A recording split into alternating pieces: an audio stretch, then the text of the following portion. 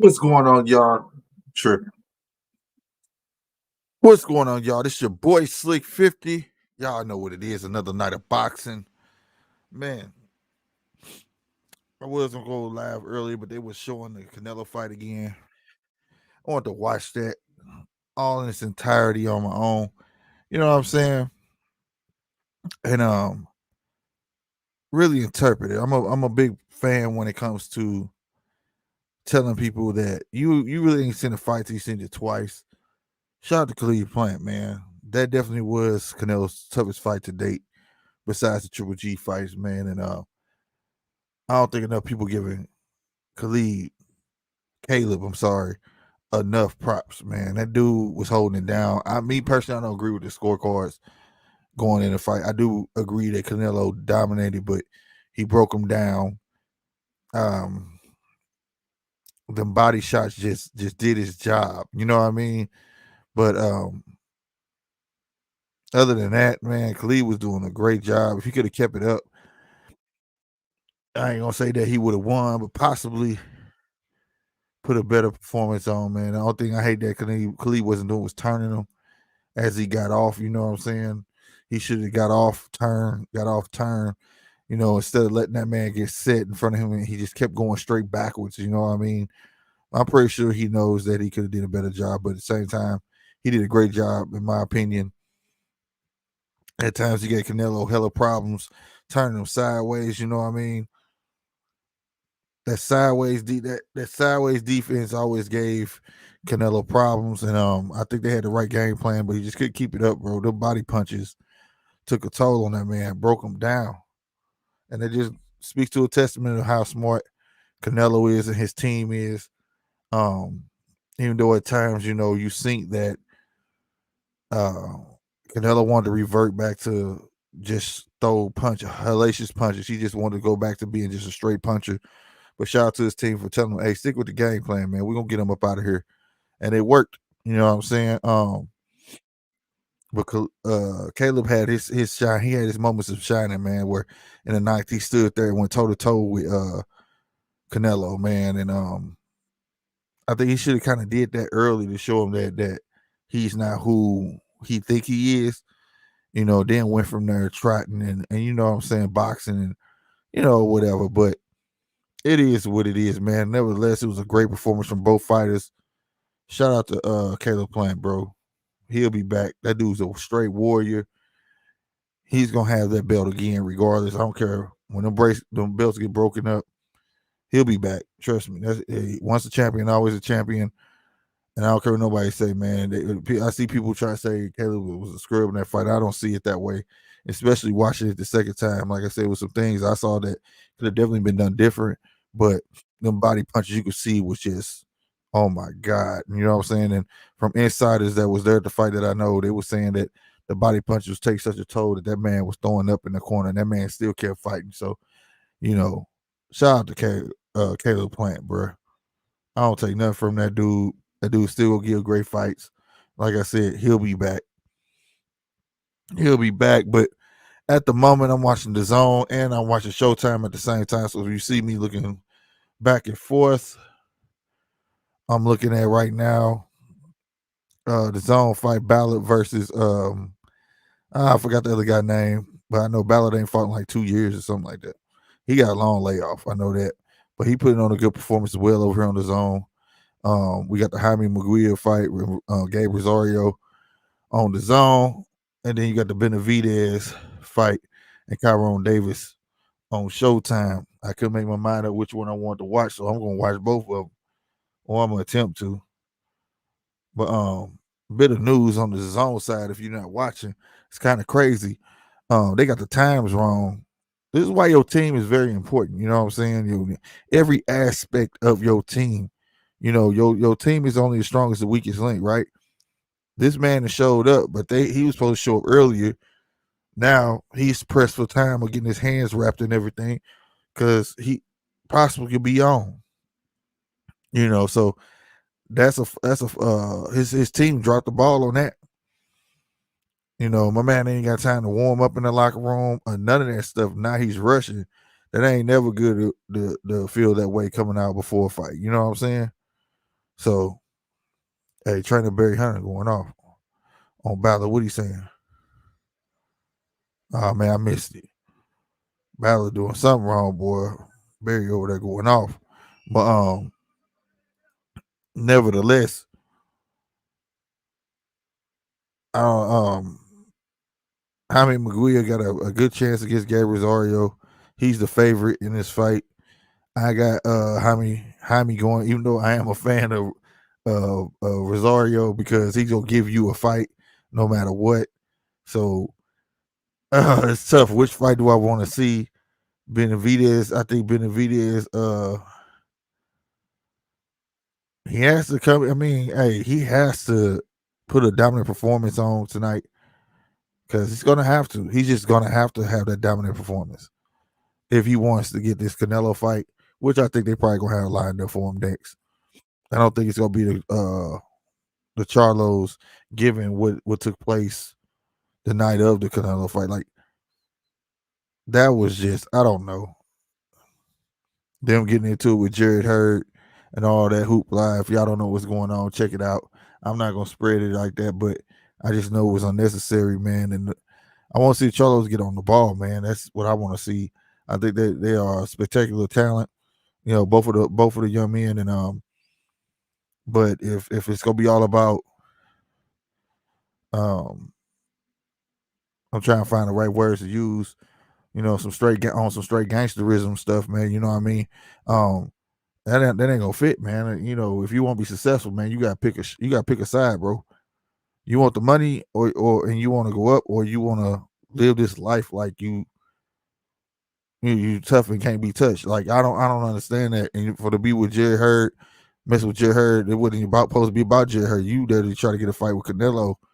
You know, I'd have been talking stuff about Canelo like you ain't nothing, this and the third. But like I say, it's more to the story. Y'all could look that up and check it out. But you know what I mean? It is what it is. So that's what's up in the latest news so far. So far. I ain't checked out the um the interwebs, as they say, to see what's really been going on here lately. But yeah, man. I do know this though. The zone got fights lined up left and right, bro. Like for real, for real. They got fights lined up. It's ridiculous. It is ridiculous. I'm trying to find the schedule they got. I know the Devin Haney finna have a fight. We got Jaime tonight. I know Andre got a fight coming up. Who else? Tiafimo. What is Tiafimo? Devin Haney, Chisora. I think Chisora. Let me find this schedule for y'all, because I'm talking about this is just gonna be ridiculous. It's ridiculous. You know what I'm saying? What's about to be going on? Let's see. Saturday. Oh, it ain't even up here yet. But anyway, no boxing. Yeah, there we go. I'm tripping.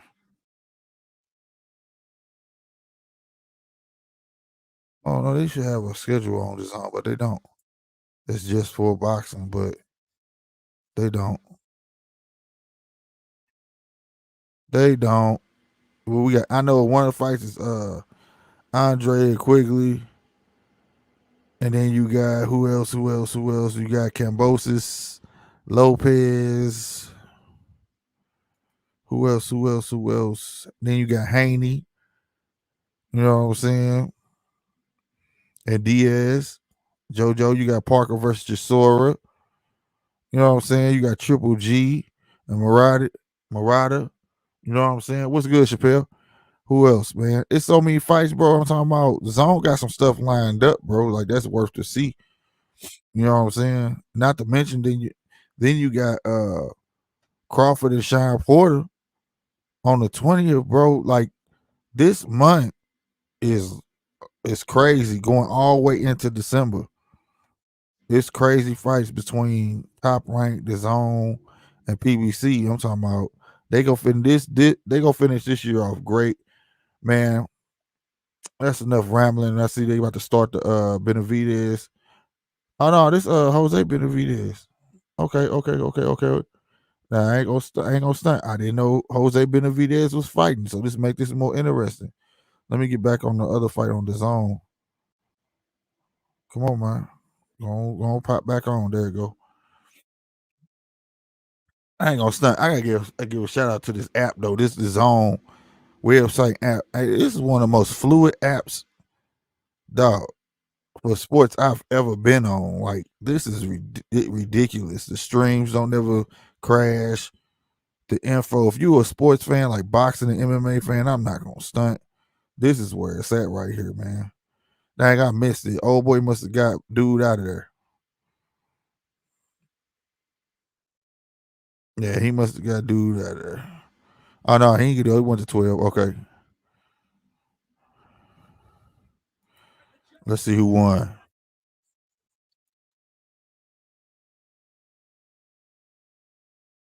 Who won? Who won? Who won? Come on.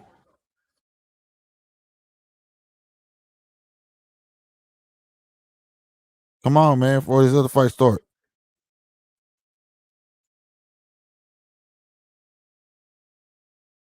UD.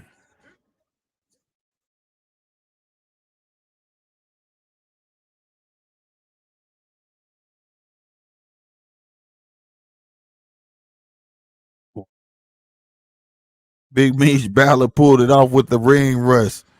Yo, gotta give it to him, man. He got buzzed in one of the rounds, but yo, that's what's up, man. He put it down. He put it down. That's what's up.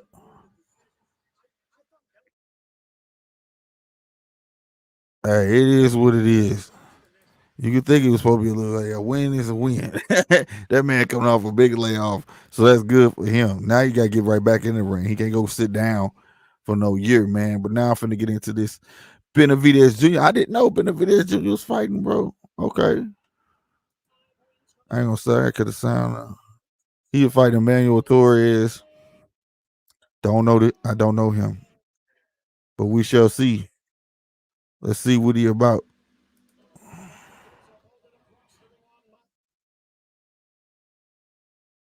I think Jose Benavidez is the one that got shot, wasn't it? I think he got shot in the leg or something. I be getting them mixed up. 27 and 1, 18 KOs. Let's go.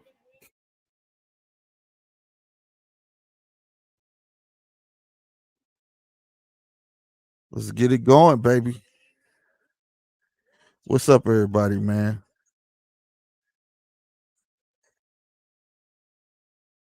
And by the way, this is on Showtime right now that I'm watching. And Jaime Maguire and Rosario Gabe Rosario is on the zone. It hasn't started yet. But the Jose Benavidez Jr. fight is starting now. Then you had should be the David Benavidez fight after this. And I'm expecting David to put on a clinic if he wants this fight against Canelo. Gotta look good, gotta look sharp. That's my guess. That's my pick of who they gonna serve up the Canelo first when he done resting. Coming up probably what in May or something like that. Let's go. Round one has started. And this is 10 round. What's up with these 10 round? Somebody tell me what's up with these 10 round bouts, bro. These 10 round bouts is tripping me out, man. These fighters shouldn't be fighting 10 round bouts, but I feel like now if you on the undercard, what's good, Rob? If you on the undercard that you're gonna be a 10 round fighter. You know what I'm saying? That's how I feel. Like I don't know if it's with time constraints or what. Are they saying something about the his time? Hold on. Yeah, they been step on telling what time Jaime McGill was supposed to be there. So now it's like my dude still got his clothes on. He ain't even nowhere near warmed up.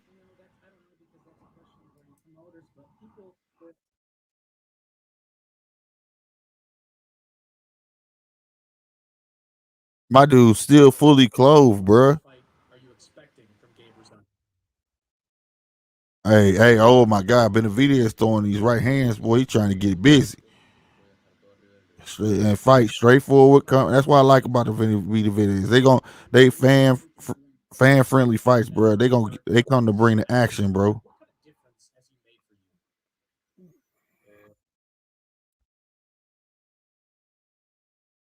They were saying the time issues between promoters, but man, somebody on McGuire's side dropped the ball for real. That man ain't gonna have no time to get warmed up. He still got, when you get your hands wrapped up, bro, that shit take like 30 minutes, bro. 30 to 40 minutes to properly wrap your hands. He ain't gonna have no time to warm up, bro. He gonna go in this fight cold. I hope everything pan out for him though, because he's still the favorite on my end. Or whatever. Oh, that was taped. Okay, his hands wrapped. That's what's up. But he's still closed. He still need to get up out them clothes though, bro. Get warmed up so you can go ahead. Get ready for this fight though, bro. Unless you fighting top 5, no need to put those miles on your body. Like I like 10 rounders for that reason.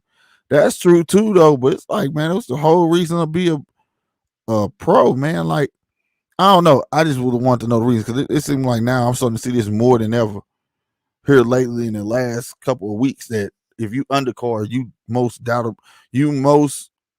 definitely gonna be a 10-round fight. You know what I'm saying? Unless you up and coming prospect or something like that, you're gonna be a 4 or 6 rounder, or 8. You know what I'm saying? But these pros been doing these little 10 rounds, man. And I ain't gonna lie. If you like you said, if you're not the main event, I feel like if you ain't the main event, then where the case may be. But I feel you on that, B. Good point though. Good point, B. You right. Ain't no real reason put the miles on you like that. But it's less rounds to give a dominant, and I ain't gonna lie, it forces the action too because you want to showcase yourself. You know what I'm saying? So it forces the action.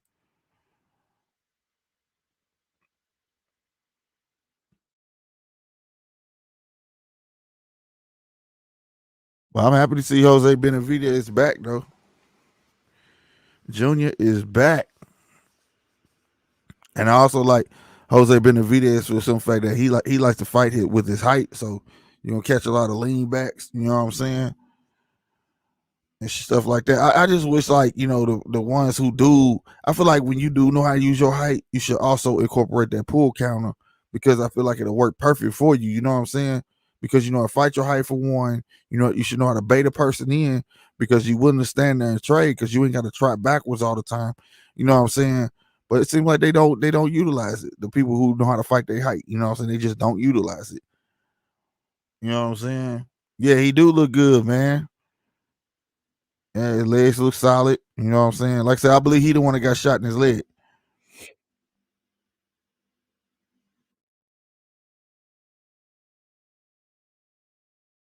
Like I said, he know how to stalk. He know how to use his height. You know how to take people reach away from him. You know what I mean? And if you know the Benavidez is they confidence is always at a all time high, man. You know what I'm saying? They talking to JoJo now. Who the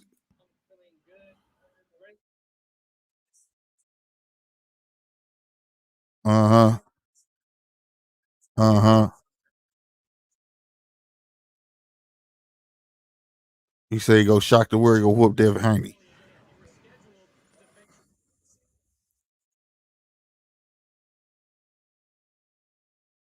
Mm-hmm. Hey, dude, I know TV for a fact now adds 10 pounds is being there with the fighters now. Cause I swear they be looking bigger on TV, but JoJo look like he need to lose some weight, bro.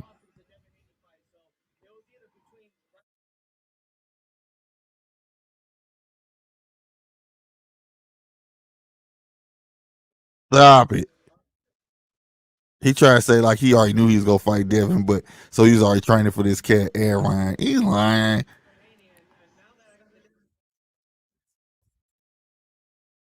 Now he said Devin was a fight that he really wanted. He lying. He was trying to fight Ryan. He lying. Mellow Fresca ball was good.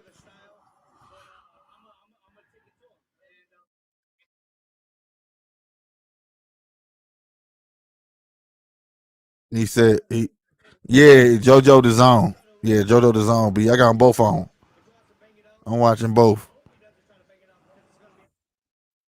Oh, he talking smack. Said if he bang it out, it's gonna be a problem. He ain't gonna be able to bang it out with him. I don't know, bro. I don't know. I don't know. The height may make it in the reach. Devin for his age is a very skilled boxer. So I think this is gonna be something else, bro. This is gonna be something else. I ain't gonna lie. I can't wait to see it in December. It's gonna be tough, bro. It's gonna be tough. Mello, Fresh Bar, code his name on YouTube, bro. Hey, Tank and Haney is the future. You ain't lying. Hey, hey, the future is almost here though, because these other guys finna bow out, bro. Come the beginning next year, ain't nobody. I predict that like after this, Bud Crawford, and then if Crawford beat Shine, whoever win that, however it go. But if Crawford beat Shine, get the Earl Spence fight, that right there gonna be the pinnacle of their era. And then you know what I'm saying, Shine's still gonna be around. They're gonna be around, but then it's just gonna transition over to really promoting these younger fighters, bro.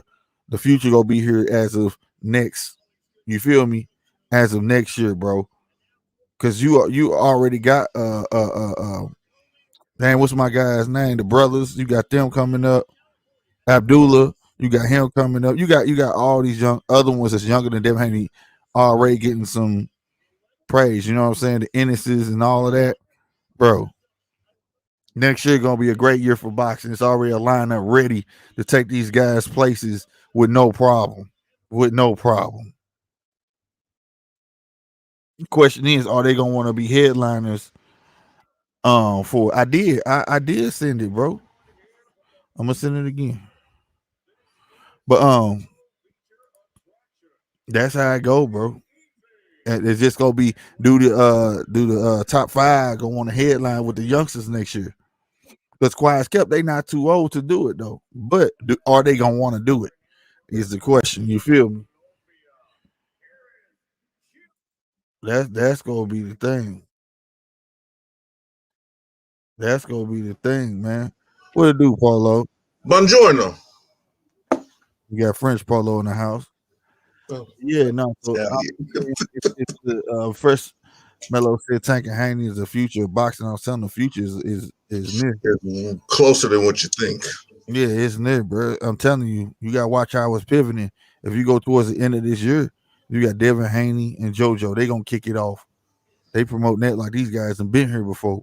You know what I'm saying? Like they already ready. Then you gonna have, like I said, the pivotal fight of this year that's gonna shift everything. Believe it or not, is well, okay, two fights. This Benavidez fight could play a part. See what's gonna be the big matchup for next year, right? Right, and then you got the 20th. You got Bud and Shine. You know what I'm saying? That's how I see it. I That's see how I see it. the Bud and Sean fight is actually a little bit more important than the David Benavidez fight because No, that's talking about the big fight. Because as long as Canelo around, it's gonna be the biggest fight of the year. I don't think he's gonna fight David. If he put on a performance, like I said, you know how Canelo. Think about how Canelo starts off. When Canelo starts off his reign, like this year, he started off last year ending off with who? Triple G and all that hard fight, right? Mm-hmm. Khalid Caleb is his hardest fight to date of this year.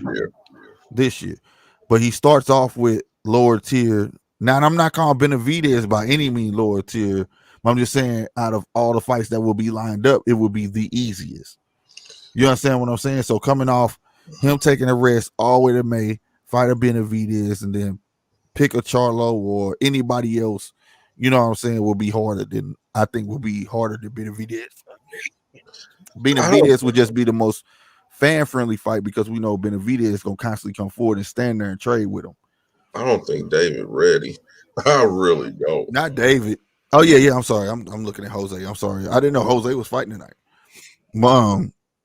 Jose Benavidez is a little bro. I didn't know he was fighting. He doing a great job. But I don't think he if ready. he don't fight him, that's cool. But you know that's as of this year, out of all the names, Benavidez's name has always been in the mix. Yeah, but so So is Charlo. huh? But so is Charlo. Yeah, but I said that too. But they might have walked their way up out of that, Well, this is true. I mean, and they haven't had a they haven't Larry Fitzgerald there. They have dang, he look old boy, but he haven't they haven't had a fight to showcase themselves to no, warrant that fight. You get what I'm saying? they So have. if Benavidez might have a chance to steal that shine if he come here and get a knockout. You know, my personal opinion, I don't think they deserve a shot in there with Canelo. I don't think they Well, deserve it. I don't think neither Charlo brother deserves a shot against Canelo because they've already proven that they can't conduct themselves in even the smallest form of professionalism outside of the ring. well, I get that.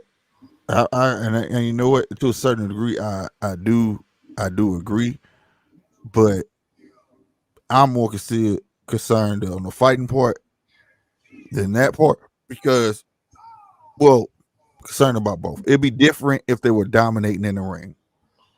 You Okay. get the little spats outside the ring that kind of outweighs that.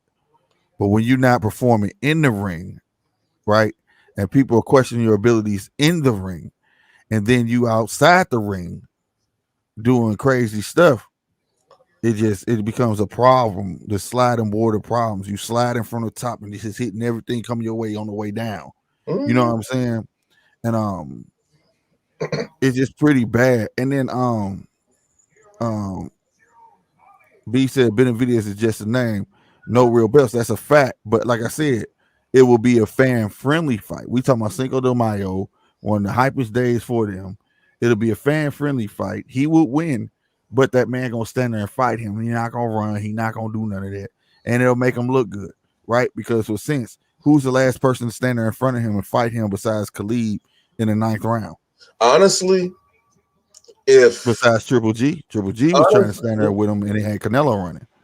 if Canelo takes the fight with David Benavidez, I say it's more so of Canelo doing him a favor Yeah, yeah, than yeah, yeah. I'm anything not. I'm because not saying. I'm not that's the saying by big anything out that there. right. And people, Mhm. and I'll be real with you. People scream Benavidez's name for that factor. You understand what I'm saying? Like if you watch Benavidez fights and him and his brother, they're not scared of nothing. Like Okay. you could legit believe that about them. If you're not God, they ain't scared of you. They don't care your Yeah, name. So they don't even scared of Terrence. yeah, they're gonna come. They're gonna come forward. They're gonna fight. Just like you watch. If you watch the Showtime right now, his brother doing it now. This is what he do. You can tag him. Guess what? He's gonna keep coming forward. They know how to utilize their height. You know what I'm saying? And they gonna do their thing. You feel me? That's Yeah. why they name. And they also come in. Well, not the little brother, but David will come in a natural bigger fighter. He's taller and he's gonna be bigger. You know what I'm But saying? what we've just seen the past weekend that being a taller fighter doesn't necessarily mean nothing. This dude, Khalid was only tall about inches. This dude's tall. He's tall.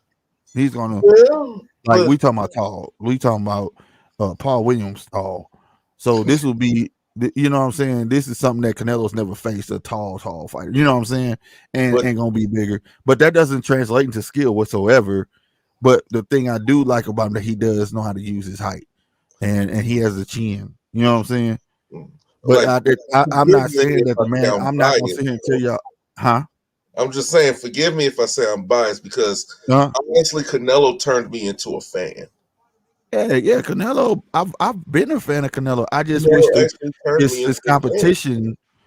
I agree with Teddy Atlas that he needs to fight better competition, and his best competition this year was Caleb. Yeah, and the way that fight progressed and how it went down, oh, he had me. He had me Yeah. because you know people who been on here, they know I love Caleb Plant. I love Ugas. I love certain fighters who don't fit the prototypical mold as a Mm-hmm. flashy world champion. I like the Mm-hmm. workers. You get what I'm saying? And for Canelo to do Caleb the way that he did, Mm-hmm. I have nothing but respect for him. Oh yeah. I'm a fan now. Yeah, he showed the boxes. Canelo showed boxing skill. He showed boxing skill, even though at times he looked it like he wanted to revert back to the old Canelo. He showed he could listen to his corner. Like he said, my corner told me stick with the game plan. It's gonna um it's gonna come through. We're gonna get him out of there. You know what I'm saying? And sometimes you need to hear that, and that comes from having a good coach. You know what I mean? A lot of them punches, like I say, I tell everybody, you ain't seen the fight till you seen it twice, right? A lot of punches Canelo was throwing was not landing. But I don't agree with Steve Farhood's scorecard at all. It was not a landslide. That it No, was not. You know what I'm saying? But I feel like at the end of the day, that Khalid is the closest you may get to beating him till you get somebody that's really on that man level. And the thing that Canelo has is that experience trait that they don't have. He it's like now we can't complain about Canelo. You know why? Because he's fighting little oaks. The little oaks ain't got the experience that he got. He the OG. He's the OG. And the OG should be getting celebrated the way he's being celebrated. The OG should be, because he didn't fought everybody. Now, there are other people that he could fight, this and the third. But now Saul has ducked people. He left a whole division of people he did not clear out. Now that was what I was going to get to next. I'm a fan of clearing your division out before you go up. You know what I'm saying? But yeah, I can't help that if he had a goal in mind and he succeeded at it, so be it. You know what I'm saying? Now, what I want him to do is, and not to cut you off, Polo, my bad, no, but you what I good. would like him to do is get those fights, even if he has to go down, or if they want to go up, take them, shut everybody up. You feel me? If Charlo want to come to back, and that's the fight you got to take, invite him to come on up and get it. You see what I'm saying? Go on and get Andrade what he want. Give it to him. You see what I'm saying? Go on and take that bit of video so that name can stay out of people's mouths. You see what I'm saying? Go ahead, because once he do that, what more can you say? There will be truly nobody else want to fight. Then he will have to go up again, and which I don't think he's gonna do. No. Because then now you're gonna have me talking like I don't know if you're gonna be evolving. Oh boy, I don't know. You know what I'm saying? But this man clears out, finish off where he left off at his last division, and take this. And he pretty much cleaned this division. If he wanted to retire, bro, what are you gonna say? Like, I can't say nothing about Canelo, but I do agree with his formula. That, and I'm not taking what my boy said, but that if he does need to fight, I don't think it's a competition. I think that it's his formula that throws people off. Like I said, he usually starts with a lower tier fighter, medium tier fighter, and then the big hoorah. You know what I'm saying? The biggest of them all. You know what I'm saying? Whereas other fighters just took them as they came. You feel what I'm saying? I can't get mad. I can't get mad with that. Hey, if that's how he want to do it, forget it. I mean, it is what it is. Like I said, I could argue the point of how he became undisputed. Look at the champions he took the belts from. It's almost the same argument when y'all talk about Usyk in cruiserweight. Who was in cruiserweight when he got the belts, right? I can say the same thing for this division. Who had the belts in this division? Who he took them from, right? But I'm not going to do that because at the same time, it's not his fault they had the belts. They still were champions. They got it. They got it somehow, right? Well, so I can't. I'm not gonna do. I'm not. No, I can argue that this it's like basketball, or when y'all say not. I mean, football. This is the weakest division. Green Bay is in the weakest division. Such is in the weakest division, right? I could argue that Canelo is in the weakest division and he cleaned up. I could do that, but I'm not gonna do that to him. I'm not gonna do that to him. I'm gonna congratulate him for doing it. You know what I'm saying? We can congratulate him, but we still have to be objective at the same time. Yeah, I just did, but at the same time, I just don't want to do it because then that opened up a whole nother can of worms with me saying that I think Canelo's garbage. I don't think he's garbage. I don't think he's garbage the same way that I don't think Floyd is garbage or ever was garbage. But Floyd didn't do a lot of things that were requisite. No, he monopolized the game. You know what I'm saying? Status. Right, that's what I'm saying. They play it's like Monopoly. If you know how to play Monopoly, you buy certain properties at the right time. That's what you do. You buy certain properties now, then later on again you buy the other ones, right? And then you could, that's why the name called Monopoly. You create a monopoly where everybody got to pay you, right? That's basically what they do in controlling the real estate. Once you learn how to control the real estate and manipulate the game to go in your favor, and that's what both of those guys did. And I'm telling you, he peeped it. He Yeah. peeped it. He got Floyd. Floyd got everybody at the right time. And guess what? This man, including him, and he peeped it. I had no business fighting Floyd then, but he got me what at the right time. Yeah. Canelo said, "You know what? I'm gonna take a page out this dude book and get who everybody at what the right time while maximizing my dollar." This is a fan-driven sport. It don't matter to us. Yeah, we want to see the skill, we want to see the sheer flair, we want to see it all, but to the average fan, they want to see knockouts. They want to see domination. That's what makes them latch on to a boxer. So it doesn't matter right now if you put Benavidez in there with Canelo. Canelo dominates David Benavidez. Guess what? He just gained 10,000 more fans. Right? Yeah. That's what he just did. So when you get to the big name, and guess what? He do that again to somebody now medium level, dominate. Then he picks a big name. He just ensured his numbers on pay-per-view buys and getting a big paycheck. Yeah, he did. It's monopoly. It's monopoly. Hey, call it the Floyd effect. It is what it is. Playing the game. Playing the game. And he playing it right, and I can't take nothing from him for it, bro. You know, he did his hard time. Hard punching Canelo. Canelo was in the beginning, bro. He is up. Look, put it this way. You have Pretty Boy Floyd in the beginning, right? Right. Pretty Boy Floyd didn't turn into Money Mayweather to after he beat De La Hoya. Right. Which was a hard fight for him. And then after that, he became what? The pay-per-view king, correct? Yeah. See, but the problem with the formula is everybody's trying to mimic the formula, but they don't have. It takes a special fighter. Yeah, because I love a lot of these welterweights now. I love Earl. I love Sean. I love Terrence. I love Boots. All of them. But some of these guys are trying to use that formula, and they don't even have the basics of chemistry there.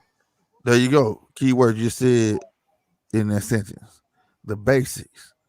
The basics is the WWE. We're gonna take it back to the WWF. Like I said, Pretty Boy Floyd fought everybody and anybody when he was Pretty Boy Floyd. Pretty Boy Floyd fought people you didn't know who the hell they was, but he built this fan base off of being Pretty Boy Floyd, off dominating people you didn't know and those you did know. Yeah. Okay. Diego Corrales and all of them as Pretty Boy Floyd, right? Again, then he'll fight two more people you really didn't know, right? Then he'll go fight Turo Gotti, right? Built his fan base up. Then fought some more people you really didn't care about, but it built his fan base up. Then he fights De La Hoya. Now he can call himself Money Mayweather because now he's the pay-per-view king. He done built the fan base up so big, it didn't matter after that, right? Same thing for Canelo. Canelo had a fan base in Mexico out of this world, right? Signed with Golden Boy, came over here, whooped Angulo, whooped a couple other people, and he was dominating, right? Who is this Cinnamon Cat? Everybody wanted to know. Then it came up, well, I bet you can't beat Floyd. And we already knew that De La Hoya don't like Floyd. He said, make it happen. But guess what? That was Canelo's turning point. Just like when Floyd fought De La Hoya, right? Bet I'm going to get in there and fight Floyd. Guess what? I lost to Floyd. But guess at the same time, I learned from Floyd. I learned that I need to learn how to box. I got to get my stamina up. I can't be getting tired. And guess what? I got to build a whole new team. And my team going to guide me to the right path I need to be. Now you got this man making 300-something million for 3 fights. That's all. This is true. All of it is. But it's still, but like you said, though, it takes a what? Special fighter. And what these new fighters don't got, they're special, but they don't want to deal with the basics. No, you gotta fight. You can't be running from people. They want to just jump from go to go. Getting back to Monopoly, they don't want to spend time on whatever boulevard. They don't want to get Right. on the railroad. They don't want to do all this. They don't. They don't want to spend the money to dominate the board. Mm-hmm. They don't have time to build the requisite real estate in boxing. They don't want to spend the $1,500 on boardwalk. No, why I gotta spend that when I can go spend $200 over here? You fool, that $1,500 gonna pay off in the long run. That $1,500 is those little nobodies that I'm a big guy. I'm only fighting other big guys. Give the people what they want to see. Then you want to worry about selling out T-Mobile arena or State Farm arena or none of those arenas because your fan base will be so high. See, that's the thing. But see, it was one fighter that did succeed in doing that, but he being blocked. And I hate that he's old. He's kind of older now, and that's Bud Crawford.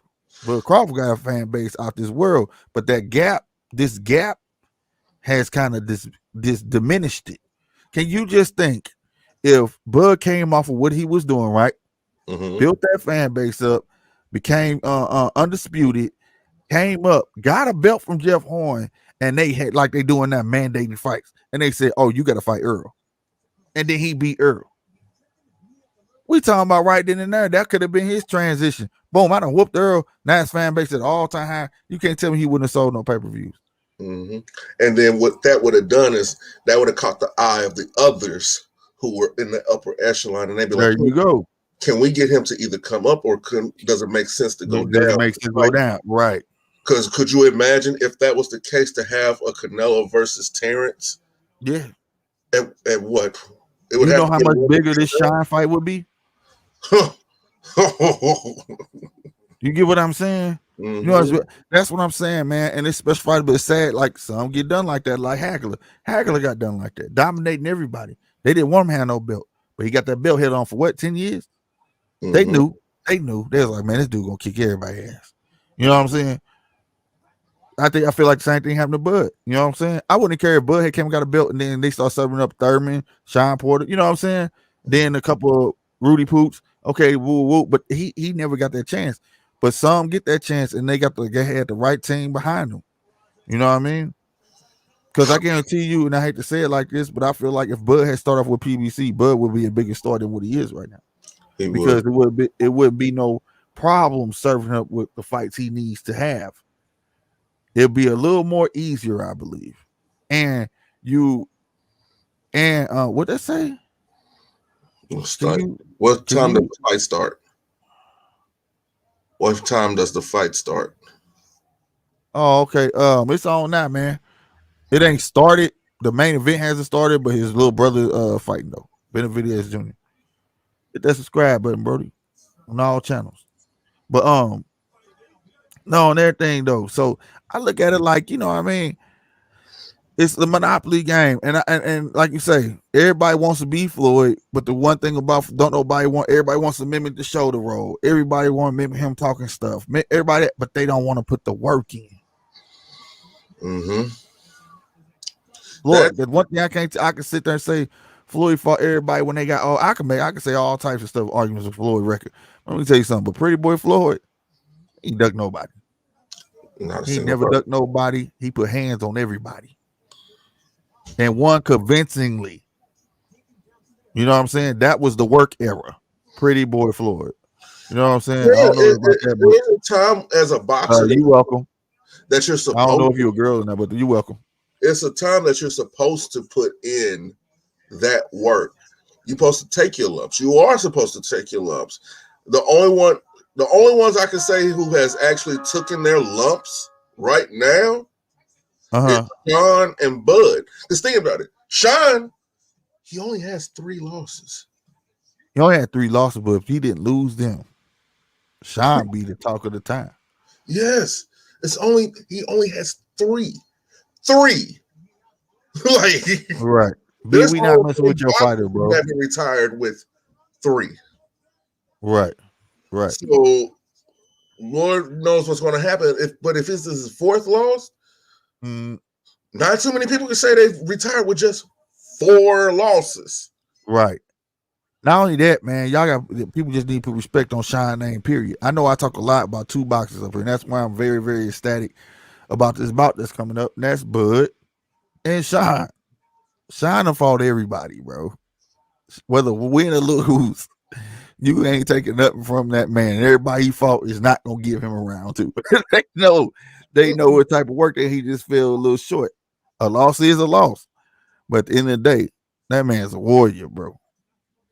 He ain't trash. I don't care what nobody say. Everybody will say he trash, and when they go back to they go watch that fight, like I say, go watch the Earl fight.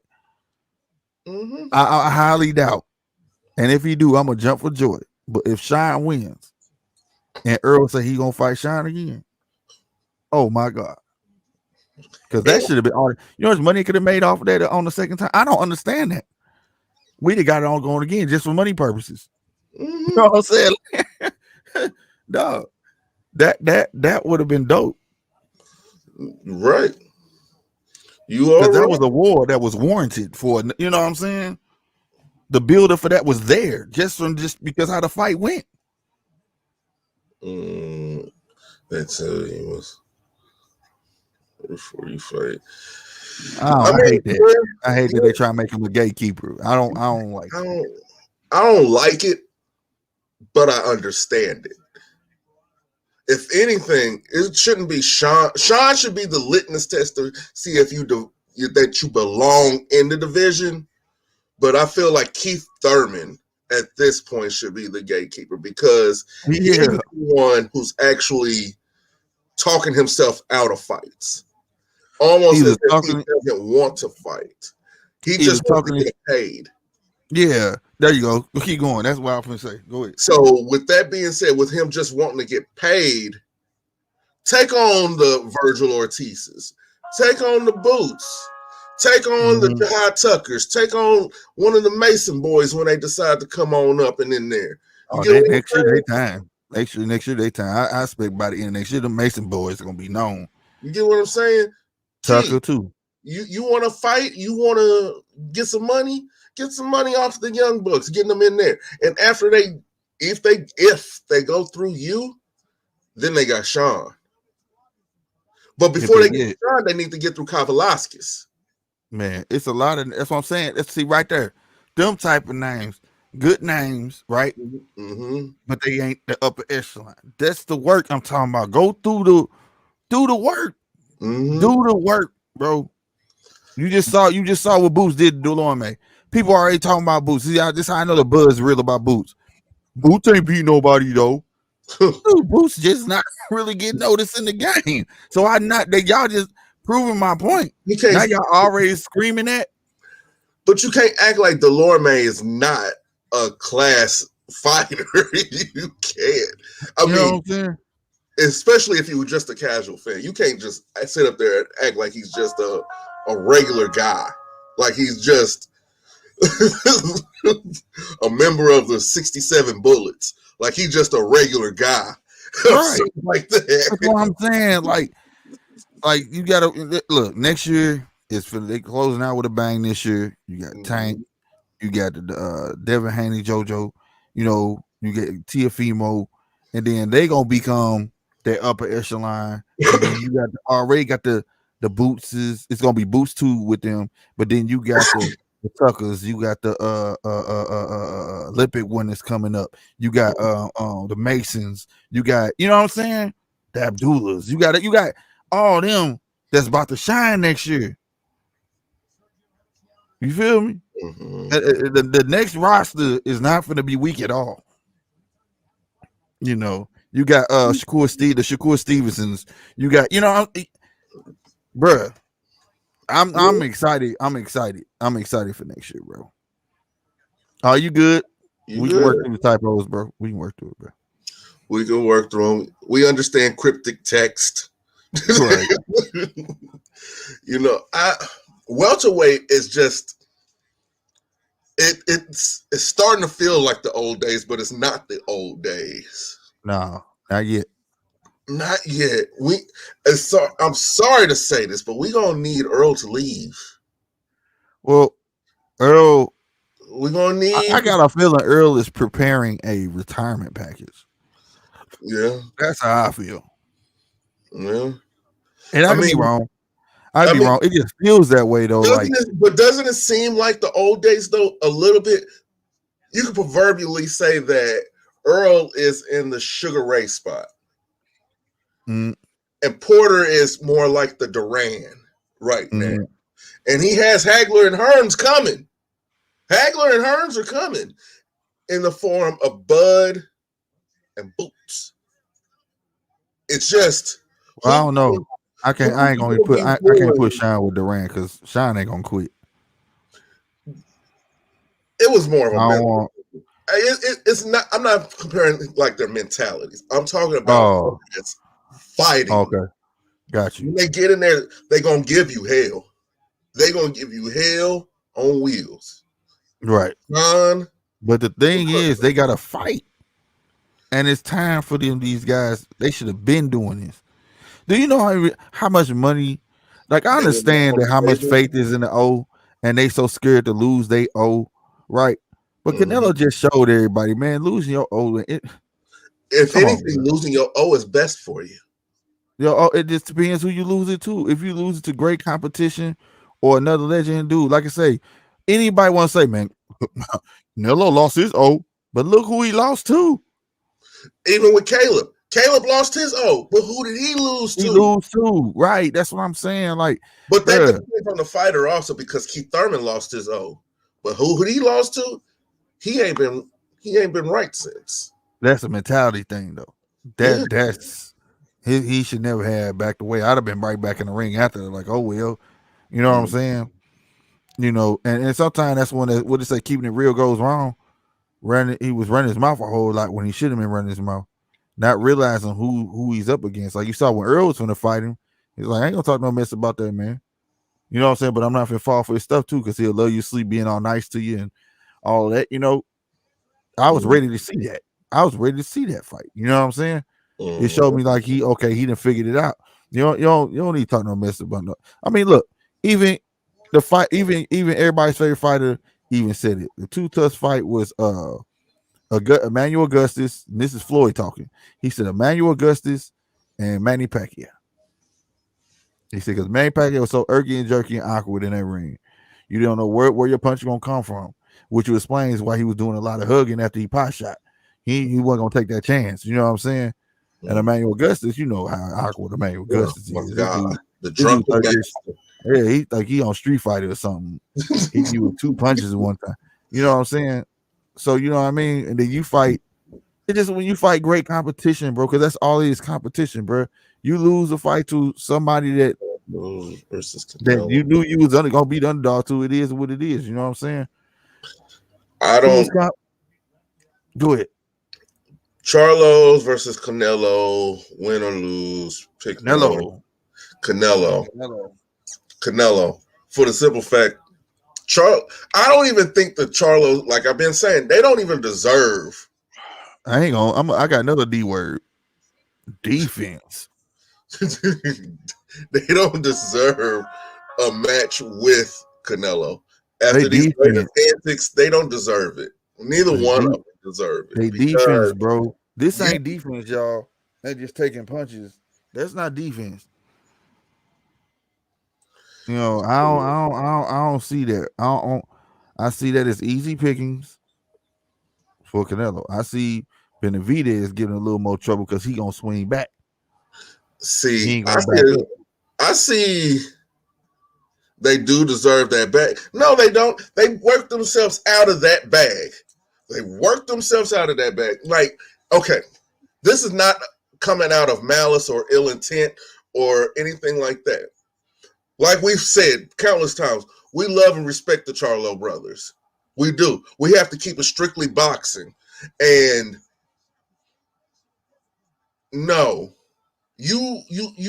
what they just Yeah, did this that's past true. weekend, we got the inside on what the hell what was about with all this stuff. They just messed themselves up out of a bag. They messed up a payday. Both of them have messed up a payday. Bottom line, you could talk yourself out of payday, bro. Mm-hmm. Bottom line, you could talk yourself out of a payday, and just because you feel like you deserve something don't mean you supposed to get it. And Rob just said a great point. Great point. Like I said, nobody beat the Benavidez before you got on. I said that he lost it on the scale. You know what I'm saying? He had lost the belt because of weight issues. You get what I'm saying? But he was young. People don't realize how young he was when he had the belt. You get what I'm saying? He like 22. I think that's what man to do. He was hella young. I can't recall, but he was hella young having that belt. And like he said, he had earned that shot for Canelo. He had earned it. You see what I'm saying? So you know what I mean. But I feel like Benavidez will be more competition than Charlo because once Canelo start unleashing on you, these guys their defense is this. And then anyway, why does Charlo deserve a fight against Canelo when he didn't even beat Castano? A lot of people feel like he didn't win that. He did. Boxing politics made Charlo win that fight because they couldn't really market an Argentinian. And not only that, bro.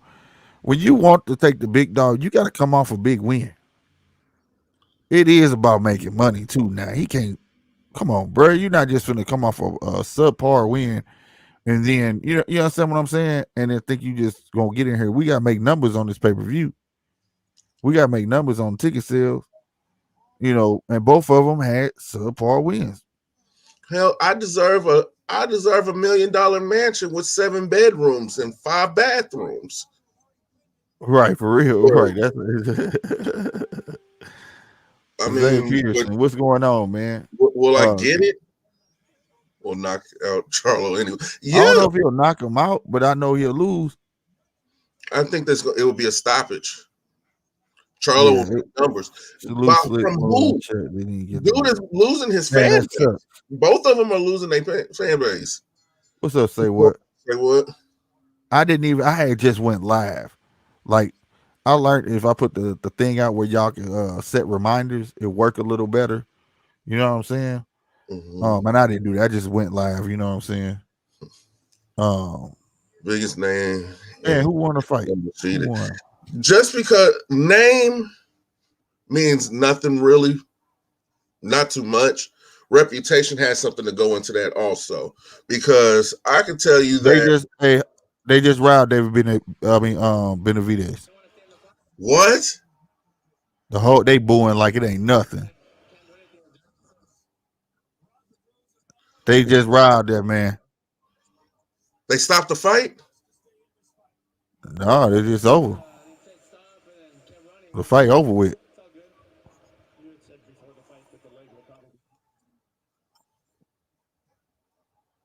Oh. Dang, they booing hard, bro. See, that's one thing I like. That's what I like about boxing, bro. That's what I like about boxing, bro. Is it? They ain't gonna let that slide. They gonna fight again. They ain't gonna let that slide. What'd you say? Why am I choppy like I'm on government internet? I don't know. I was like that in the beginning too. SM Vine, yeah, dude.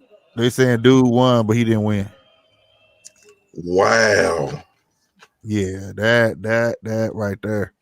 Ooh. Yeah, that's garbage. Are they trying to keep him away from Canelo?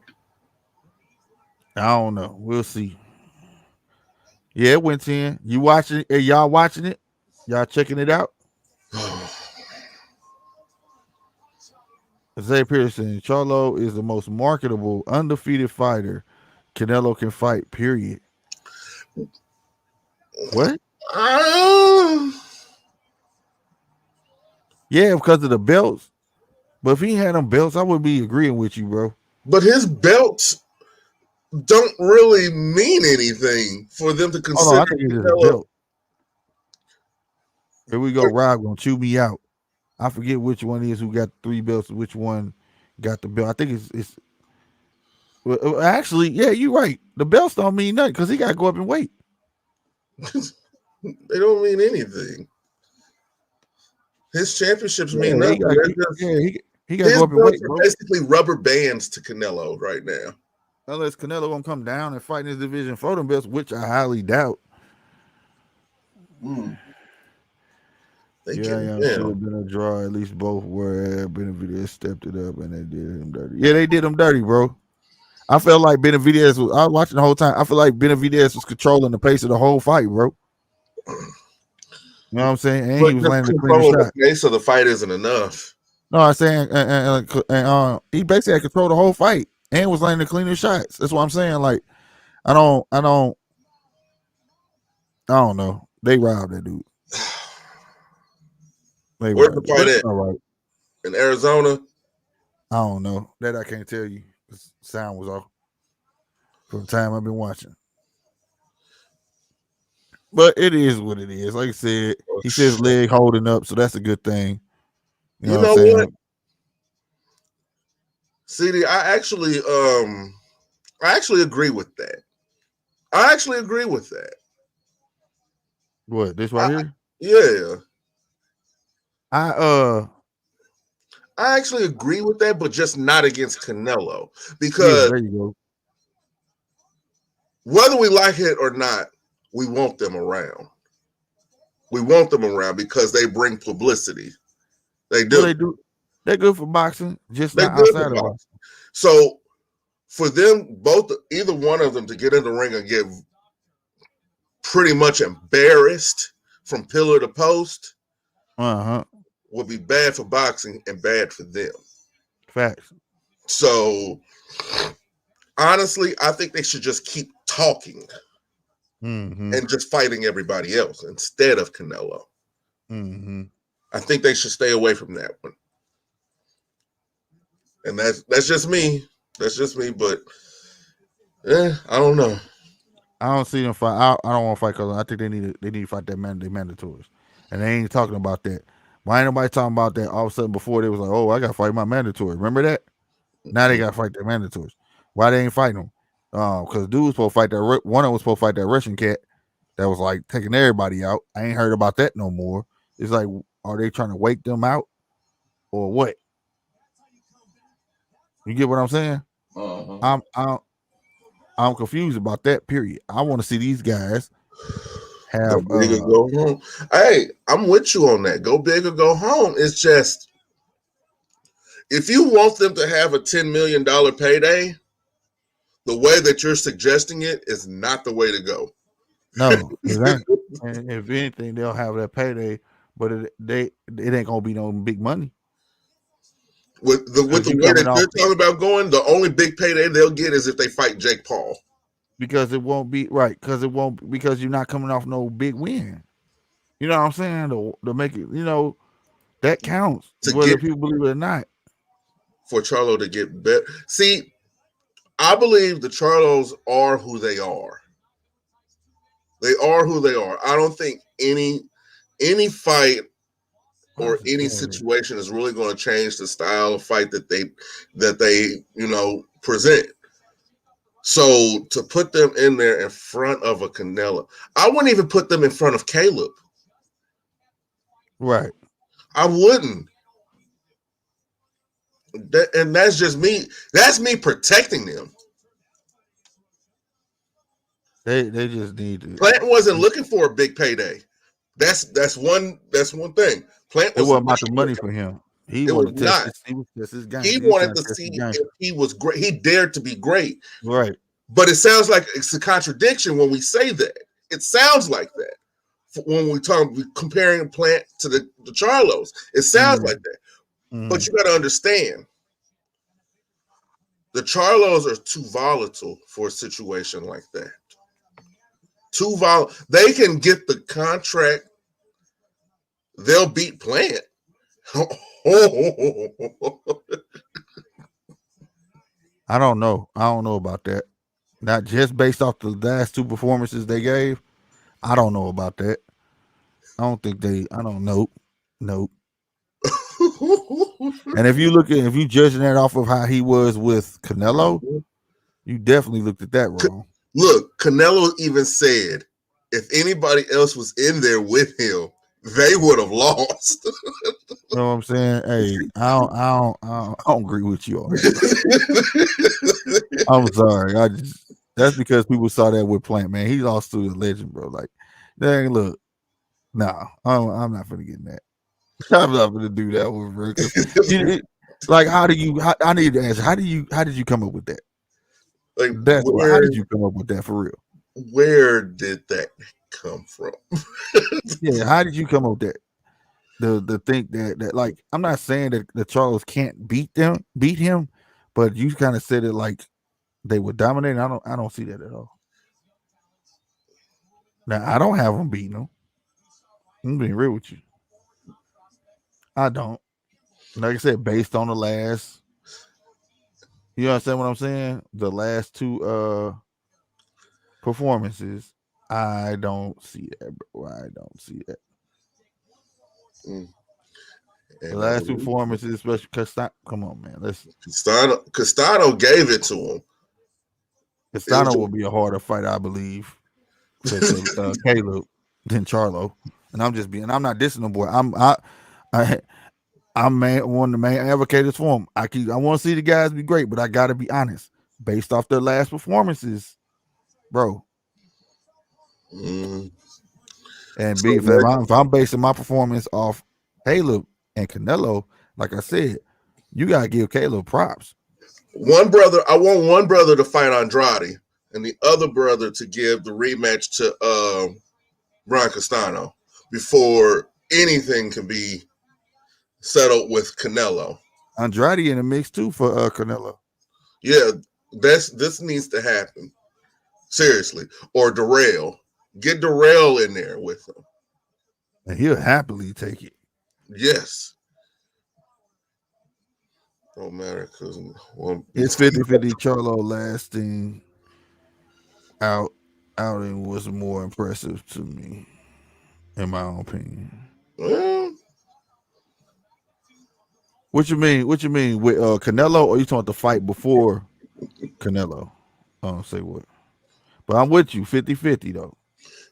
I'm with you. That's what I'm saying. I'm with you on that, bro. Hey, they gotta make it through him first. I don't think Jamal can beat Andrade on a good night. On Andrade good night, I don't think that he could beat him. Now watch this. I don't base it on Charlo's last performance because you play to your last competition. You a lie. No. You don't play. You don't dance to nobody else's beat. You a champion. They dance to your beat.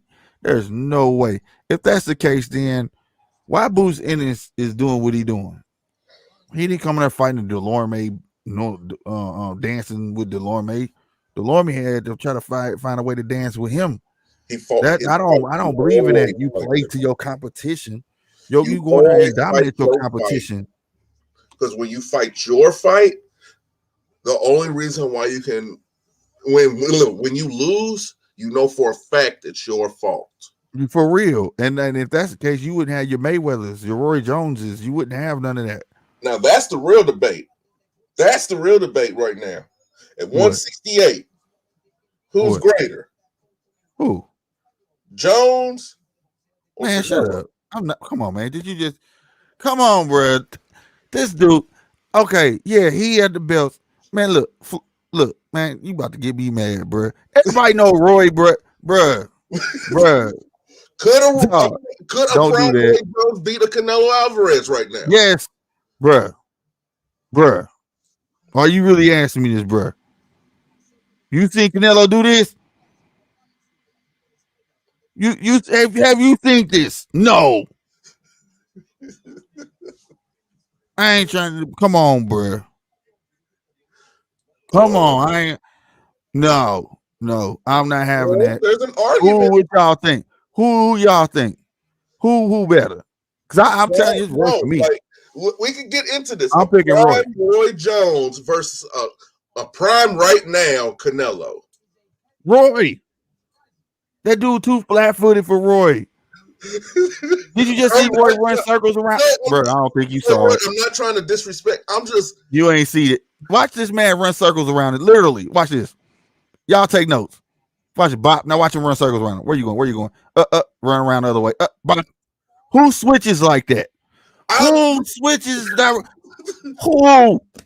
You making it seem like I'm attacking Roy Jones. I'm just posing a question. It's just a question.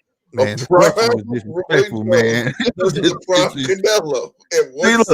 Look. See, Polar ass don't just see. That's what I'm saying. That was just blasphemous. Like what? No, it's a question. Like I'm pretty sure people were posing the question: Money Mayweather versus Sugar Ray Leonard. Man, Like, I got Sugar Ray on that. I got Sugar Ray on it. Just because Sugar Ray would take a little bit to give a lot. You know what I'm saying? Sugar Ray would step it up in the last 10 seconds to steal a round. Sugar Ray, these things, you know what I'm saying? And it's the little things. It's like you say, it's the small things. Yes, it's the little things. Who is that with the fake arch? Hold on, where they at? Somebody showed a fake arch, dog. Might have been Spain.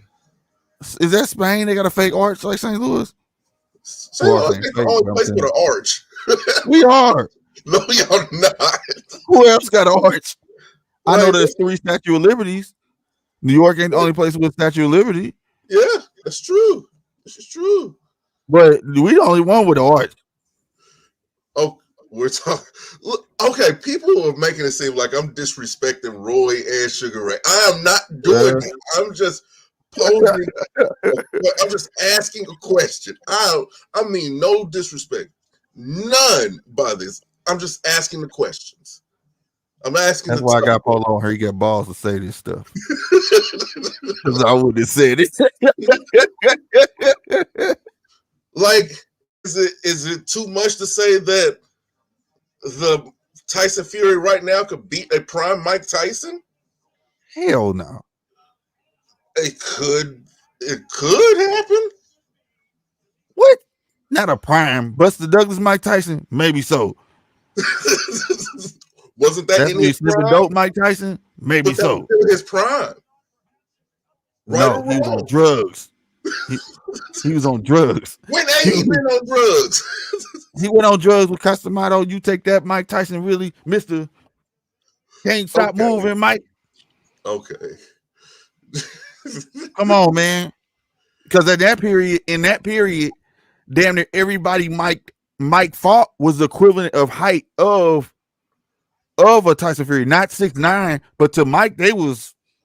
These are just questions. These are just questions. What I'm saying? So he was used to fighting a super like today. You heard what he said? He said they said, "What Logan would you want to fight?"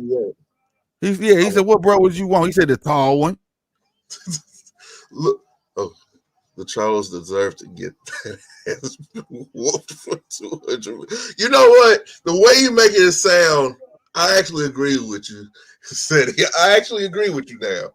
He said, send him home with a retirement package. Send him with a retirement. Give him.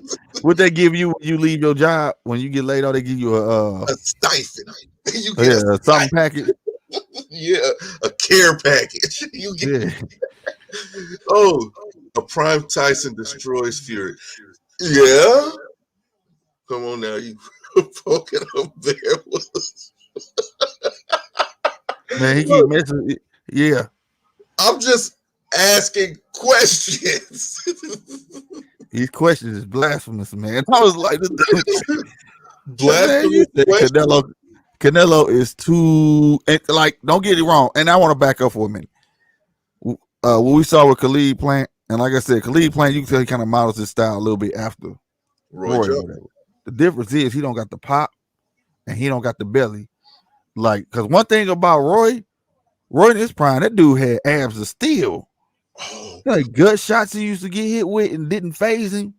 He used to mess up people mental with that. Robinson in their top 5. Who said Somebody else got Sugar Ray Robinson in their top 5. Yes, dude was alone. And Sugar Ray Robinson was garbage. You out your goddamn mind. What the fuck? I'm playing, bro. I don't think y'all don't kill me. I was just playing, bro. I was just playing. That's one of my favorite fighters, bro. Don't do that. I just wanted to get a reaction out of Polo. He said, "You out your guy? You about to hop up out that damn seat? He was gonna lead the show." No.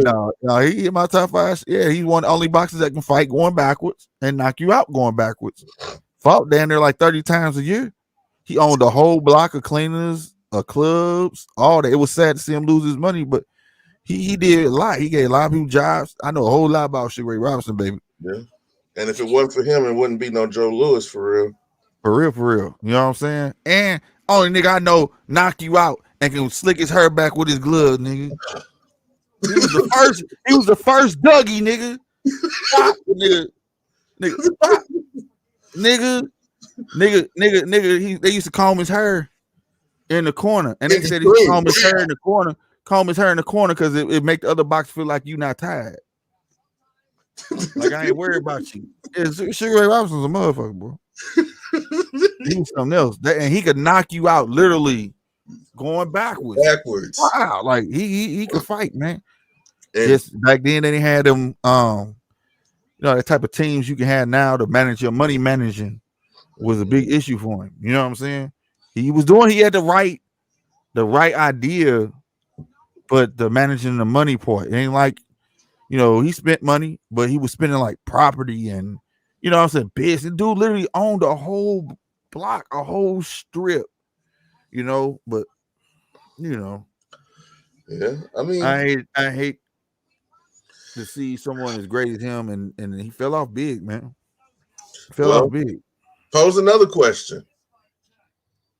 Does Bud beat Pretty Boy Floyd? Bud? Does Bud beat? I don't be with. That's tough, bro. That's tough. And I ain't gonna stunt. I love Bud. Floyd. I think Floyd pulls it out. Only reason because a comparable person back in the day, for to be kind of a medium, it would be Diego. And Diego was dominating, and the way Floyd made Diego look, it was like, oh my God. But Diego wasn't really a switcher the way that Bud is. Oh, but he had that thump. He had thump. Like Bud got. Like I said, but that's why I say he's the closest I can. You know what I'm saying? He's not a switcher. He's not a switcher. That would be the level up. And he can fight from the hip. So I mean, and he shoot from the hip, but I don't know. It had to be a little more to it because at the end of the day, it depends. Did he fight Diego first? Did he fight Diego already? Before Diego. Then that's a toss up. I'm gonna say it's a toss up. I'm gonna go 60-40. I'm gonna go 60-40 Floyd. 60-40 Floyd. Now if he fought Diego first, it's Floyd. I'm just gonna say it's Floyd. Because he'll have 75% of the battle already won. All he gotta do is account for him switching on him. You know what I'm saying? And plus, you could equate that switching with the shoulder roll. Bud don't know nobody who fights with that shoulder roll like that. And that shoulder roll is a beast. You know what I'm saying? You can't see the right hand coming. Well, it's always hidden. So it's almost like he got a secret weapon like he do. You know what I'm saying? Mm-hmm. So top 5. But either way, Jack Johnson, Sugar Ray Robinson, Julio Cesar Chavez, Hagler. My top 5. Oh, Prime. Mm-hmm. Jack Johnson, Sugar Ray Robinson, Julio Cesar Chavez, Floyd, and I would have to put Roy Jones. Yes. I would have to. I'm about to get y'all. Floyd and Roy. Floyd versus Roy? Yep. Well, for one, that couldn't really happen because Roy really outweighed him by close to 20 pounds. I'm just saying, if they were. Well, he had freakish arm length. So the pull counter would almost be obsolete against the Roy. You already know who I got. So you already know I got. I think Roy had it all day. You know what? It's time to hook up the Xboxes, y'all. It's time to hook up the Xboxes to get on fight night. I can't wait till the boxing game come out, bro. Okay. All right, man. Round 1 has started in this Dave Benavidez fight, and he is coming forward as usual. We looking. Both main events from the start. Okay, you want to talk about today's boxers? Hold on, real quick, y'all. Main event has started on Showtime, and if you're watching the Zone, the Magia and Rosario fight is about to start right now. It's about to start. We want to talk about today. Okay, we can talk about today. Hearns versus Mayweather. Boy, come on, man. Hearns beating the fuck out of Floyd. For real, dog. Motor City finna run all over him. Well, today, I don't have Keith Thurman beating Virgil Ortiz. Keith Thurman can't beat Virgil. It's gonna go to split. I don't think he's gonna get him out of there. I think it's gonna go to decision. I don't have Earl beating Boots. Earl can't beat Boots. If Earl got them vet skills to try to trick him and fight inside, he might have a real shot. But just seeing how that boy can fight inside, outside, I don't see it neither. That's just now, though. That's now. I can change. You know what I'm saying? He gets some more tougher content, tougher, whatever. But I don't see it. I don't see Boots I don't see Earl beating Boots at all. Like, I don't see a situation where it happens unless he slips on some sand. And no, that's why. Unless, like I said, but the I feel like boy, Davis is backtracking like it ain't hitting court. He know what he up against. But and dang, I'm sorry, it caught me on guard. Benavidez is huge, bro. He is huge. He's huge, bro. This dude here looking like a legit light heavyweight. Bro. Experience matters. Okay, we can say that. We can say experience matters. It does. It does. Okay, it play a big point. Hagler would beat the sleeves off Canelo. I think it'd be a lot closer than what you think. We talking about straightforward. You better not run from me. Fighting. Okay. This week, and fighting and boxing too. The Canelo one thing gonna come in there with his little pop, and he gonna be getting jawed up. The minute he open up, it can be said about Hagler. He just gonna get jawed up too. Hagler way stronger than Canelo. But it's not like Canelo's not way stronger. But it's not like he ain't strong at all. It took him to the what? The 11th to knock out Caleb. He was doing the body. He was working the body. Yeah, because he had to. Not because he wanted to, because he had to. He couldn't knock him out. Hagler would knock Canelo on his ass. I would bet the house on that. So do you think that Hagler could beat Bivol? No. No. Because Bivol fight and Bivol got hands of steel. Not stone. Steel, bro. And his hand to me is different than Deontay's hand. I'm talking. Deontay swings swift and hard. Bivol, he hits like a George Foreman. It don't look like he hit you that hard, bro. And dudes be straight sleep. It almost look fake. You know what I'm saying? Ooh, Benavidez is trying to throw them paws on this boy.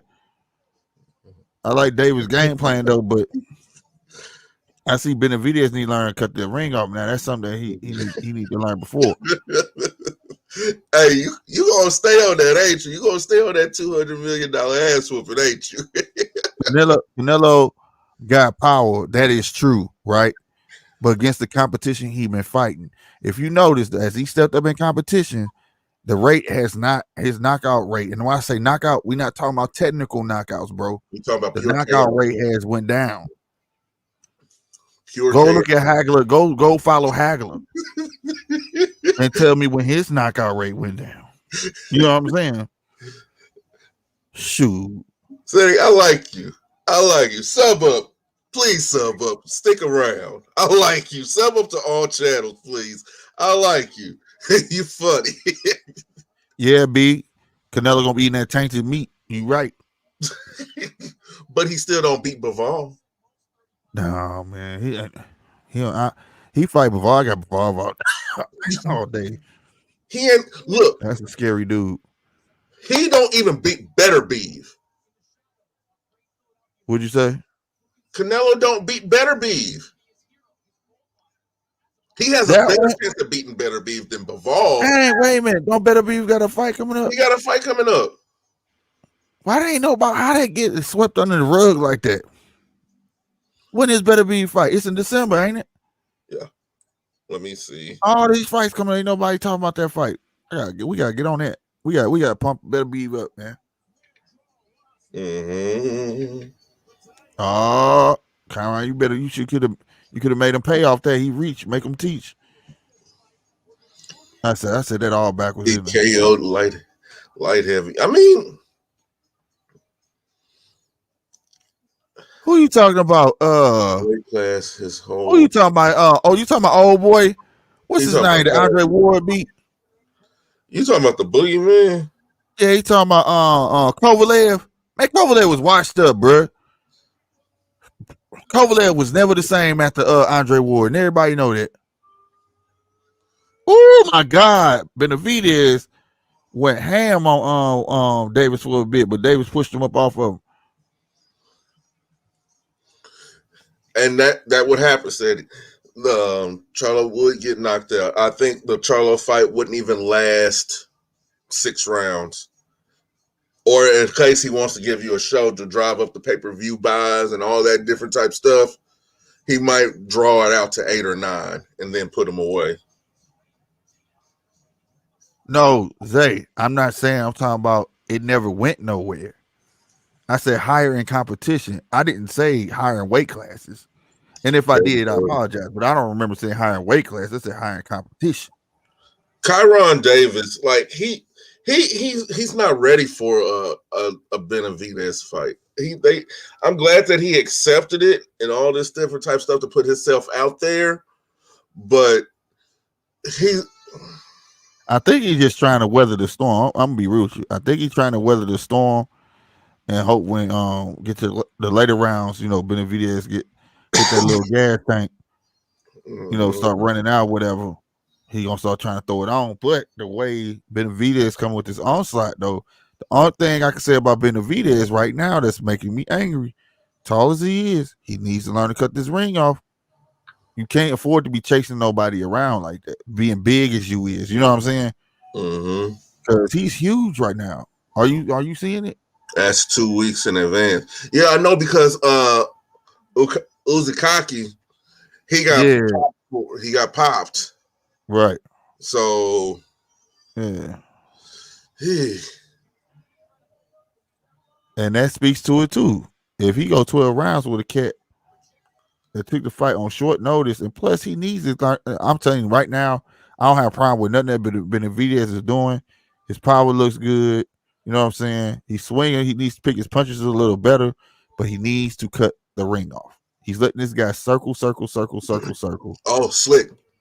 I'm hearing rumors and rumblings. All these goddamn rumors every day. I need to sample that. Make that a sound effect. Rumors and rumblings that Joe Smith is talking about fighting Bivol. Oh, my camera. Do you think that Bob is going to let that happen? Yeah, he probably tired of Joe Smith. You think he'll let him? He didn't win that belt, bro. He lost that belt. Lost that belt. And I like Joe Smith. You know what I'm saying? Blue collar worker. You know what I do? Still work and making money in the boxing ring. You hear me? But he lost that fight. That dude was awkward as hell. I ain't gonna lie with that. I don't know what style that was. That dude was using. He was super awkward. But he put the pause on that man. 2.0. Yeah, he was weird, dog. He was super weird, but it worked for him because he lost that fight. I don't care what nobody say, bro. No, he lost. Oh, hold on, Davis.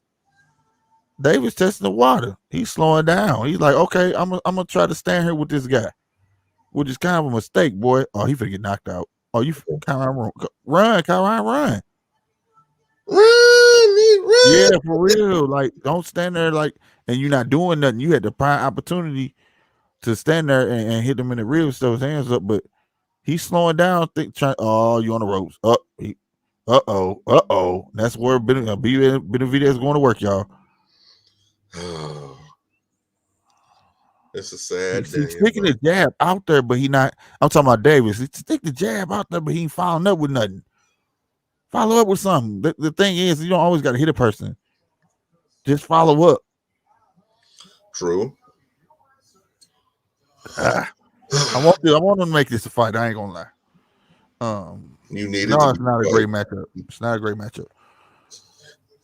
But if you think about it, this fight doesn't benefit. Well, it benefits It Kyrone benefits Kyrone. more than it does David. Yeah. But it benefits Kyrone because Kyrone pulled this out. That's huge. Yeah. Yeah. I agree. Kyrone got a chin. I give him that. He been caught more than once and still moving.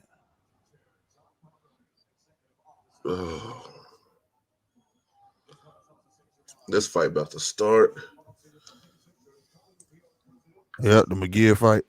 Mm-hmm. It sucks though because for the little tidbit of news, his team slipped up on the time where he was supposed to be there, so he really didn't have enough time to get hot, get warm. You know, he had barely got his hands wrapped. You know what I'm saying? Yeah, and He it got takes lucky that the last fight. He lucky the last fight went because y'all know how the zone work. When the fight over with, the next one start. You know, sometimes they'll make you wait. You know what I'm saying before Showtime and PBC. But on the zone, when a fight over with, the next one start. You know what I'm saying? So he got lucky that the last fight went long as it did to give him some more extra time. You know what I'm saying? Right. That's messed up though that his team dropped the ball like that. That was irresponsible. Very irresponsible. For real. Oh my God, that right hand looked vicious. Oh, he just dodged that left uppercut from Benavidez. We in the fourth of 10, 4 rounds of 10, ladies and gentlemen. I hope y'all checking this fight out, man. I ain't gonna lie, this is a fan-friendly fight. It really is. If Kyrone step it up a little more, get a little more busy, I think he can make it a respectable fight. Yeah. He's not as busy as he need to be. He's pot shotting and running. Pot shot and trotting backwards. I ain't gonna say running, but now when he chooses to stand there with him, all he's doing is sticking the jab and then like using his forearm to push him up. But he's not like, if I'm gonna push a dude up, I'm coming with a shot to the ribs. You know what I mean? Right. But he doesn't follow up with nothing because he's scared of what's coming back. So that's where your defense plays. Turn him. You got him at will because he's following Kyrone. So Benavidez is not cutting the ring off. You feel me? And then he gets on the rope. Then you got they'll mess around, stop this fight, man. He beating the hell out of Kyrone on these ropes, y'all. He's beating the hell out of it. Oh, Kyrone squabbling. Okay, Kyrone. We got a fight. Oh my God, that's what I'm talking about. Make it a fight. Oh, okay, let's go. He got he got Kyrone attention. Kyrone eyes like this, out his head, bro. Literally for real. This nigga hit you hard. Yeah, I was like, oh Lord, he saw fight back like that. He might knock me out for real. 22, 20. Let's get it. Ass whoop. And let's see it. Well, hopefully. Ooh, he just dodged a big left hand. Ooh. Hopefully that happens. I ain't gonna lie. The way Benavidez fight, I ain't gonna lie. I love to see this with Canelo. This dude, everything he's throwing is big. So, shouts out to got lucky. Davis in there doing what he can to survive. Hey, how you do that? That's my phone. Oh, okay. Well, how they gonna do like that? That shit was clear as hell. I like that. That shit was super clear. Just got my phone on the laptop. I'm talking about he been listening to them guys and his super friends in the corner. All right, the bell for the ring on this Rosario and Jaime God dang it, what's your name, boy? I feel like I'm talking about my kids. What's your name? I'm about to say it, McGee. That ain't what it is though. Jaime and Rosario. That's what I'm saying. McGee, thank you. All right. Let's go. It didn't start it, y'all. 1 of 12 as it should be. Not one of 10. I hate that so much.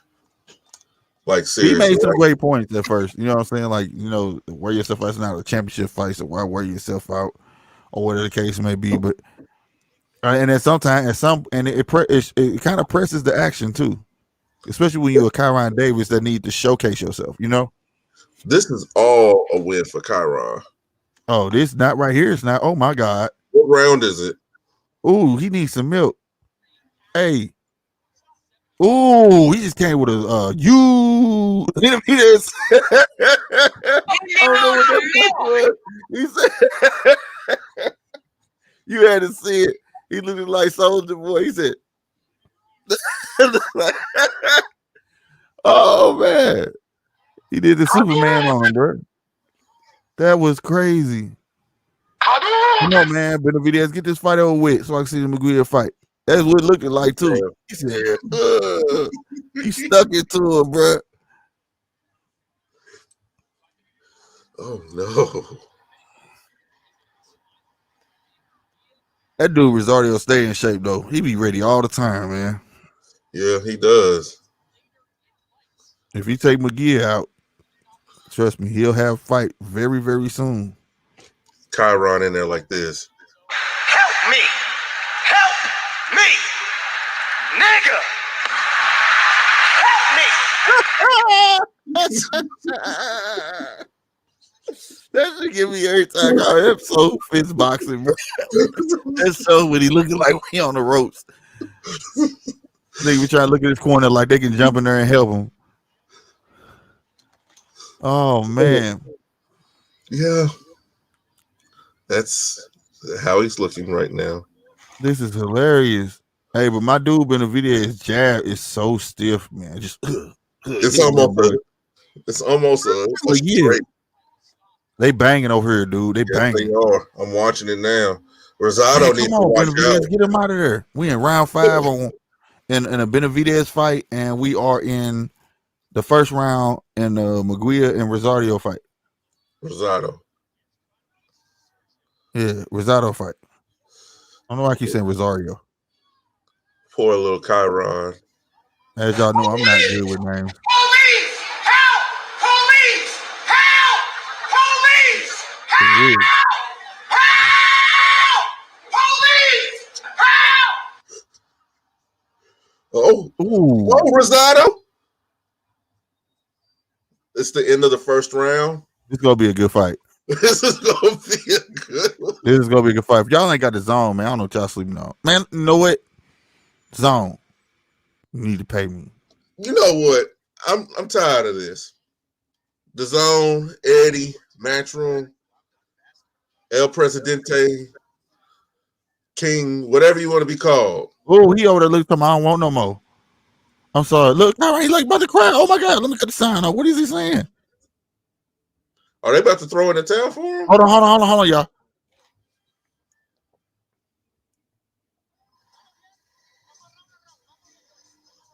He tell me he gonna stop it if he don't do nothing.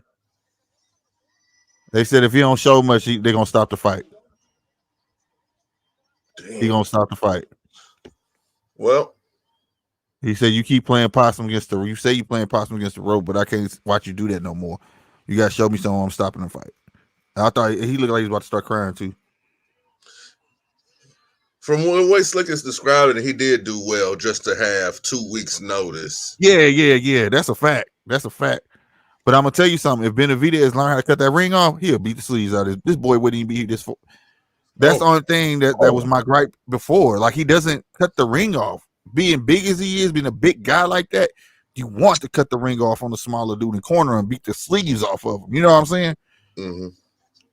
Because a big guy wants to get you on the ropes anyways. You know what I'm saying? So make it work in your favor. Manguia is actually hanging in there with Rosado. He's young. He should. And this is what I'm talking about. This is a vet taking on a young lion. Oh, good one. Ooh, boy, that boy got a pretty right. Manguia got a pretty right, boy. Ooh. That sequence was beautiful. That was. He taking this serious, boy. It was He said, texting. yeah, it was. He said, oh, here, you ain't finna beat me up in here. Go back to making movies. Right. This ain't Creed, boy. This ain't Creed. This is real life. Got Bernard Hopkins in the building.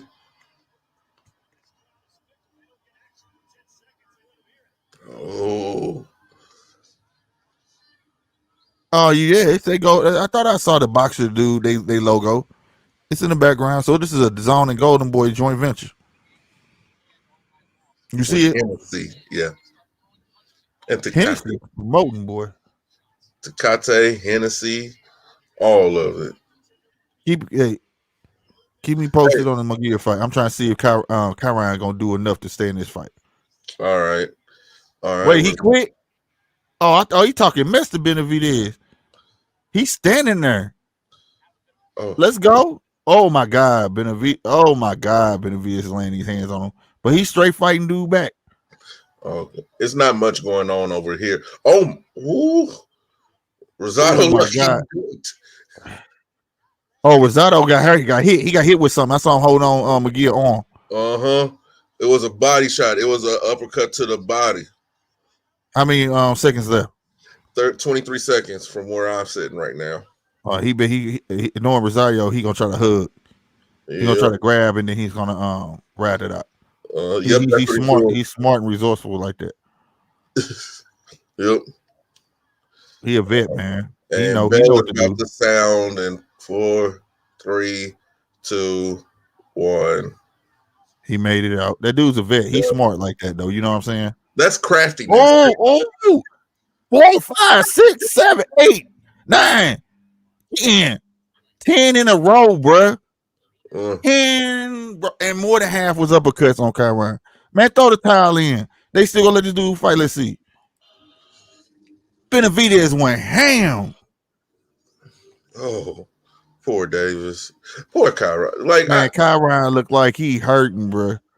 Did you see that thing I sent to your DM about the boxer in the corner? Tell me, I don't want to do this no more. Did you ever see that? Yeah, I see that. That's what Kyrone looking like right now. He won't even look at the trainer. You must be a real Charlo fan, huh, Ceddy?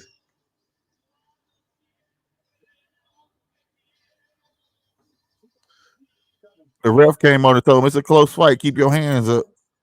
I ain't never heard the ref tell him it's a close fight. This ain't no close fight. You getting your ass whooped every round, boy. They lying to him. Rosado. They need to tell him you getting your ass whooped. Rosado's out here being first. I like that. He gotta be. He gotta be. He the OG. You know what I'm saying? He gotta establish his dominance. He's really sharp. He's man, he's young. That's a youth. And he honed his craft. All of his have a specific spot where they're supposed to land. And that's they finna stop this fight. They finna stop this fight. Oh my God, ref. Don't let him get done like this, bro. Sometimes you gotta let a man go out on a shield. What round is it? What round is it, Polo? 3rd round. Oh man, come on, get this dude out of here. Boy, I'm about to miss this other fight. Oh my God, earring. Oh, somebody threw a bottle of water in the ring. Who the fuck? Who did they throw the towel in? Or that was some stuff. Somebody threw a bottle of water in. I ain't never saw that. Hold on. Stop holding. Instead of throwing the towel in, they threw the water bottle in. I ain't never saw that. Oh, so Kyron's out of there? Yeah, he got him out. He was beating the sleeves off of him. I thought somebody in the audience threw a bottle of water, but it was a corner that threw a bottle of water. Rest in peace, Kyrone Davis. He crying. I feel bad for him. No, he shouldn't feel bad. I feel bad for him because it wasn't fair though. But you know, I'm being real with you. 2 weeks or not, that probably would have happened to him. That boy too big for him, man. That boy is huge. It's just not. It just wasn't a good matchup, bro. Yeah, Benavidez is way too big. Way too big. Kyrone doesn't have any belt. No, Benavidez got a belt. Oh. Mongolia caught Rosado. Hey, hold on. 2 belts. Nah, bro, I'm about to look this up. Them one gotta be a commemorative belt. Rosado keeps moving into the corner and he's getting caught every time he leaves. Yes, he is. Oh my God, McGee putting hammers on this boy. Yes, he is. Sweet Jesus. Sweet Jesus. Okay, Rosario is coming back. Oh. Rosado was coming back. 8 seconds left. Oh no. It was at this moment that he knew he fucked up. Yeah. You saw him getting Rosado in the corner. Yeah. He went ham on him when he hit that corner, boy. He's like, hold on, dude. It's like he's trained to where whenever he sees his opponent's back touch the rope, attack. I want you to pay attention to something else too. Watch when he see dude back up and that back foot turn flat, and watch how McGee react. He timing him. He timing the hell out of him. Man, Benavidez put them paws on. That's what I'm talking about. That was a good fight nonetheless. Well, what round did the fight end? 8th, I believe it was. I believe it was 8th round. That's a win for Kyrone. Or 7 or 8th round. That's a win for Kyrone on 2 weeks' notice. That's a win for him. But there's no moral victories in boxing. It is. I mean, he lasted long with a big dude. He got a taste of some real power. He saw that he could withstand the shot. Okay. Oh no, it was a towel and a bottle of water. The bottle of water was in the towel. He threw it all together. Oh, he hit that nigga. Who got hit? Rosado? Rosado got hit. Oh no. Oh no. These guys are so well matched. I ain't gonna lie. I can't really. McGee looks maybe to be the bigger fighter by a little bit. Well, it's hard to tell. They're pretty matched. Actually, smaller than Rosado. Is he? Or yeah, because it looks like he's a little taller, but at the same time, he's just weight taller, but he's more. But Rosado is more compact. Got you. Oh, say what? Said the towel was wet. Okay, I got you. Because I was like, what is going on? And from the angle when it was originally thrown, I'm like, it looks like it came from the crowd. Woo, Lord. Yep, it's the gut punches. McGee can get him out of there with them gut punches. Yeah. That's it. Every time every time he touches the body, he goes to hold him. Yeah. He gonna hug him. He don't like that. Rosado said, my belly with it. Oh, no. There you go, Gabe. You see, you stick. Oh my God! He done pissed off Rosado. God damn it! He pissed him off. Oh, but he needs to remember this ain't Creed. Not right, but I'm saying he made him mad. He was like, "Hold on, little dude," because he did like what, about 4 or 5 right hands. Yeah, and then overhands. Wow. Oh, luckily they weren't landing flush. With a left hook. That left hook was nice, McGee. It did something to McGee because it's slowing him down.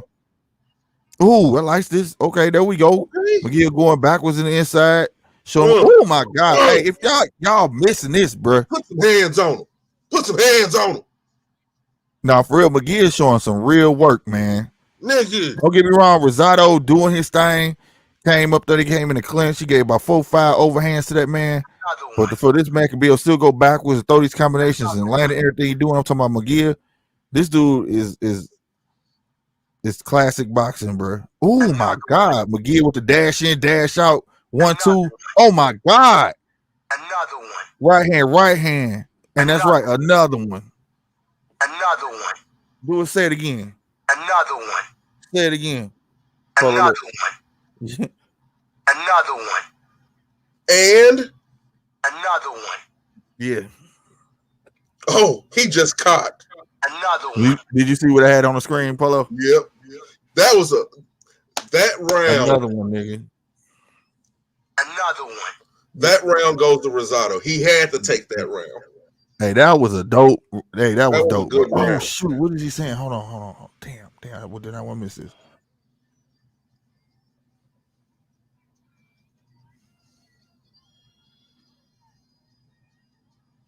Oh, like that.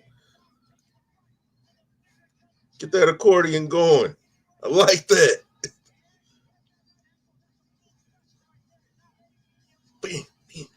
Yeah, he's 24. Benavidez 24.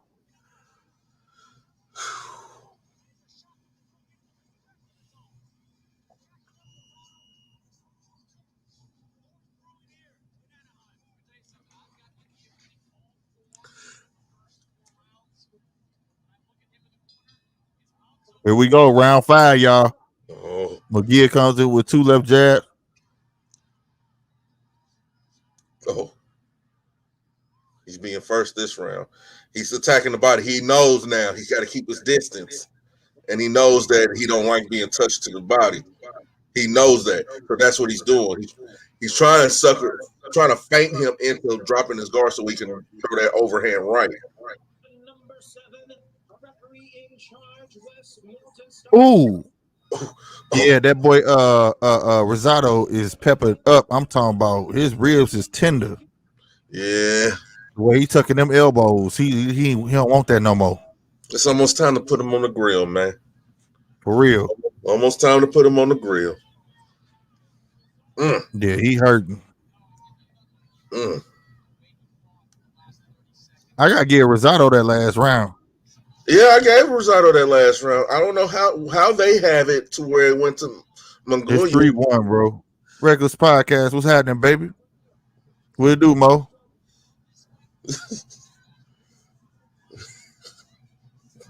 He got a bad ass whooping. Well, that's true. I can't even lie about that. He got paid for this ass whooping. Okay. Oh, he just missed that overhand right. McGee did. He's trying to set it up. He's trying to time it. He's gonna get it. What's going on?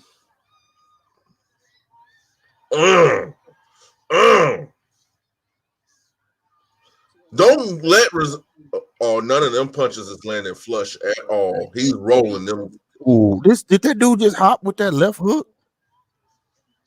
Yes. McGee ain't playing, bro. He hopped with it. McGee ain't playing. He learned some new tricks. Look at baby Canelo out there. Hey, he moved more than Canelo. This dude for real. He's like a Canelo de la Hoya. Yeah, like a mix. Yeah. I'm going here. Viva la Goya! Benavidez called out Canelo. Crowd just went wild. Ain't gonna happen. Oh, come on now.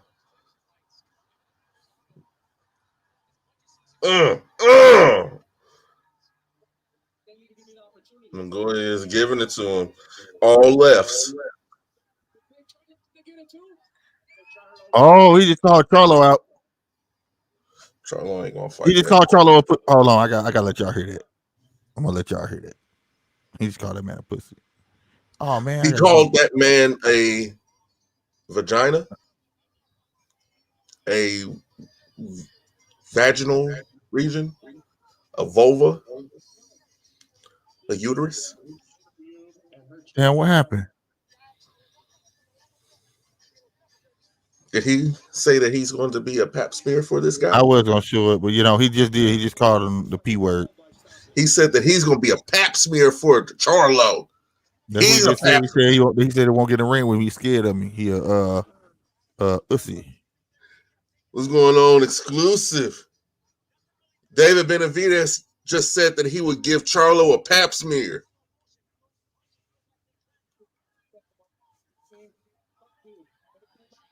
Oh yeah, I love this fight. This fight is better. This McGee fight on thing though. Round 6.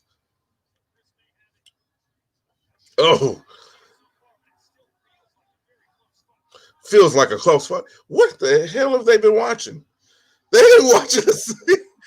Oh my God. Oh, yeah. Rosado don't like it. Open the panel up for you, please. I got you. All right. Oh shit. Oh. It stole on McGee though. Oh. Oh. Oh no. And put him McGee in a ate that headlock. bud for lunch though, like it was nothing though. He like, I eat tires. What your fist gonna do? For real. He got a hell of a chin, boy. It was so flush. Well, that would have dropped anybody else, bro. Canelo versus Child of the Vagina Chronicles. Man, I can't talk about Canelo that way. Hey, tell me if y'all can hear this real quick. Tell me if y'all can hear this. I'm gonna play the sound. I want you to hear what he said. All right. All right.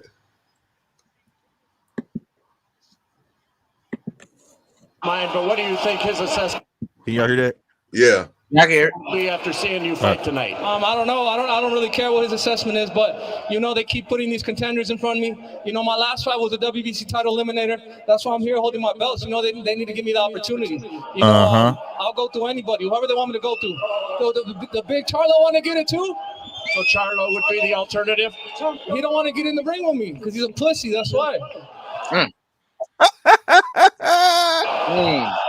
That's my dude. Where exactly do you feel you are in terms? Hey, he straight told him though. Dude, wow, bro. Dude, wow. Dude, wild as hell for that. Hey man, bro, this dude is. Bro. You Rocky on the signal, man. What's going on? You can hear me? Yeah, we hear you now. Yeah, like every time this dude fight, bro, he give me chills, bro. Like tonight was just like I got that like super stardom vibe from this dude, bro. Like the crowd was into it. He was just dominant. You know what I'm saying? Like we got to see Canelo versus this dude, bro. It just got. That's why I say it's gonna be a fan friendly fight because the way he fights. Bro. Hold on now. He'll stand there and fight Canelo. No, hold up. We can't judge him off of this fight. We won't have to see him in there with somebody who's had a little bit more time to prepare for him. That too. That too, but no, just the style, but still just the style of fight. That's what worked. Like I said, the crowd is how you build your real estate. Right. And he keep doing that. It kind of pressures the fight because it's about the fans. That's how they fill their seats. That's how they make their money. So as long as he keep coming forward like that, the only thing, like I said, that I hated that he didn't do, because he could have got old boy out of there quicker if he learned how to cut that ring off. Right. If you learn how to cut the ring off. Yeah. I'll give you that. It's just Kyrone had 2 weeks. Yeah, he had 2 weeks, no doubt. I'm not taking away from Kyrone, but I feel like if Kyrone had more than 2 weeks, bro, on my life, just how big that dude is. I don't see it going away. The reach, it was major reach, major height. He went up to fight him. Yeah, you know what I'm saying? So like I don't see this playing out no other way. He may have lasted it a little longer. You know what I'm saying? But the punches hurt, bro. That dude was landing, man. Even the punches when he hit your gloves, he making him hit himself. He was punishing him, bro. Yes. I'm sorry. I like to see fighters get punished, but I'm a sucker for punishment, bro. I do. I like it more than knockout. You're a masochist. He was punishing him, bro. Oh, these dudes just tripped over each other. Good. My mom never watches boxing, bro. It was so good. She heard it from her room. She came out. She's like, "Who is that? Who is?" Right. So interested into it, bro. She even know who was who. She said the other guy was tough, and he fought his heart out, whatever. But it just wasn't enough, bro. That's how my mom be. She don't watch it, but then somebody get their ass, so she come with and he get his ass whooped. Rosado's hurt. Rosado really is hurt. But Rosado is a very good. He's a vet though. Damn it. Huh? I forgot about that fight. Damn it. Yeah, this is a good fight. McGee is showing his talent. This was the fight McGee needed. because he's actually getting a chance to showcase his skills. And this boy is bad. This boy is nice. This is what I be talking about. When you need a chance to showcase, it ain't always about knocking that person out. It's about putting on a show. He can fight. This boy can fight, and he can take a punch. And to put him against, put him in there with a durable fighter like Rosado was perfect. Was perfect, bro. Because Rosado is definitely bringing the best out of him. You know what I'm saying? Rosado calling him out right now, hitting himself in the face like, "Come on, let's do this." Oh, he wants to. They want to bang. He bringing the best out of him, like he did. He had him in the clinch. He hit him with like 5 overhand rights. Like, come on, you want to fight? Let's fight then. Then McGee come back and just got pinpoint accuracy. This is a really good fight. Is over. Benavidez won. Kyrone Davis's corner threw in the towel. Yeah, bro, he threw in the towel, bro. What we're watching on the show is Mongolia versus Rosado. What's going on, Regal? What it do, Regal? I ain't know you was from Mo. What it do, Mo? Hey, but no, this Rosado bringing it. He being the OG right now. He's being the OG. Like, nigga, I'm here for a reason. You trying to get here, and that's the fight I like. You know what I'm saying? You do something now, I'm finna show you something better than what you did. But you can't do that and say that while going to hold. Well, that's part of the game. Like I said, the man's an older man now. He gotta be he's showing the vet moves, bro. If he hurt, I called it. I wasn't watching it. I called it. I said, watch what he do. He gonna hold. He gonna grab. If he hurt, he's smart enough to jab and hold. That's where he's resourceful. He's not easy to get up out of there. You get what I'm saying? Mongolia with one. So far from what y'all watch, how the fight going? Because I just turned it on now. Oh, I got Mongolia.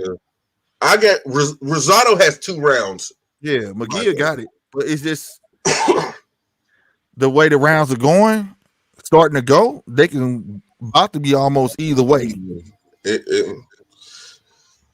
I wouldn't like I said if they have it even after the next. These guys is banging, and you can see the vet getting under the young buck skin, and vice versa. You know what I'm saying? Dirty boxing tactics. Yeah, and it's like both of them have a point to prove. The young dude, the older cat, going against the young lion. You know what I'm saying? Mm-hmm. Which we wish these other people would do, but they ain't doing it. So I hats off to Rosado. He didn't have to do this. Mm-hmm. He could have got the same amount of paper somewhere else. Man, Rosado took some punishment throughout his career, man. He did. Because it was because he it's like almost he's fighting in the mirror because the way Maguire is fighting, that's how Rosado was. Right. Wow, that's crazy. Rosado was like that. He come forward, he want to fight. It ain't no running around, ain't no, you know what I'm saying? But the only difference is Mongolia is a little bit faster than what Rosado was. Oh yeah, you know, gotta be a 2.0. You know what I'm saying? Yeah. You know, whatever. More accurate. Even if he did idolize him, I gotta be a little better than you. I gotta be better than you. You know what I mean? He's way more accurate. You're the blueprint, but I gotta be right, way more active, right? The finished model. Right. But you know, Rosado, like I said, he still fights the same way. He gonna come forward. He just slow down quite a bit, but like I said, that's given. He's older now. You know what I'm saying? He got reserve gas in the tank. He fought everybody too, bro. Yep. He fought Danny Jacobs, Triple G. That dude got hard, bro. And a couple fights he won and got robbed. He beat Jacobs. He beat Jacobs. Yeah, he beat Jacobs. But boxing get off the ropes, Mongolia. Get off the ropes, man. Yeah, boxing politics played into that because that was during the era of Triple G and all that stuff. But I like this. This fight is dope. This is gonna be another fight. I'm be trying to watch tomorrow. This is gonna be my Sunday fight. This is what I'm gonna be watching tomorrow. Hold on, give me a second. This right here is classic. Yeah, this is the fight. I can see it. A lot of high intensity. Yeah, and for McGee, I know he like, dude, this dude would not let up. He is not backing up. You know what I'm saying? Nope. And it's getting under McGee's skin. Good uppercut, McGee. Because everything McGee throwing right now is with authority. Just stiff jabs. He leading up. Everything he throw a jab, 3 or 4 coming behind it. Right. He wants to get this man out of here. Yeah, he wants it. He wants it way more. Way more. Right. Fans go a lot more. Oh, hell yeah. And for McGee, you know, McGee used to knocking people out. You know what I'm saying? Yeah, yeah. But this is the fight to show. Like I say, people want to know, can this boy fight? And this boy can fight. Like he's showing up. Cause I heard a lot of people questioning him a lot. Oh, Mangia, he's gonna get tested by Gabe Rosado. What has he done? And he's showing. Mm-hmm. This definitely is his toughest fight to date. Testing his gas, you can see in his face. He fighting, man. He fighting his gas tank. This is something he's never been at. He's never went through. Right. And he's passing it with flying colors to me. Yeah, it's a good opponent to show against. Gabe Rosado, tough, man. Tough. This is you're talking about even the way they walk to their corner, bro. You could see it's the vet versus the student. You know what I'm saying? Right. You could just tell. That's what I like about it. That's why I be saying I wish a lot more boxers would do this. Because what's the next level of testing yourself? Once you reach a certain stature, you get what I'm saying? Once you dominate your division and then go up, or if you choose to stay in your division, what you gonna do? Just give everybody a repeat? You get what I'm saying? Test yourself. Test yourself. Yeah, Oscar. Fight a youngster. You know what I'm saying? Or something like that. Because like I said, Gabe could have got this money, same amount of money somewhere else. He not the A side. You know what I'm saying? He's trying to prove a point. That's all it is. Yep. Right, exactly. He just trying to prove point. Like, get my clout back up a little bit, you know, get people talking to me a little bit more. You know what I'm saying? Mm-hmm. You know, he coming off that knockout win against Beck the Bully. So, you know what I'm saying? You got to piggyback that momentum. You know what I'm saying? There you go. Like I said, so this stuff that puts stuff perspective. People can talk about the zone all they want in they fights, man. The zone been putting on. Man, the zone had fights on all day today. Had, was that girl that fought earlier? Everybody was going crazy about her. She knocked the girl out. What's her name? Alicia. I didn't get to see it, but Polo saw it. When he come back, he'll tell you. But I said I'm about to go back and watch it. Yeah, I'm gonna watch that. Clarissa Shields inked the deal over there. That's good. That's gonna put her back on the map. Because the one thing we was talking about on the last time that one thing about England, they don't revere the women boxing as women's boxing. They look at all of it as boxing. You know what I'm saying? Well, so she gonna get paid. You know what I mean? If you notice, women be headlining shows. You know what I'm saying? Right. Like earlier, that was a whole separate thing. You know what I'm saying? Oh, they were the head. Huh? I didn't know that actually. I thought it was like on the co-main or something like that. You know how they be doing it. No, that was they was a headliner. So like, okay.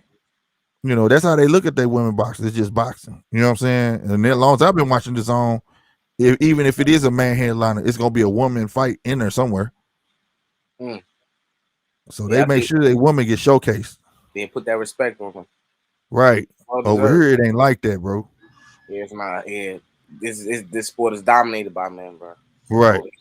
It's not that it's dominated by men. It's up to the promoters to promote the fights. If you could promote Michaela Meyer, then you could have promoted goddamn Clarissa Shields. You could have. I seen post like commercials for that fight. You mean to tell me Clarissa Shields couldn't sell out an event, even if it was at the Virgin? Yeah, she something small like that. And a 2-time Olympian. Like she had all the goods, bro. She's still in the cold part about it. It's people who want to mess with it, but like you say, it's about the promotion. Like for instance, like she got a show on Hulu. I didn't even know she had a show on Hulu, bro. Who has it's called it's called Clarissa Shields. It's like a limited series or something. Oh, I didn't even know that. I didn't know neither until it popped up on my thing, and you know it only popped up because I watch boxing a lot. You know what I'm saying? But it's on there. Ooh, Mongolia hurt on Rosado now. Lord, you ain't lying. Ooh, good right hand by Rosado. Big right hands. Oh, this is Ruling fight, yo. So I be saying, woo, get in line. Woo, Lord. They squad, but Jack Reese, boy, look at Jack Reese. What he call time for? Dang, why he cursing out Rosado? What did he do? Oh, cuffing the arm. Cuffing the arm.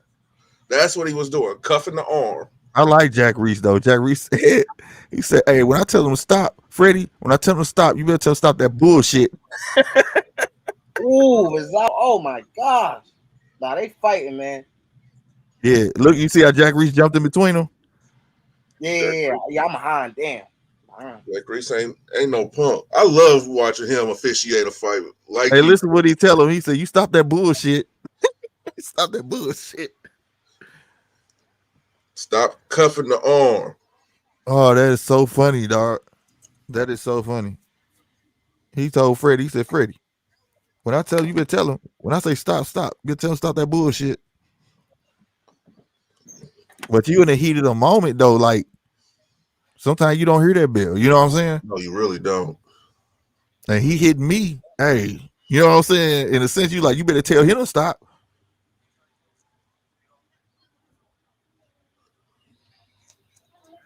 Look how Gabe met him in the middle of the ring like that. That's what I'm talking about. Ain't no quitting Gabe, bro. You can't take nothing from that dude.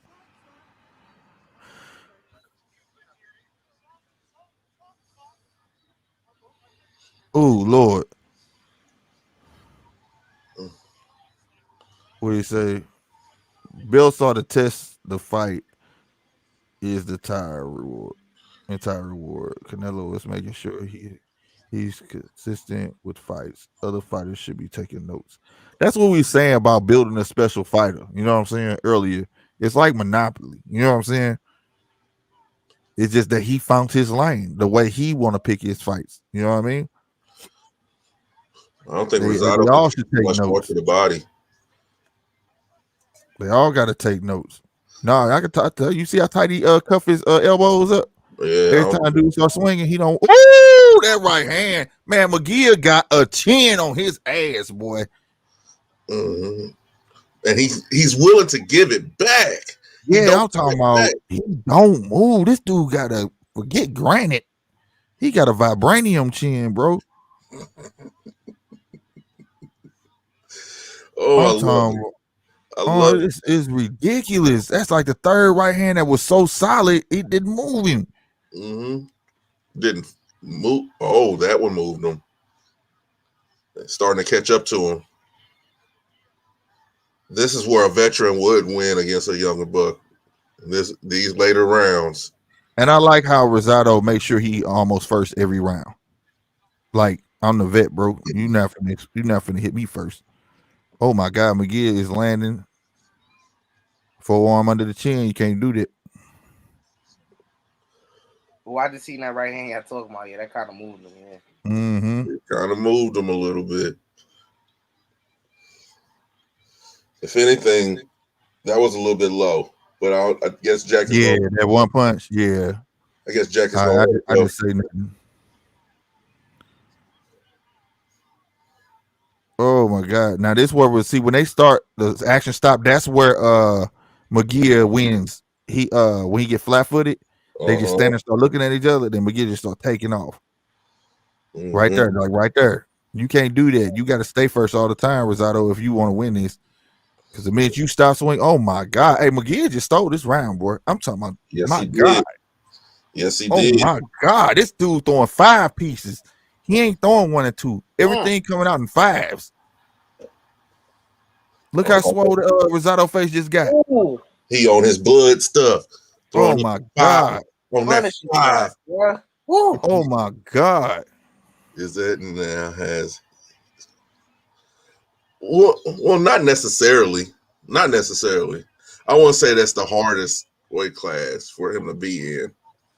If he really wants to be challenged, go up. No, he's not doing that. He'll find his Huckleberry. Don't listen to Polo. Don't listen to Polo. Go on and retire. It'd be great. Bro, don't listen to Polo. You gonna get rear-ended, bro. Don't do right. Don't listen to Polo, bro. You'll find your Huckleberry. I guarantee Don't listen to Polo. His name is No, listen Bivol, to and he Polo. will be your Huckleberry. Man, fight Benavidez, get you with Charlo, fight Andrade, get all them names that they said you duck, and then go on and retire. Well, I know this not 168. This 168 or 160. This fight right here. I'm not even sure. I think this is 160. Yeah, it gotta be 160, but I'm not sure. I think this is where I'd be fighting if I was a fighter. 160. See, I like how Gabe come out there and shoot first, man. I admire that. He ain't no quitting that dude. I think. See how he get flat-footed. Now watch me be about to land something. I see. I told you, landed the left hand. So every time he do that, he get timid on his feet and stand there in front of McGee trying to counter punch. I think Magoya is letting him go first for the simple fact to see if his power is waning as the fight goes on.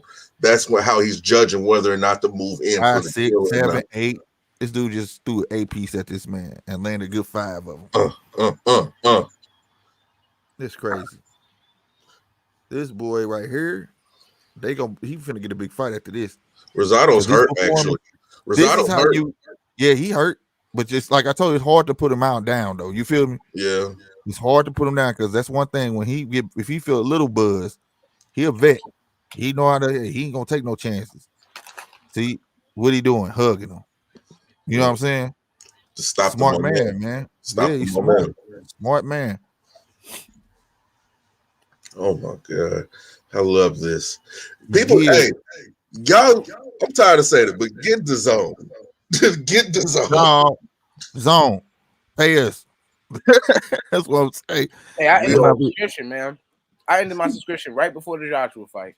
For real? I always kept it because they always go. I literally watch boxing all the time, so and I'll be wanting to know about England fighters and all of that because it kind of bothers me. I wish all of them was in unison because they got some people over there like you know how we got Zepeda, right? Mm-hmm. Man, it's a whole nother Zepeda that got hands. I be getting mixed up with him. A lot of people be talking about him. He got hands. He fought tonight. He's got breaking hands. Through his guard. He's breaking through his guard. Yeah, he is. Who was at Zepeda fighting Polo that we watched earlier? It was a Filipino dude. Beat the sleeves off that dude, man. No, like literally beat the sleeves off of him. Like he went. Dude called himself talking stuff. He went there and went to work. And the cold part about it, he another Mexican. He's another Mexican that don't look Mexican. 24, 22 knockouts, undefeated. Dude literally went in there in a suit and came out. What weight is he? Is he in the lower weight class, right? Lightweight. Lightweight. Okay. Oh, there you go. Oh, jumping straight.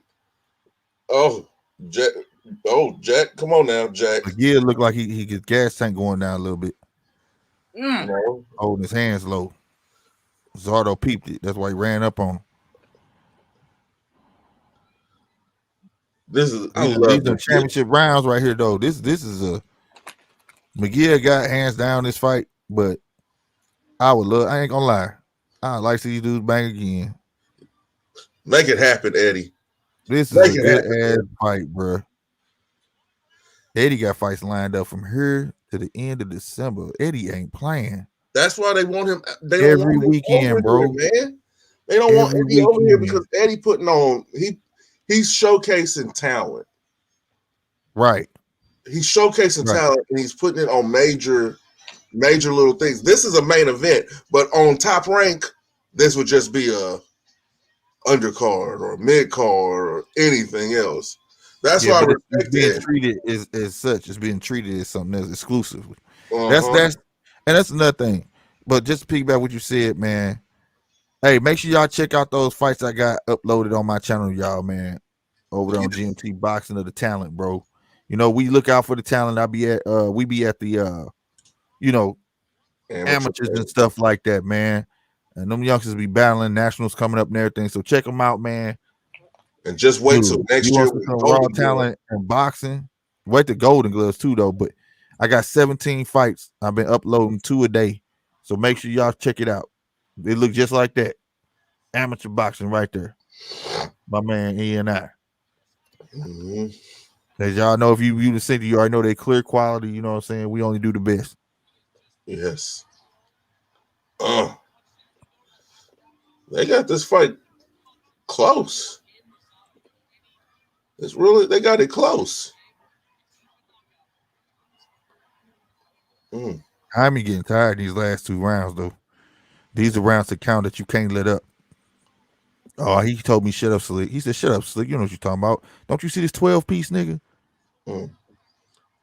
He just Get that nigga a 12 pack. Get that nigga a 12 piece with a biscuit and a large mashed potato. Real. Rosado face is beat the hell up. But when it's not though. Rosado just said, forget it. I'm just gonna throw because I can't protect my body anymore. Real, hands off the Rosado though. He has no quit.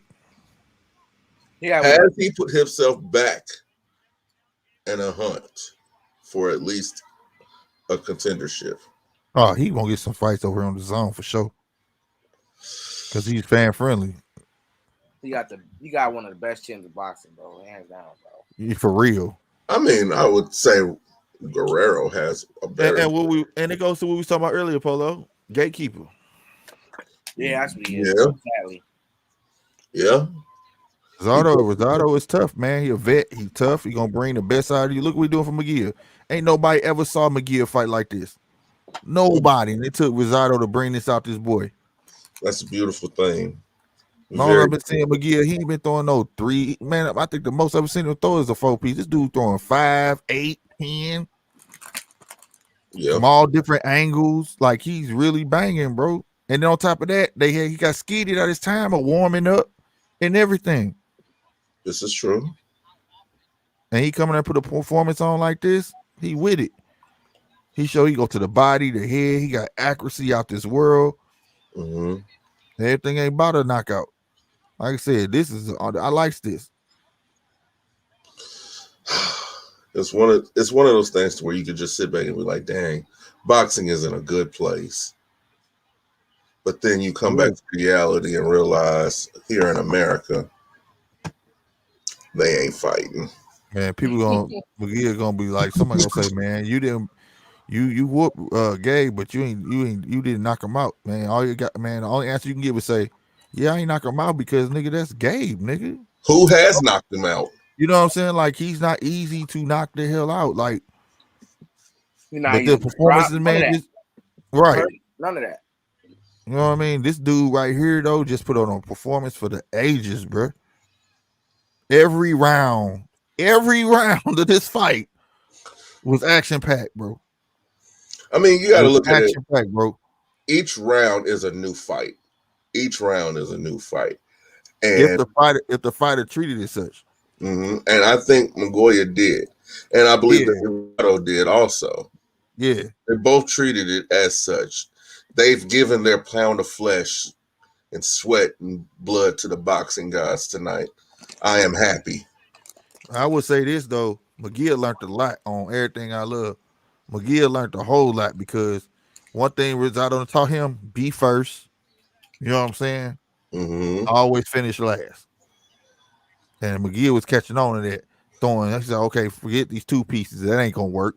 3 pieces ain't gonna work on this kid. Let's start throwing these 5 pieces, these 8 pieces. Let me time him on his back foot." You just start seeing the progression of McGill every round, bro. Bringing it up out of McGill, like, let me do this, let me do this, let me do this, let me do this. Shows you that McGill has a vast arsenal for switching his game up on you. You know what I'm saying? Exclusive. Are you traveling anytime soon to fight? I have a fight coming up on December 11th. My coach actually brought up a fight for me. When was it? Yesterday on short notice, but they didn't want the fight, so I gotta wait till December 11th for my. Where you fighting at? I'm fighting in the Bronx. In the Bronx, okay. Bronx gym. You be having anybody record your fight? My last fight was recorded by a professional. What is it called? What is he called? A docu. What is it called? A person that makes documentaries. A docu. Yeah. He was. That's the only time any of my fights been recorded. But this fight, I'll get it recorded.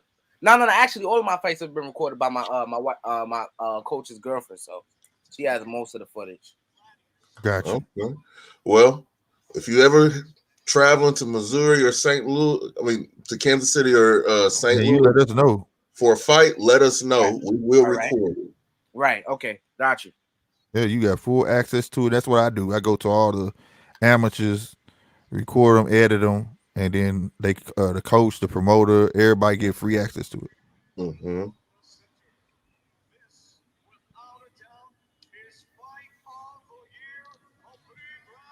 Fight of the year. That year, man. I wouldn't say fight of the year. I would say fight of. We all know what one fight of the year so far, bro. Yeah, that Canelo. That got it. That's what everybody gonna pin it on. I would say Wilder versus Fury. That shit right there was. Well, Wilder versus Fury, yeah, but now the Canelo fight, that's gonna be in contention. This can be in it though, because like I said, they all. Look at Jaime face too. Look at this dude face, bro. Like his face. I don't know. He just got the goods, bro. He got the goods, bro. He got a tough face, tough chin. He could really box, not just knock people out. Now he's going to really be seen as a threat. He's not a one-trick pony, ladies and gentlemen. He can actually fight. That's an official belt too. That's a belt that travels. That's a belt that can come across the water. So that's what it do. And let's hope Golden Boy treat him right though. How is he fighting more than Ryan? Because Ryan wanted bullshit talking about stuff hurt. He got mental problems and stuff. When he got mental problems, but you on the beach and all that stuff. Look, he got, like Canelo said, he's young. He should be fighting more than at least 3 times a year. He wasted his talent. But he's a victim of what he's seeing. You know, most kids today don't know about being a leader, bro. You gotta lead your own path, bro. You can't be looking at what everybody else doing and what they did. You know what I'm saying? Right. You know, he think he's already great. He think he should be able to choose his fight. He think that he should just get the big fights. And how old are you? You get what I'm saying? Like, you gotta earn it. So that's the problem, and that's also the problem with I feel like Devin Haney. Y'all gotta fight some fights, bro. Don't get caught up in the hype. You know what I'm saying? Fight those smaller fights and some big fights. You get what I'm saying? Mm-hmm. Just be and build your real estate up. You feel me? Just be active. You got to build a fan base. You don't want to shoot your fan base down. You know what I'm saying? By getting all the big fights in a row. Every fight you get is a big. And when you lose that one big fight, then everybody like, oh, this dude ain't who I thought. You know what I'm saying? And I say this, man. If Tank gonna keep fighting these tomato cans, he fight. No disrespect to Isaac, who's not a tomato can, but I'm talking about past reference. If he gonna keep fighting these dudes that he fighting, at least keep fighting consistently, like 4 times a year, or give us something. Right. Don't sit on the shelf and then give us some dude that we don't want to see. Come on now, bro. Right. Really? That's what I'm talking about. We was talking about like the way Floyd built his fan base up. You know what I'm saying? Like, and Canelo took that page out of Floyd book and did the same thing. But these other guys don't look at the hard work these guys put in. They look at the record, but they don't really look at the record. You get what I'm saying? Like Pretty Boy Floyd was the era of him putting that work in. Pretty Boy Floyd fight a couple tomato cans, and then fight a big name. Then fight a couple more tomato cans. Then fight a big name. You get what I'm saying? And in the midst of fighting those tomato cans, he's building his fan real estate. See what I'm saying? Because to the average fan, they just want to see punishment. They just want to see somebody get punished or knocked out. See what I'm saying? Because once a fan latch onto you, they following you because of you, not because of who you fighting. You get what I'm saying? Then you get the big fight, dominate that. They just make it even more. You know what I'm saying? Like I said, once he kept doing that all the way up Diego Corrales, then he got that big fight with Golden Boy. What's his name? Oscar De La Hoya. Then he had the right to be Money Mayweather after that. You see what I'm saying? He done built his fan real estate was built up. You see what I'm saying? He did everything he was supposed to do for the people like me, the aficionados. What else was he supposed to do? Now, yeah, I'm gonna call out every big name I want because I'm the man. You see what I'm saying? Same thing with Canelo. Canelo built his fan base up all the way till he got to who? Mayweather. Mayweather showed him. It is what it is. But after that fight, he learned, I gotta learn how to box. I can be a heavy hitter, but I gotta learn how to box. Goddamn me. And he took that page out of his book. Built his fan base up. Start fighting the way he want to fight. Like I said, he fight a lower tier dude, then he fight a medium dude, and then he get a biggest fight of the year out of a group. Last year, his biggest fight was Triple G. This year, it was the lowest one was He was the lowest, but what was that mandatory dude? Nobody ever remember his name because he came out of nowhere. That was the weakest dude. The champ, the Liam, what's his name? Liam, some Smith. Him. Callum. He fought Liam and Callum. Yeah. Then you got the toughest fight he had this year was Caleb. Now next year what's interesting? I'm sorry, go ahead. Nah, but I'm saying, but he gonna do the same thing next year. I truly believe he gonna take a Benavidez. Then he gonna find another fight that's kind of a little tougher than that. Find another fight that's just a little tougher than that. And then he gonna find a big fight. You get what I'm saying? Like that. He found his groove. You know what I'm saying? To build up to them big paydays, and especially right now, the way he is, he independent. You gotta pay him to fight on your platform. Yep.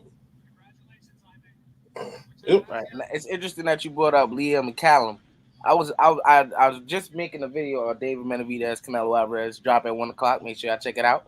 I was making a video and I was like looking for this clip of Canelo like knocking somebody out or something like that. And what's his name? Chris Mannix. I can't stand it, bro. They need to get him out of boxing, bro.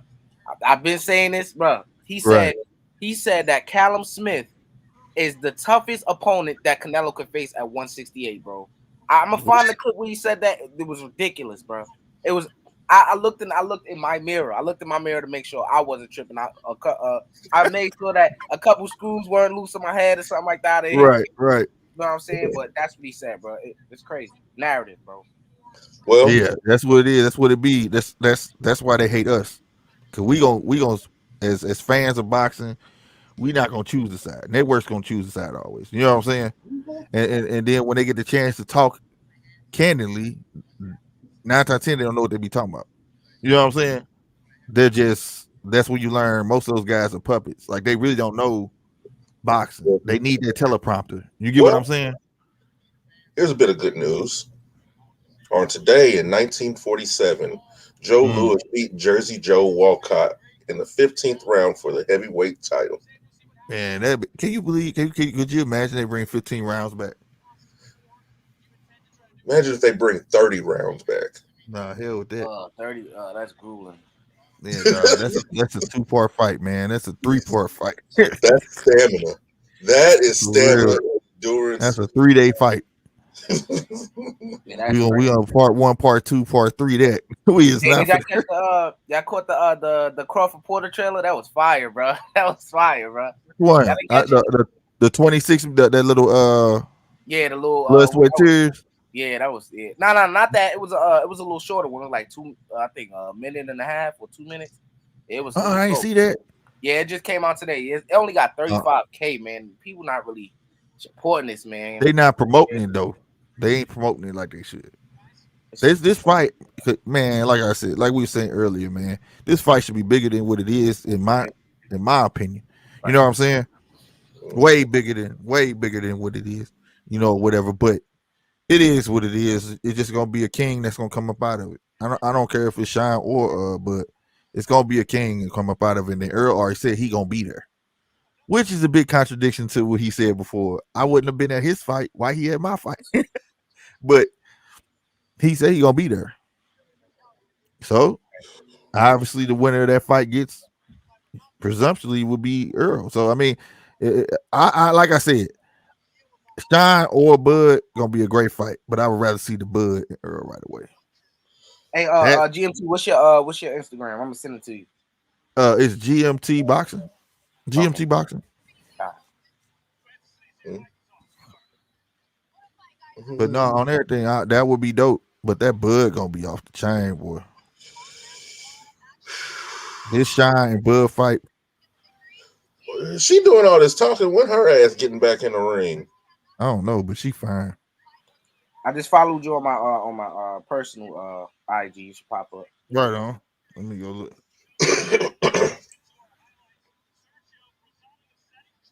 That was a good fight. That was a good fight. Yeah, it was. Both of them was good fights, man. But this one show was really good. It was real technical.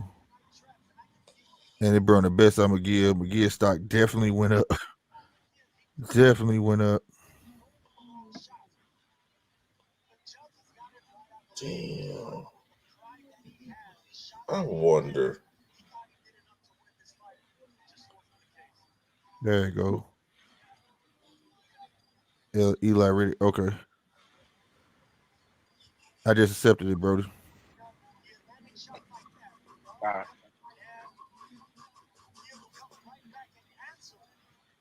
I'm getting ready. I'm getting ready to shoot it to you too, Polo. All right.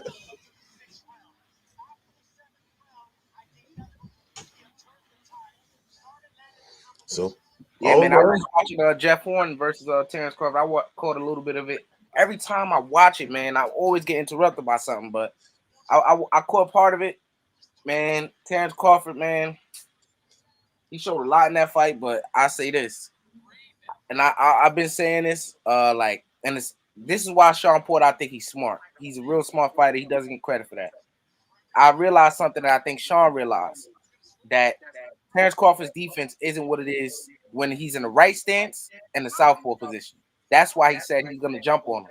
And I realized that because he's a natural right-hander. When you're in a position that's not your natural stance, some things are not going to be working all the way as if they would be in your right-hand stance, in your stronger stance. So, he may be very offensively gifted in the southpaw stance. We get that.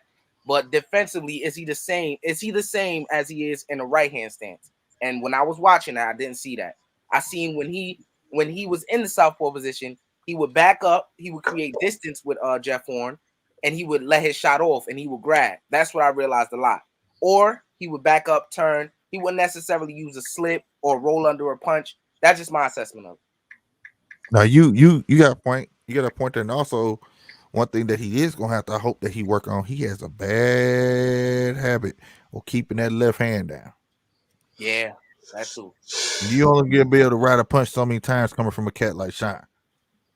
He has a bad habit, and you're right. When he switches, he usually primarily creates space. You know what I'm saying? And but he doesn't throw enough punches from that stance. You get what I'm saying? That too, yep. Whatever. But now when he first hit the scene, though, he used to always come in southpaw. You know what I'm saying? So I don't know where that shifted. People thought he was southpaw. You know what I'm saying? Mm-hmm. But then it shifted to where it was just about all orthodox. Then he want to switch, and now it's starting to become a little more telling when he's gonna do it to you. You see what I'm saying? Right. It used to be in the midst of a combination, like how Hagler used to do you. You get what I'm saying? Right. Now I don't know if it's because of age or what. You get what I'm saying? It's becoming a little more telling. So, like I said, but with Shine, you get what you get. Now, if you're a Shine fan, you're gonna recognize the little nuances that Shine brings to the table. The last Shine fight I saw, that little Mike Tyson-esque hop to the side, turning you off the ropes and all of that. When you see something with Shine, it seemed like it's already perfected before he got in that ring. Mm-hmm. You get what I'm saying? He trained that portion right there vigorously. Yeah, like he had a real fight in the gym before he came to the real fight. You get what I'm saying? Because like when he does it, it's beautiful, bro. Like, you know what I'm saying? So it's like, what you're gonna obviously get from him. He's gonna put his head in your chest, get you on them ropes, bring it to you. But it's the other little subtle differences of his timing that he could turn you to the side when you finna try to get off. He turn you, kind of give you away, then put you right back on them ropes. You get what I'm saying? That's the type of adversity I want to see. Can Bud get away with? What are you gonna do when you fight a cat that's not gonna just come forward? It's basically gonna bully you to the max. You know what I'm saying? But also, and height doesn't matter, reach doesn't matter in that point anymore. But in Bud's defense, in a situation like that, it's actually easier to prepare for something like that. You may think not, but it is. All you have to do is just maintain your distance. All you have to do, a ring is but so wide. You can only run up on somebody for so much. No, it's not running up. Like I said, watching Sean has a strategy of getting up on you. It's not like he just runs. It's like, and Bud tends to have. Bud is not your traditional. This is what let me put it out. I like about Bud. He's one of the coldest. He's one of the coldest switches we got right now. Besides, since I've seen Boots, okay. When he switches, It's usually when he feel like he got you, right? He is something about you. That's why people feel like he's a slow starter or whatever. It's him calculating what he know he's gonna do to you. Once he get to that point, he doesn't generally back up run. He wants to be there with you. You see what I'm saying? So at that moment, when him and Sean meets, when he figure out like, oh, I think I can do this, da da da da da da da, and he feel like he can keep his distance to a minimum, arm's length with Sean, and he wants to stay there with him.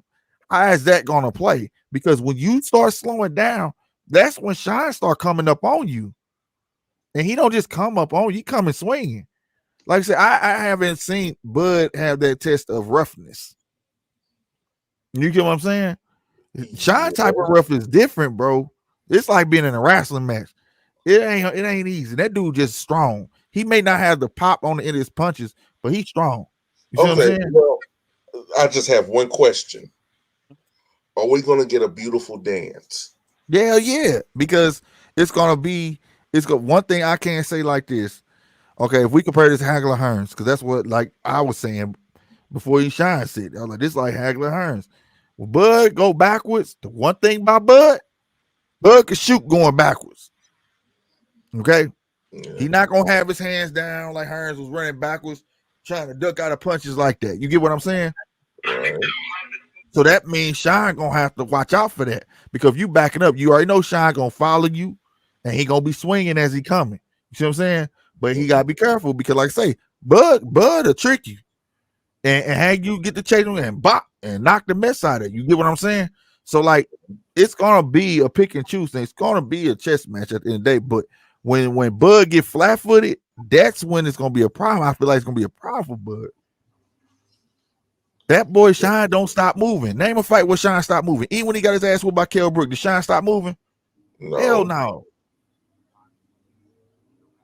So I feel like I don't see it going 12. Somebody gotta go. Yeah. And this would be the one, if anybody can knock him out. If this dude don't knock Shine out, nobody can knock Shine out. For real. If Bud can't get him out of there, and Shine's just never gonna get knocked out. I don't see it. Yeah. I don't see it. Can Bud be knocked out? Yeah. I saw that with Velasquez. His glove did. He got rocked. His glove did hit the mat. So that told me right there he was buzzed. You know what I'm saying? He was buzzed. So like, he can be knocked out. You know what I'm saying? But I've never seen Shine. I've seen Shine hit the floor and get up and smile. Like, damn, I hit the ground. Oh well, let's go. You know what I'm saying? His legs were still there. He was not buzzed. It was more just like a flash knockdown. Like, I kind of helped you with that knockout. I ran into it. You get what I'm saying? Type shit. Right. Or he got cheated like Earl put his arm on the back of his head and got him. You know what I'm saying? Yeah. But I've never seen Shine be like, damn, that dude finna get knocked out. I've never saw that. Never saw that. True. So that's why it has me like, I feel like when this fight hit, we gonna see some new shit out of both of these niggas. We gonna see we have to see some new shit, because you're not gonna be able to do the norm that you've been doing to the other person. It's to other boxers. You're just not gonna be able to do it. This is both of their breaking points. Yeah. This is their make it or break it fight. This is gonna be Gabe and McGill. That's what it's gonna be. They're gonna have to bring the best. They're gonna bring the best out of each other, and we gonna see some new shit. Bud known for throwing 3-punch combinations. Bud gonna be throwing 4, 5, 6, 7. You know what I'm saying? Mm-hmm. Shine gonna be coming straight forward, but we might see more uppercuts, more everything out of Shine. You know what I'm saying? We're gonna be seeing a whole lot more. One question is Terrence gonna be willing to stand there with his foot in the tire? I'm gonna tell you, sadly, yes. Do I want him to? No. Nope. I don't, because it gives more of a chance of Shine. But at the same time, like I said, it's gonna be a slow start for Bud regardless. Shine getting them first 2 to 3 rounds. Cause it's just Bud. So once that third or fourth round hit, and he feel like he done figured you out, then it's gonna be on Shine to counteract that. See what I'm saying? Nobody has been able to make Bud reset. Once Bud started up, it keeps going. So okay, the train keeps moving. Bud switches to southpaw. He does. He switches to southpaw. But he used to come out southpaw. What if he comes out southpaw in this fight? Then you technically fighting a southpaw because Shine in a sense does the same thing, just in the orthodox stand. Mm-hmm. That's what I'm saying. Like we can't see the same things. It's got to be something new. Like we just saw Jaime Maguire. I didn't know he had that in him. I didn't know he could throw a 5, 6, 7, 8 punch combination and land them. I didn't know he had that type of accuracy. I didn't know he could stand in the pocket and really serve it up the way he do the dude ribs. I didn't know his ring IQ was like that because I'm used to seeing him knock people out. Yeah. But I saw that tonight. I saw Gabe still got it. Being a vet he is, he's still smart. You know, he can still be buzzed, but you ain't finna get him down. You know, I still saw stuff, but they both burn the best out of each other. That's what's going to happen on the 20th, bro. You are not going to see the same stuff that y'all saw from any other fight they had. You're not going to see it, nothing. For one, Shine's going to be going through the fire. You're not going to see a Kell Brook. Kell Brook fight, he stayed on the tail end of Kell Brook's jab. You're not going to see that. He going to run straight through Bud's jab. He going to run straight through. He's not finna settle that. He's not, because this fight is too much on the line for this fight. He know he lose this, he just became the gatekeeper of everyone. Shine don't feel like he's a gatekeeper. That's why Shine waited it out. That's why Shine didn't accept a $1 million payday or even a $2 million payday. That don't sound like a person that's okay being a gatekeeper. You have a point. Shine feels like he's a star, and I feel like Shine's a star too, because people may diss him and say he lost, but he's the only one that was willing to fight everybody. But see, here's the thing about boxing politics and the type of fandom that we have now. That's not respected anymore. Hey, Keisha. That's not really respected no more. You take those losses, and all of a sudden you're a bum. Oh no! Like I pointed out earlier, Sean only has 3 losses to his right. 3, and them 3 people may go to the Hall of Fame. Yeah. There ain't nothing wrong with it. I'm a firm believer. It's not. What'd you say? Is Keith Thurman the Hall of Famer? He had potential to go. I said may. I said 3 of those may go. He would be the last to go, but he is undefeated and he did lose to a legend. So, yeah. You know. So I mean, if he was to retire, yeah, maybe so. It depends if he take these other fights, he start losing the people he shouldn't lose to, or in the eyes of people that they felt he shouldn't lose to, then maybe not. You know what I'm saying? Mm-hmm. But at the end of the day, you know what I'm saying? Like I said, it's not how you lose. I mean, it's not that you lost, it's how you lose. Again, Canelo, legend, undisputed, has 1 loss, right? But like you say, but when you lose that people tend to think like, oh, you garbage. No, you're not. It was to who did he lose to? He lost to Floyd Mayweather, Hall of Fame, straight up Hall of Famer, and learned something from it. And then he transitioned from that fight, taking everything that he messed up at, got great at, right? Right. What is Elon Musk? I'm not giving no words of courage today. I usually do, but I'm gonna say it now. In the words Elon Musk, I be reading a lot of his little quotes and stuff. Dude's smart. Of course, y'all know that. But first you learn, right? Mm-hmm. And then you drop the L. That's what you do. So that L he got, the L don't stand for loss. It means learned. Right? Lessons learned. Now drop the earth. Now he didn't drop the L off of learn. Drop it off and tell me what it say. Earned. And he earning, ain't he? Yeah. And he earning 300 something million. 300. Come on now. Then he just fought Khalid playing for a 1-fight deal. You think he ain't finna come back? PBC gonna pay him again for probably the 3-fight deal.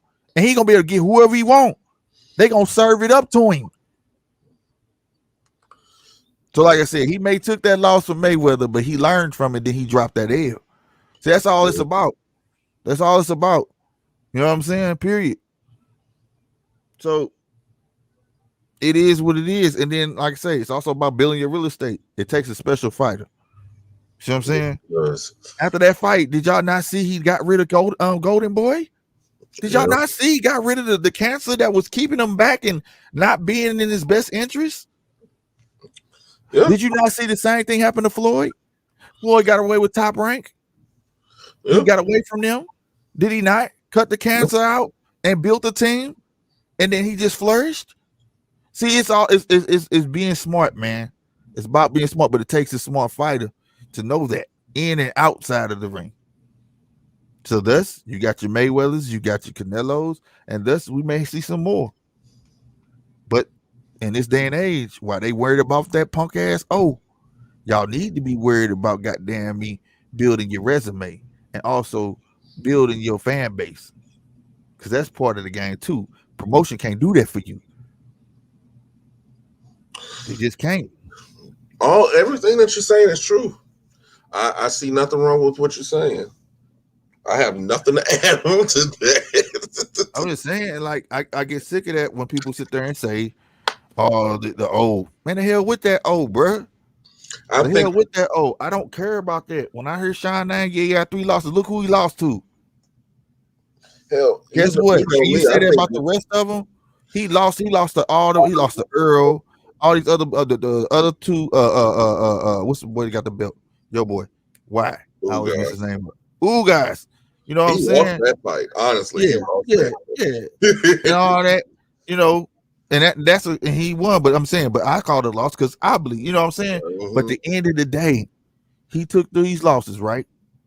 He took these losses, and they still, to me, is a positive because who did he lose to? Now, y'all say these other guys got these O's. I beg to differ. That O make me mad. They tell me you not hungry. Because you ain't fought nobody in your class. Tank. No, I ain't talking about. I'm talking about the Earls, you know what I'm saying, and all of them. They ain't fought nobody in their class, bro. And then they screaming off of 2 pay-per-views. Most of these cats is. And then if you go beyond them 2 pay-per-views, who have they fought? Not a damn soul. So it's right. So, like, you know what I'm saying? At least I could say Sean went out like a warrior. He was trying to fight everybody in his class. What? I just froze. Yeah, you good. It'll catch back up. But you understand what I'm saying? Yeah. So it's a 2-way street when you look at these guys like, oh, he undefeated though. He must be the truth. Nah, bro. Not always. I respect the fighter more that has 4 or 5 losses than I respect the fighter who has none. Because the fighter that has 4 or 5 losses, that means they took the initiative to get the hell back up. Yeah. They took, it took some drive for them to get back in. And usually when fighters take a loss, it takes a while before they lose again. Oh, yeah. Nobody. If you're a good fighter, because they learn from it. Mm-hmm. Not every fighter, once they lose once, they lose 2 or 3 in a row. That's rare, honestly. Right. That is really rare. Most fighters, when they lose, they go on pretty much a win streak. Yeah. Either that or they just disappear. Yeah, I believe that if you're a good fighter, you understand that you kind of beat yourself. Unless that dude was just that damn good. Yeah. But 9 times out of 10, it's because you beat yourself. You didn't do something right, or you didn't listen. Yeah. Or, you know what I'm saying? 9 times out of 10, it's your fault. You know what I'm saying? Now, unless you fighting a dude that's just that damn good. Unless you fight somebody you had no business in the ring with. Yeah. You know what I'm saying? Or sometimes you do. It's just sometimes the guy's just a better dude. You know what I'm saying? Yeah. But now I can say 9 times out of 10, when I see cats lose, I can pinpoint like, why did he do that? Why did he fight this fight? Why didn't he? You know what I'm saying? Why is he bending down? Yeah, all that shit. And I know when they go watch that tape, They be They like, see man, all what was the I things. thinking? What was I? Why that? Damn. You know what I'm saying? Like, whatever. But like for instance, Caleb Plant, he did everything right, bro. He just got beat by the better dude. That wasn't that. There was nothing to say that man got cheated. There was nothing to say that Khalid could have did better. It's just that the gut shots took his toll. You know what I'm saying? The better fighter won that night. That's why it went so long. Why people try to act like this was such a slaughter that Caleb got beat up in 4 rounds or something like that. You know what I'm saying? It went long as it was because it's the class of fighter that Khalid was. I keep calling Khalid and Caleb. I'm sorry, y'all. Hey, y'all, I'm back. I was just doing some last minute editing. Oh, it's all good. But yeah, so you know what I'm saying? People gotta give Caleb some respect, bro. Give that boy some respect. It went that long because of the class of fighter he is. You know what I'm saying? So stuff like that, I don't feed into the narratives. I just wish a lot of people actually watch, make a fair assessment, quit believing everything that ESPN is saying, and watch for yourself. You know what I'm saying? Watch your fighters. Watch what's going on. And I'm telling you, don't even get caught up in the hype of what boxers are saying, because their job is to make themselves feel good first off, feel their own ego, and to get you to fight. But I'm saying, take a look at analyze what's going on, especially from the ones who screaming the loudest. See what I'm saying? The ones who scream the loudest usually ain't what he said. That's true. Whatever. Like the Bud argument we had, not the Bud argument, but we was talking about Bud. Oh, that shit dope, dog. Yo, why do your eyes changing colors to your background for some reason? I don't know why it's doing that. My TV it's picking up white for some reason. But I got jaundice or something. But no, at the end of the day, like we was talking about, what if Bud had dropped those belts, right? And beat Jeff Horn, got that belt, which he did, and then beat a tomato can, then got a Earl, and then beat Earl. Nobody be talking stuff about Bud right now. But in reality, nobody should be talking about Bud, because it's not Bud that don't want the fights. The guys don't want the fights. And it's already been proven. So this is the problem I have with boxing, with this class of boxers. They don't want to fight each other. Then people get mad when Crawford say he not interested in the fight no more, bro. Like, what you want to do, bro? He been chasing it forever. But he said if it come across the table, he'll do it. But until then, I'm not gonna promote for it or not. You know what I'm saying? Mm-hmm. I don't blame him. When he first said it, I said I don't blame him. I don't. You know, at the end of the day, because if it's gonna happen, there was some point you gotta say, well, you got what they say, you throw up the guy. If it's gonna happen, it's gonna happen. Mm-hmm. I ain't begging. I'm not finna look like no beggar. And I think that's almost what Earl wants. Wants him to beg to where he can have some kind of control over him. No, I'm like, I'm fine. You know what I'm saying? But at the end of the day, what Earl is trying to do, he already did. You know what I'm saying? Like, these accolades, like, nobody's looking at that. They're just looking at, oh, he's in this weight class. He has not done nothing. You get what I'm saying? He ain't did this. Well, you can't do nothing if the guys ain't gonna fight you. Then you get mad. Well, look who Bud fighting. Look who Bud fight. Well, he gotta fight somebody. He can't fight nobody. That's the things that separates people who know boxing from the people who just watch boxing. You know, so I don't know. And then we got Thurman. I feel like Thurman makes some good fights for people, but he just playing himself out. Thurman don't be Thurman. Thurman, you cool. I'm just going off the words of your mouth. People want to see Thurman, believe it or not. That's why his name out there. If they wouldn't be bringing his name up, they want to see him fight. I want to see him back in the ring. I don't care who he's with. You see what I'm saying? But you can't play yourself out. You know what I'm saying? You can't not price yourself out. You get what I'm saying? You've been gone 2 years. A lot has changed in 2 years. Thurman don't want to fight.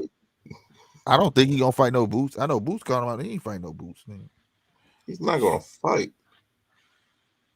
He doesn't. I don't know what he's gonna do, but far as Nevertheless, I'm grateful we getting this fight out of the bunch at least. I'm glad 2 warriors finna get in this ring, which it should have been happened, but I'm glad it's happening. Right. I feel like it shouldn't even have to been mandated. This should have happened. Period. Well, this actually is on Sean though, because all Sean had to do was really all in and activated the mandatory. It would have happened last year. He acted like he needed Bud's permission. I know they friends and all, but bro. Well, first I think he kind of told a story or something like that, because he was like, Bud. He was saying Bud didn't want it or whatever. And then if you go on Averb YouTube, and he talked to Bud, and he was like, yeah, I'm looking for the Pacquiao. This is the one when he was looking for the Pacquiao fight. He said if it come back around for the Pacquiao fight, basically he broke it down. He was like, all he got to do is call in, and I have to fight my mandatory. He was like, but he ain't even made the phone call yet. But people looking at me like I'm dodging him. All he got to do is make the phone call. He said the only thing that could supersede my mandatory is a championship bout. He said, now if I fight, he said, so if Pacquiao come around and that fight get made, then he'll be on the back burner. He said, but this dude ain't even called in to put his mandatory in. So during all that time, when all that talk was going on, he had never made the call, but he was making it seem like he did make the call. And it got to the point where Bud wasn't even taking his phone calls no more. And I think it was on his podcast where he was like, man, pick the phone up. My bad, man. Like, Shine apologize. You get what I'm saying? Mm-hmm. So that it could, but what I think it was more of a money issue with ain't that Shine. What it usually boils down to? That's what I think it was. I think that he knew what type of money he was gonna get offered before he even came across the table, and he was like, nah, bro, I'm worth more than that. And you saw, and I felt like, yeah, Sean worth more than a meal. You know what I'm saying? The fights he's been, the wars he's been through, he was worth more than that. You know what I'm saying? Or whatnot, but he got what he wanted now, though. They making big money off the fight. You know what I mean? They making money off promotion. They're making money off everything, back end deals and all that. So, like I said, ain't no boxing, the money. It's it just needs boxing needs set terms when it comes to certain aspects. You know what I'm saying? Boxers shouldn't be forced to take all the risks when it comes to the pay part, right? It shouldn't be, yeah, you can make this, but part of it's going to be covered by the pay-per-views. You feel me? And then if you ain't promoting it, that means we ain't going to get that many pay-per-views. That means I'm not going to make that much money. See, I think the promoter should take that chance. Yeah. You see what I'm saying? The fighters should get they just do off the bat. So you feel what I'm saying? Yep. I see what you're saying. The fighter, their pay should just be guaranteed once it's agreed upon for the fight. Yeah. It should be just guaranteed. It shouldn't be, we want to give you $4 million, but Pete, we gonna give you 3.5, but you'll make the rest on the, you know what I'm saying? Nah, I don't want to hear that. I don't want to hear no back end deals. I want my money. Hear that. I don't want to hear I'm making something off the door. I don't know. No. I want my stuff be guaranteed. And that's how it should be. And let the promoters and all them and the promoters and the networks take that type of hit. You get what I'm saying? Because they putting the work in, bro. I'm doing the work. You reaping the benefits off me. I don't disagree with you at all. I don't. It's just I don't see no fix for this. What are we looking for in the Crawford fight? What are we looking for from Crawford in this fight, though? That's a whole new Crawford. Something he's not gonna be able to do the same thing. Yeah. The only thing I see that he's gonna do the same, he's gonna come in there slow. It's gonna be a slow start for him. I don't like it's gonna be a slow start of trying to figure him out 1 or 2 rounds. And that's about that. And I'm gonna give him that because he was 1, 2, or 3 rounds. But I'm gonna say he gonna figure it out in 2 rounds. He ain't got no choice because he'll be giving them rounds. All gonna go to Shine. You see what I'm saying? And right. Shine not one of them type of guys where you think you just finna go in there, figure him out, and then put that game plan you just assessed in your head against him because it may not work. It's a higher class of fighter. But the same thing goes for Shine though. I need a new Shine. Cause like I say, Shine been around running to a punch. Like I say, cause Bug could hit you going backwards. Yeah, that's fact. Yeah. Right up the back foot now. Yeah, right. So we need it's gonna be, we gonna see, they're gonna be different. It's gonna be different. They're gonna bring, I think they're gonna bring the best out of both of them. You know what I'm saying? And I think the most dangerous fighters are the ones that fight with a broken rhythm. And Terrence fight with a broken rhythm, bro. Mm-hmm. John Porter got a broken rhythm to him too with his footwork, the in and out. Yeah, that's what I was saying. That's why I was saying before. The things that you see from Shine, he improves every time. In his last fight, he showed that it was like Mike Tyson-esque, like he can hit you in the ribs, hit you with that double right, pop out, and then he turned like he hop turn. You know what I'm saying? And because he think you finna do something, so he kind of lets you off the ropes on purpose. Once you start swinging, he turns right back on you and get you right back on the ropes. You know what I'm saying? Like, and when he does it, because you never saw it in a fight before, and it's new this fight, and I'm like, this dude had to fight somebody. He couldn't have done this in sparring. You know what I'm saying? It shows how much that he loves his craft, and he knows that he has to bring something new to every fight. Because people feel like Shine is Shine. People feel like Shine, all he gonna do is put his head down, push you against the ropes, and just swing. That's how they look at Shine. But if you actually look at the fights, it's just like you said. His feet, his footwork is what makes Shine who he is. You see what I'm saying? And that should have tired your ass out. But in a sense, Bud can't afford to get put on them ropes like that.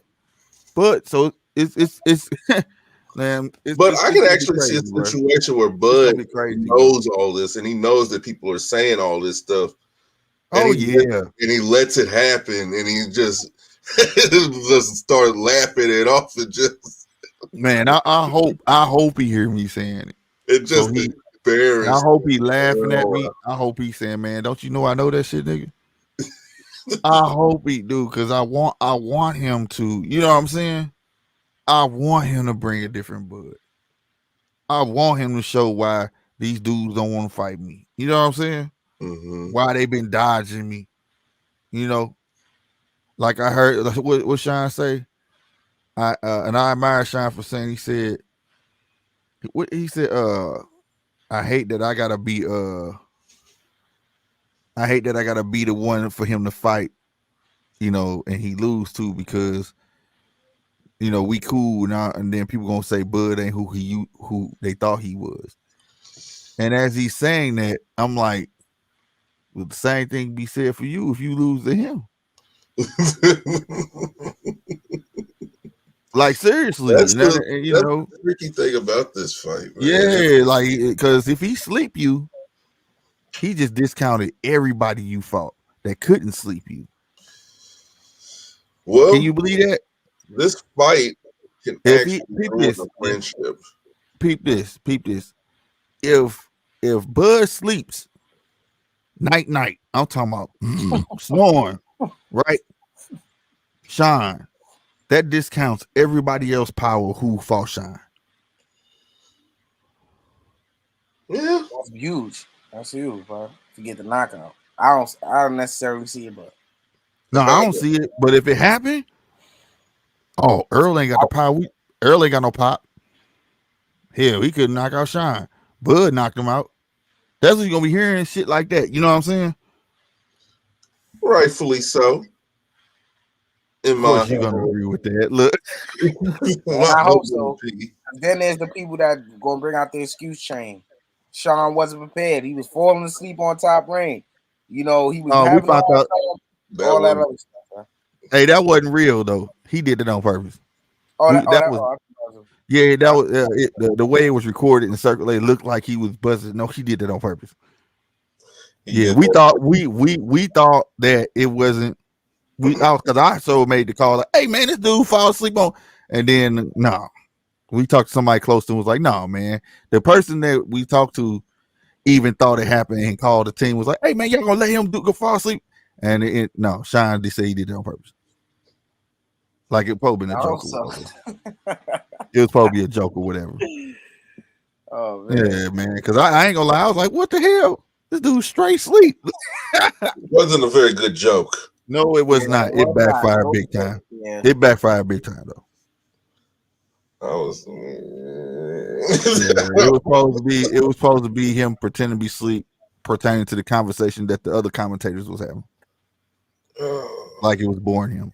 It is what it is. Like I said, it backfired big time. He getting some good sparring though. Some real good sparring. What I heard. Oh yeah, he sparring Tank. Yeah, he sparred Tank. He sparred Caleb Plant. I heard right after Caleb Plant scored, I think. Yeah, for speed, agility. You know what I'm saying? And it's good work, but you still ain't gonna find nobody. That's a hard way. It's gonna be like Bud for you. You feel me? But Bud ain't gonna be able to find nobody that's gonna be like Shine. Who else out there that box like Shine? I think it's more. I think it's easier to mimic a Sean Porter. I'm not saying necessarily like fight like him, but mimic his style more so than Bud Crawford because it's a little more difficult, a little bit more calculation to it. You know what I'm saying? Yeah, I agree. I agree with that. I think Sean Porter is a little bit more predictable than Bud. We don't know what to expect from Bud more times than not.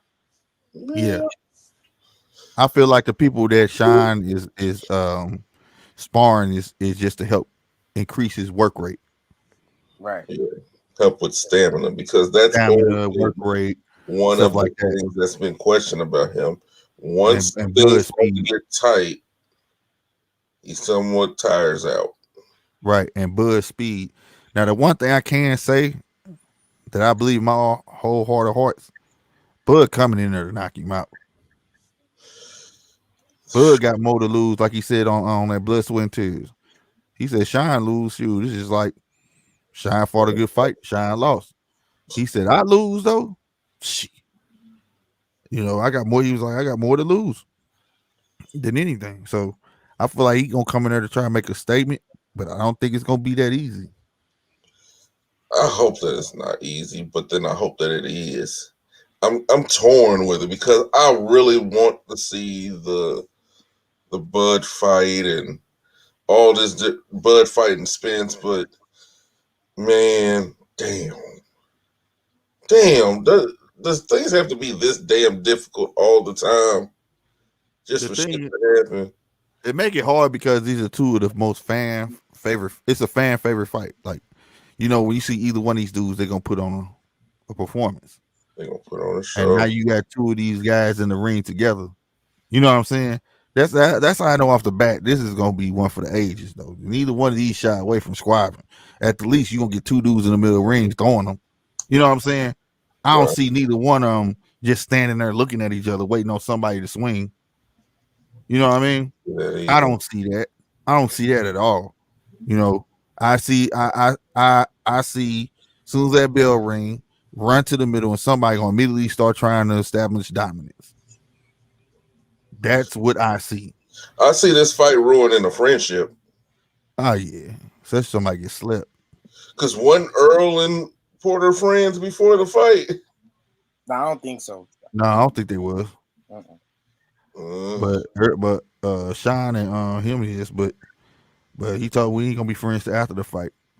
But depending on how the fight play out, bro, I'm telling you, you already know Sean coming to knock somebody out. But Bud, I know Bud got that on his mind first. Like I want to get this dude out, and that'd be his best bet, trying to get him out of there as soon as possible, because it's gonna be a long night. If he doesn't, it's gonna be a long night. It's gonna be a long night. I ain't gonna lie, I want the long night. I'll take that over anything. Like Ian, I said, I like the punishment. It's easy to get knockouts, bro, but it ain't. It's hard to control a fight and just punish the hell out of somebody. You guys are masochists. Something is wrong with y'all. I don't know, man. I was like, damn, stop the fight. Nah, don't stop the fight. Hey, I mean, right. I told, hey, y'all to call me or come like, man, throw the towel in, throw the towel in.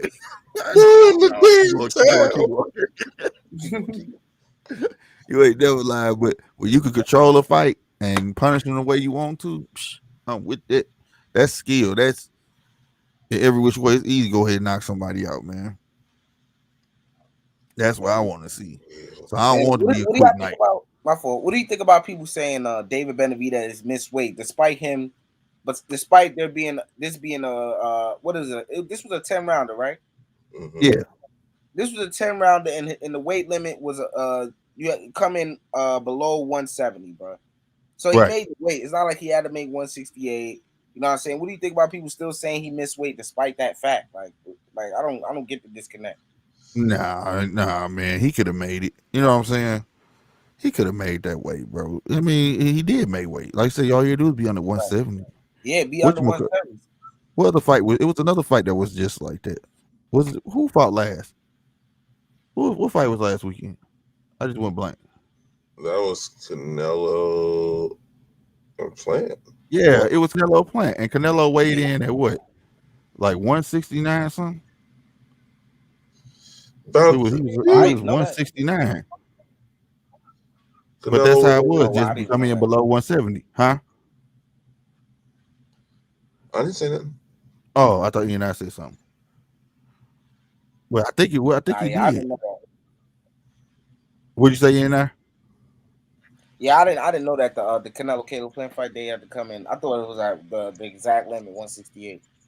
I don't No, think I so. think he did. No. I think I think they did make the exact weight. I remember the weight. I think they made the exact Was it? weight. It was a fight some Yeah. recently where that happened. But nah, man, that dude made weight, man. Nevertheless, the real thing is he looked huge at 168 because he has to make 168. Man, you know, every bit tonight that dude was 170 something. I was saying the whole fight, I was like, this dude look huge, bro. Like he's big, like he's big. Like That's you know what what I'm saying? Devin said. Yeah, right there. Yeah. Yeah, I was like that too. I was like, this dude look big, bro. The whole time watching this, I'm like, God damn. I don't think he's You 6 know what I'm foot. saying? In my video, I listed that he's 6'2", bro. He's not 6 foot though, bro. Who? Benavidez? Yeah, he's 6'2", bro. He's not 6 He's foot. It's no way, bro. no way he's 6 foot. No Yeah, that's what I'm way. saying. On BoxRec, they have him listed at 6'2". He looks exactly that. There's no way he's 6 foot, bro. He's not 6 foot. Hell no. Hell no. His brother might be, but he ain't. Yeah. He's definitely 6'2". Yeah. He's huge, They try to throw NBA numbers out there. You hear me? What they say, Kevin Durant, 6'8". That dude every bit of 7 foot. That dude every bit of 7 foot. He like 7'1", bro. Stop. Yeah. NBA talking about 6'8". Like, get the hell out of here. Yeah, that's crazy. No, I want to see that dude, fight though, man. That'd be an entertaining fight. Who? Canelo and Caleb Plant. That'll be on Cinco de Mayo too, bro. That'll be. Who? I'll enjoy that. Benavidez. I mean, not Caleb. I mean Benavidez. Excuse me. Yeah, that's why I was saying too. It'll be a fan-friendly fight, and we know Benavidez gonna stand there and fight with him. Right. He gonna box the hell. He gonna fight him. He ain't gonna box. He gonna fight. He gonna fight.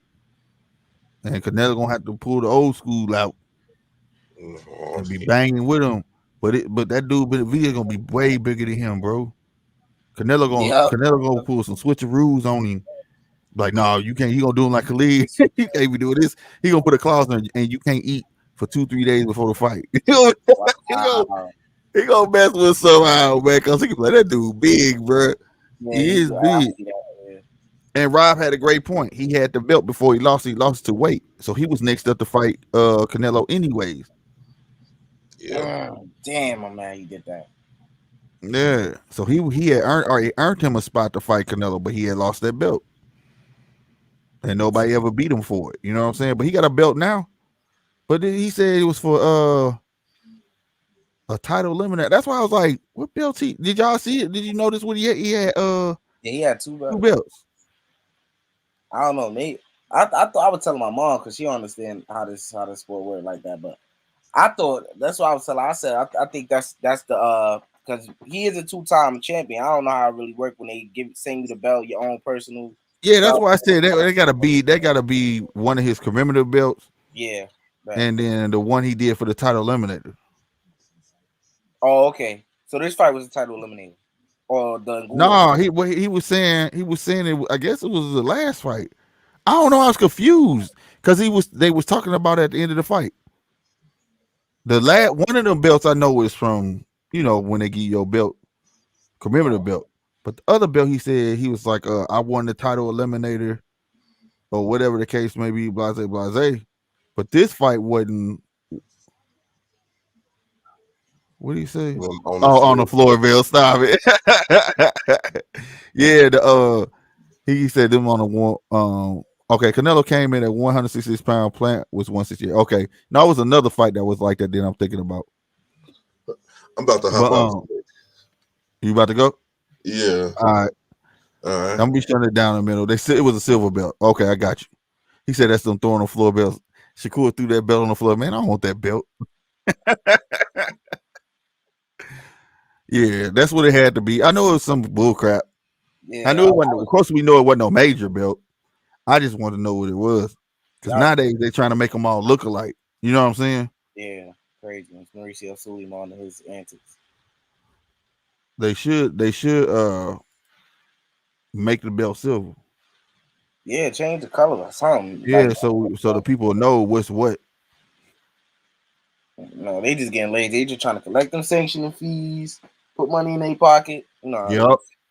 Yeah, I'm right. That's why they be letting them go.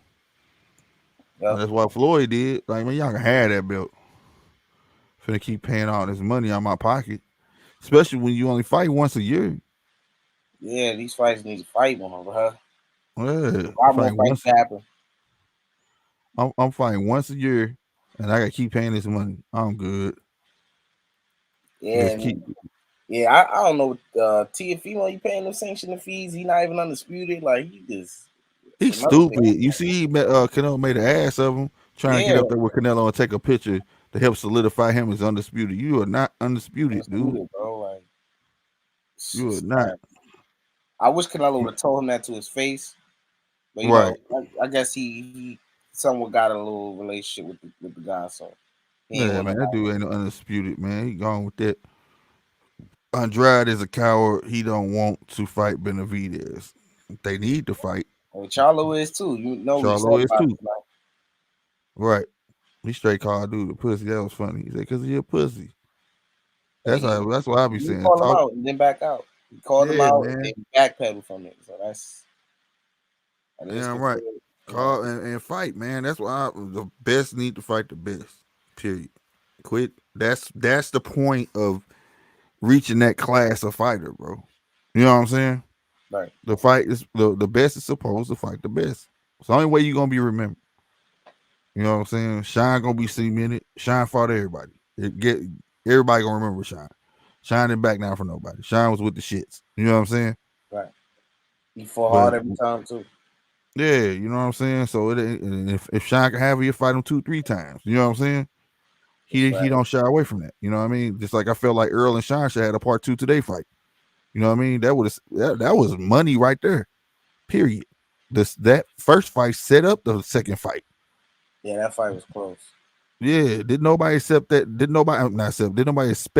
that fight to be the way it was?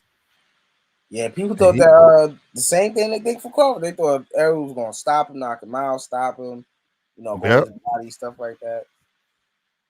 That's what I'm saying. That Errol could have made tons of more money off of a second one of that. Yeah, that was a fight of the year contender right there. Damn right. Like I said, if that knockdown didn't happen, dude, you don't know who was gonna win that fight.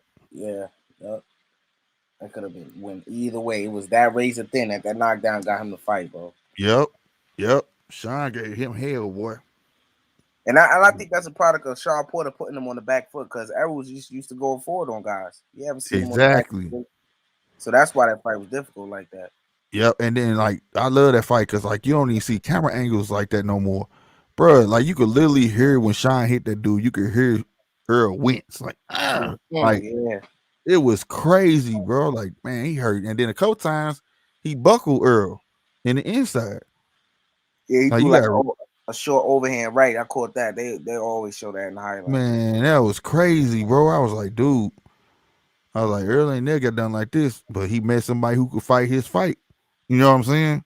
Yep. And was a little bit better, but that knockdown is what separated them. That's what did it. Yeah, that was clutch. I call that clutch right It there. was clutch. It That was clutch. And you could tell in Sean's face when he got up too. He like, Like, damn. damn. Yeah. He was like, damn. He knew it. That did it. Because that fight was too damn close. I'm talking about so close, it could have been a draw. You see, and that's another. I know styles make fights, but I think like people really sleep on how good Keith Thurman was. Like, despite you see how close the fight with Errol was with Sean, and like the fight with Sean and Keith was close, but he separated himself way more than Errol did in that fight. Like, in my opinion, you know what I'm saying? Like, Keith Thurman was a really good fighter, bro. Like, people tend to forget. Think you need to remind people, bro. Yeah, he a boxer, bro. He's a pure boxer. You know what I'm saying? It's a difference. People want to make Earl out to be a boxer. Earl is really an inside fighter. Yeah, that's fact. That's where Earl is at home at. Earl money punch was always the rib shot, gut punch. He's an inside fighter because if you get him to fight inside, he'll stay there all day, just like you saw with Sean. Every round was inside. You know what I mean? Every round. That's where he at home at, bro. You know what I'm saying? Thurman is a boxer, a pure boxer. Jab going backwards, you know what I'm saying? He got good hand speed. You know what the case may be. People want to judge him off the Pacquiao fight. But like I said, he fought a guy that has seen everything. You see what I'm saying? That saw everybody, any style of fight, whatever the case it may be. And he wasn't used to nobody who was going to actually run up on him like the way Pacquiao would. You see what I'm saying? Right. And the quiet as kept, he got knocked down, but he didn't get knocked down like that. You know what I'm saying? Because Pacquiao just ran up on him. And if you're going backwards, any punch would have knocked him down. Yeah, he was going, he's backpedaling. Yeah, you know what I'm saying? Yeah, he was backpedaling when he got knocked down. You know what I'm saying? So, like, you know what I mean? Like, it's a big difference. It's a big difference just being a boxer. But the loss against Pacquiao, I wasn't mad at that at all. I'm like, you just fought a guy that's used to fighting people like you, bro. Not to mention you ran backwards with your guard down, like you kept it down. You know what I'm saying? Yeah, that's bad to do against that. And then like beat on too. Yeah. Right? Going back and beating. Oh yeah, that's not good. Against Pacquiao. That right there didn't make any sense. I was like, dude, I know you kept saying he had short arms, but the arms felt long. He was you saying didn't know a lot too. That's what made it worse.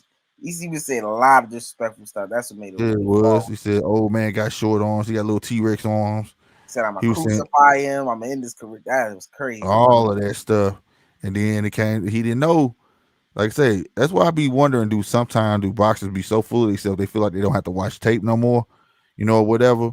Because if he would known, he got short arms, but that dude jumps when he punches. He dashes in, like jumps literally and hits you with a hook. Like, you know what I'm saying? Right. Like he bounces in and out. He don't bounce for nothing. He know he's smaller than the average fighter. You know what I'm saying? And you didn't count for that. He'll take some to give some. Underestimated the old age. Huh? Underestimated the old age. That's good. Yeah.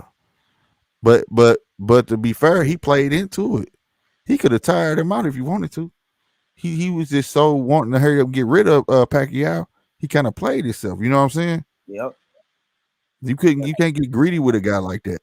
When he was bouncing in and out, landing them punches, he didn't have to keep bouncing in and out like that. Because all you did was piss him off, and then you got the nigga running up on you, swinging a billion punches at a time, and now you trying to run backwards and you get knocked down.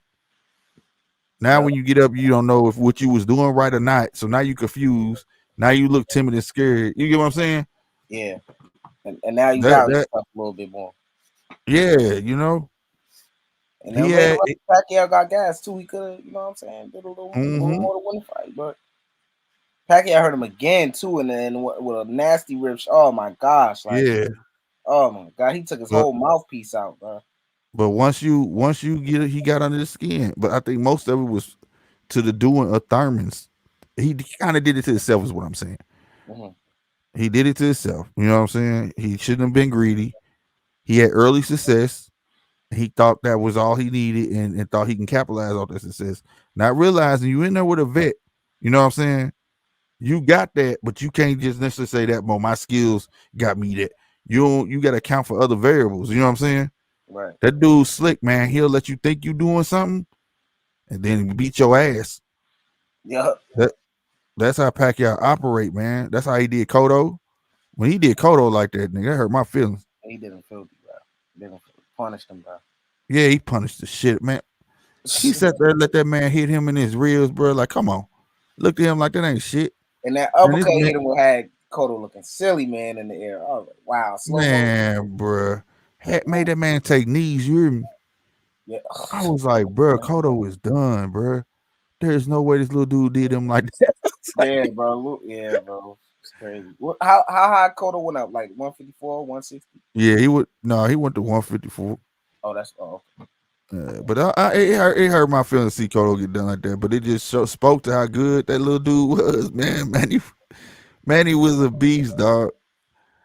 And he was willing to fight anybody. And was willing to fight anybody, man.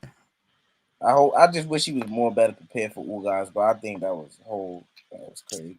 That whole fight, that whole thing was a shit show, from them switching it to this, and then the whole belt thing, and then switching from Earl to Ugas when it was supposed to be Ugas in the first place. Right. You know what I'm saying? Then with the Earl, then you get back to Ugas. Like, it was just a shit show. Dude wasn't prepared for it. He just wasn't finna let that money fall off the table, as they say. You know what I'm saying? He was gonna get that shit. Fuck that. And then it worked out good in a way, because Ugas beat the man. Like, now you can't say that he didn't beat the man that had that belt. Right. That's true. So now Ugas deserved the belt. You see what I'm saying? Yep. Earned it. But the sanctioning body obviously don't like Ugas, because they forced him to fight Stanionis, right? Yeah, that's not cool, bro. Cool. I mean, and I'm not discounting Stanionis. Everybody last time I was talking about this said like I was discounting Stanionis. I'm not discounting Stanionis. The point is, you become champion, bro. You're looking for the latest, next best fight. You know what I'm saying? Yeah. Don't discount me and fight a dude that's like 13-0, bro. Like, what the hell? Yeah, that's disrespectful, bro. Yeah, you treat me like I'm the little loc now. Like, what? And I got a belt. You know what I'm saying? The belt. Like, come on, man. So, I feel bad for Ugas on that part. While I make the unification, like, bro, like. Right, exactly. And I think it's a little suspect that Errol coming back so early from this injury. Maybe it's on him. Maybe he's doing that despite the doctor's wishes. Because I know that type of injury takes at least up to a year to recover from. You know what I'm saying? So I feel like that's why I say I feel like Earl trying to create a retirement package. We don't know what type of news he got. He may have got news saying it wouldn't probably never fully heal. You know what I'm saying? Right. Or whatever, or some stuff like that. According to him, he said it's eye good. But if you look at it, mug red as hell. Yeah. Yeah, that mug don't look good. And they ain't cleared up. Yeah, I don't know, man. So he might be looking for that big fight now. Who's his mandatory? Errol. Who, Earl? Yeah. I don't know. They ain't mentioned him. Who is it? I don't know how true it is, but I was hearing something about Virgil, something like that. Mandatory. I don't know. I hope not. Virgil, but I know Virgil want it. I know Virgil want him, but I don't know if he is mandatory. If that does make it mandatory, the only way he getting out of it if he get that Bud fight, or he just take the winner of this fight coming up. You know what I'm saying? It have to be for a championship fight. If it ain't for a championship fight, then yeah, if Virgil is his mandatory, he gonna have to fight Virgil. Ooh, but I think that he wants to make this. He wants a big fight. Like I said, something happened, then he got this big payday. You know what I'm saying? Ride off on the sunset or whatnot. But other than that, you know what I'm saying? Big fish looking to cash out, huh? Yep, straight up. Because I watched a couple videos with him on there, and that eye just stay red. You know what I'm saying? Yeah, wow. Yeah, that's not good. Yeah, so I don't know. And I hope it's all good for real, man. But I tell you this, though, from talking to people who have had that happen to them, they say it's never the same. Yeah, I'm Morris messed up. Yeah, it's never the same. Huh? Abner was supposed to fight Tank, and then his eye got messed up. I got messed up, right? So, like, you know what I'm saying? They tell you, the doctor said, like, it can happen again very easily. You know what I'm saying? Wow. So it's never gonna be the same. People say too, like, your eye keep drying out. It dries so bad it feel like sandpaper. You know what I'm saying? And so it'll never be the same. It's the same thing when your orbital get broke. You compensate for that side of your face, and then the other side get weak. Believe it or not, you know what I'm saying? Right. So like, and that's the same thing you saw happen to who? Kelbert. Yep. So very much so, you know what I'm saying? It when you start breaking bones in your face and muscles and shit like that in your face, bro, it's safe to say it's about time to hang it up. That's why Sugar Ray hung it up. You know what I'm saying? Yeah, that's a career and an injury right there. Mm-hmm. You taking a real. I mean, I could not imagine a doctor not saying, you know, if you get back in that ring, you hit 9 again, you probably could go blind. You feel me? Yeah, that's exactly. Come on now. That's like, come on now. So I know he probably heard that. You know what I'm saying? That he had. That's obvious right there. Right, and he eating his words because I remember when Bud went to his fight in Dallas, he was like, there was like, Bud in the audience, what you think about that? He said, I don't know what he here for. I wouldn't have came to his fight, but then he just announced he gonna be at Bud and Sean fight. Wow, hypocritical. Yeah, well, I think he doing like that. Made me feel like, yeah, he eyeing a payday. Yeah, you know. So you saying he want to win this fight?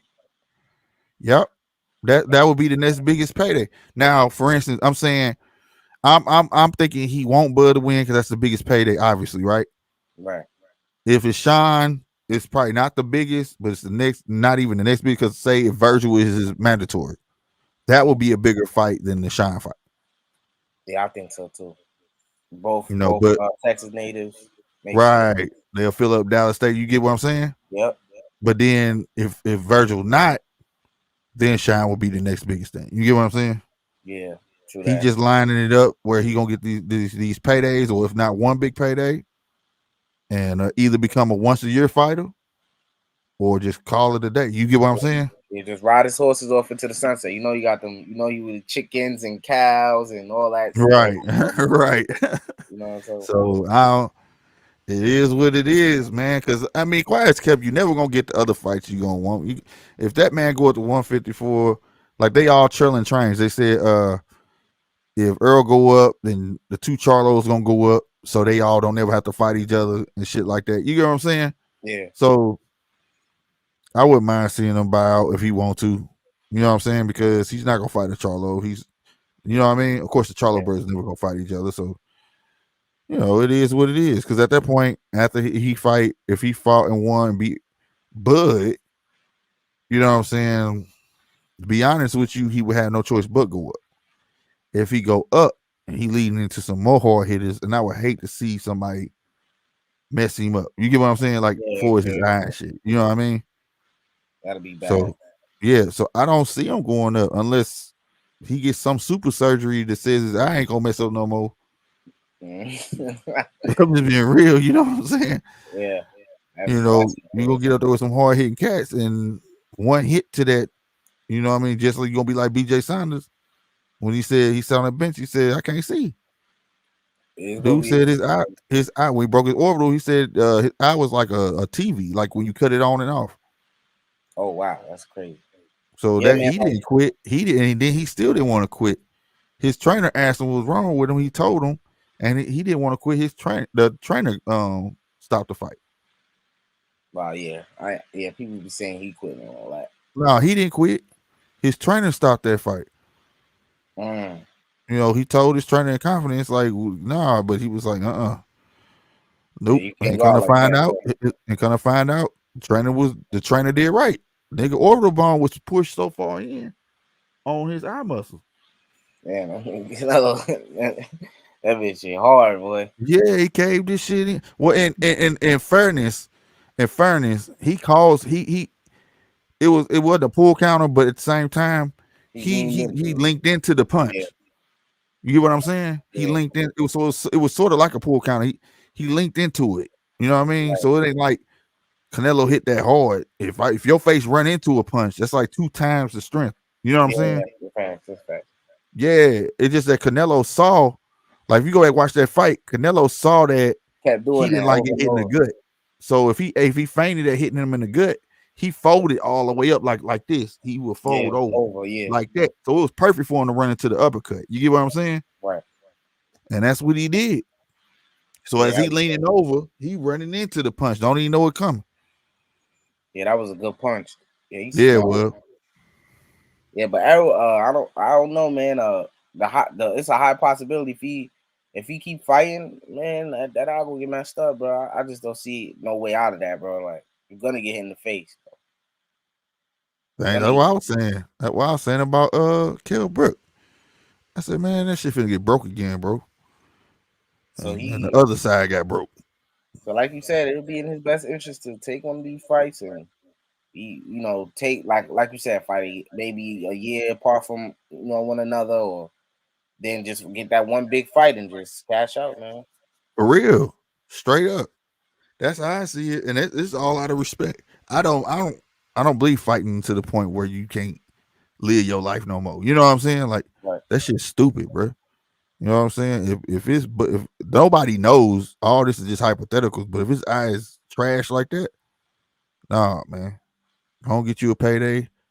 And to be honest, he probably don't need it. You know what I'm saying? But if the money there, take it. And hey, he could be a once a year fighter. You know what I'm saying? Mm-hmm. Some shit like that. You know what I mean, or whatever. Fight some non-threatening fights and then get a big something. Spread it out. You know what I mean? But I wouldn't want to take a Bud and then go get a Shine Porter too. Hell no. Fuck no. He crazy, but he ain't that crazy. Bro. Right, you know what I'm saying? That's just no. I would want to see that. Like I said, unless he get one of the super friends to heal his eye. Fuck that. Yeah, don't Fuck do it. that. Don't do it. Well, they say he's gonna be back soon, so I hope. Said February 22nd, man. Oh. Ugh. That's the rumor. February 22nd, man. That's what they trying to set the fight up for, man. Too soon. That's all I'm gonna say. Too soon. Bro. Yeah, that's what they're trying to set the fight up for. And the ideal is Bud. That's who they want to pair. Go and get that out the way because it'll be easy to happen because this is Bud last fight. What's outrageous? Yeah. Yep. So he'll be able to do an independent deal. You see what I'm saying? Well, that'll be dope. It'll be cool to see him on the PBC if he choose to do that. Yeah, that's another thing. If he fight one deal. Yeah, well, that's what. But I got Bob Arm on camera. See, sometimes Bob talks shit, man. But if you sit down and talk to Bob and just talk candidly to him, he'll have a real conversation with you, bro. It's his job to be a showman and talk shit. You know what I mean? Mm-hmm. But if you sit down, like it's a real. I got it on tape, but people don't want to listen to it. Like he really do believe that boxers should be independent first and foremost, and you should pay the boxers to fight. That way, it eliminates all the bullshit. Right. You see what I'm saying? That way, if this fight didn't get made, it's because that boxer didn't want to fight that boxer. Right. You know what I'm saying? And he was telling me that, back in the day, that's how it was. You see what I'm saying? You wouldn't sign to me. At most, I was a manager. At most, if you sign a manager. But that doesn't stop me from I don't have authority of stopping you from fighting somebody. You see what I'm saying? Yeah. Whatever. So he was saying that he believed it should go back to that. And then I asked him, I said, so where does Bud go? He said, I hope we still do business with Bud, but the thing is, I hope he go independent. But he was like, if another promotion company offer him a shit ton of money, he was like, I'm not gonna tell him not to take it. He was like, but I feel like all boxers should go independent. Yeah, I think Crawford at this point, considering the status he has in boxing, he should be a free agent now. Yeah, hell yeah, because like I say, then it ain't no excuses. Yep. Like I said, if this fight don't happen, it's because them two fighters didn't want it to happen. Mm-hmm. You see what I'm saying? That's just what it's always been. And Bud been screaming that I've been wanting to fight, but they don't want to fight me. You see what I'm saying? And I think he know part of it is because who he with. You see what I'm saying? Yeah. They don't want to deal with the back and forth. But here lately, we getting like you just had the Canelo. They made an independent deal with Canelo, Tyson Fury, Deontay Wilder. Yep. You know what I'm saying? That's one point I kept making too. If we could make 3 Deontay Wilder versus Tyson Fury fights, why can't Crawford and Spence happen, bro? What's going on? Exactly. Bro? That's what I'm saying. So like, what's the deal about it? And then at one point, you had Al Heyman saying that even admitting that Earl had priced himself out when he was talking that 70, 75, 35, 70, whatever he was saying. You know what I'm saying? And 80-20 and all that. Yeah, he was like Earl. He admitted that Earl was pricing himself out. You know what I'm saying? So like, sometimes it be the fight, and that's kind of crazy when your own promoter, you know what I'm saying, is talking about you like, nah, bro, you tripping. Like you not saying you're not worth that much, nigga, but you knew that wasn't gonna get deal. And me from the years and years I don't watch boxing. Usually when boxers talk like that, that's their way. They know fans just bite on anything, but the real people know that you don't want to fight that dude. You know damn well ain't nobody finna agree to no split like that. Yeah, that's crazy. I don't care who you is. I You'll think be he's a fool. funny, and he just I don't know, he got some weird ways about him. And I think Crawford was offended by him. I think business should be done behind closed doors, bro. You don't have to bring all this to the public. You know what I'm saying? I feel like he was offended that Spence would come to him with those numbers, even the 60-40. Bud has his way. He can feel his way about the 60-40. I think it's I think it's reasonable. You know what I'm saying? It's my opinion. But like, don't release that to the public. You're supposed to do that. These are just offers that they just throwing out. This is not legitimate offers that's being negotiated. This is just things he's throwing to the public. Do this behind closed doors so we can make a fight, bro. And that's the whole thing, because at the end of the day, the boxer don't get to make that decision. Right. They'll negotiate.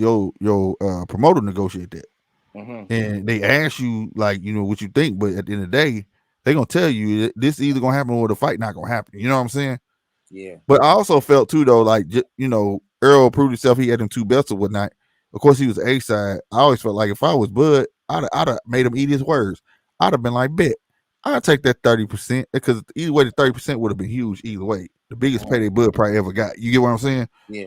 But I would have made him eat it, and I would have did what Tyson Fury did after this, because I already know you're gonna want a rematch. So when I whoop your ass this time, that it's gonna reverse though. You're gonna take 30. Right.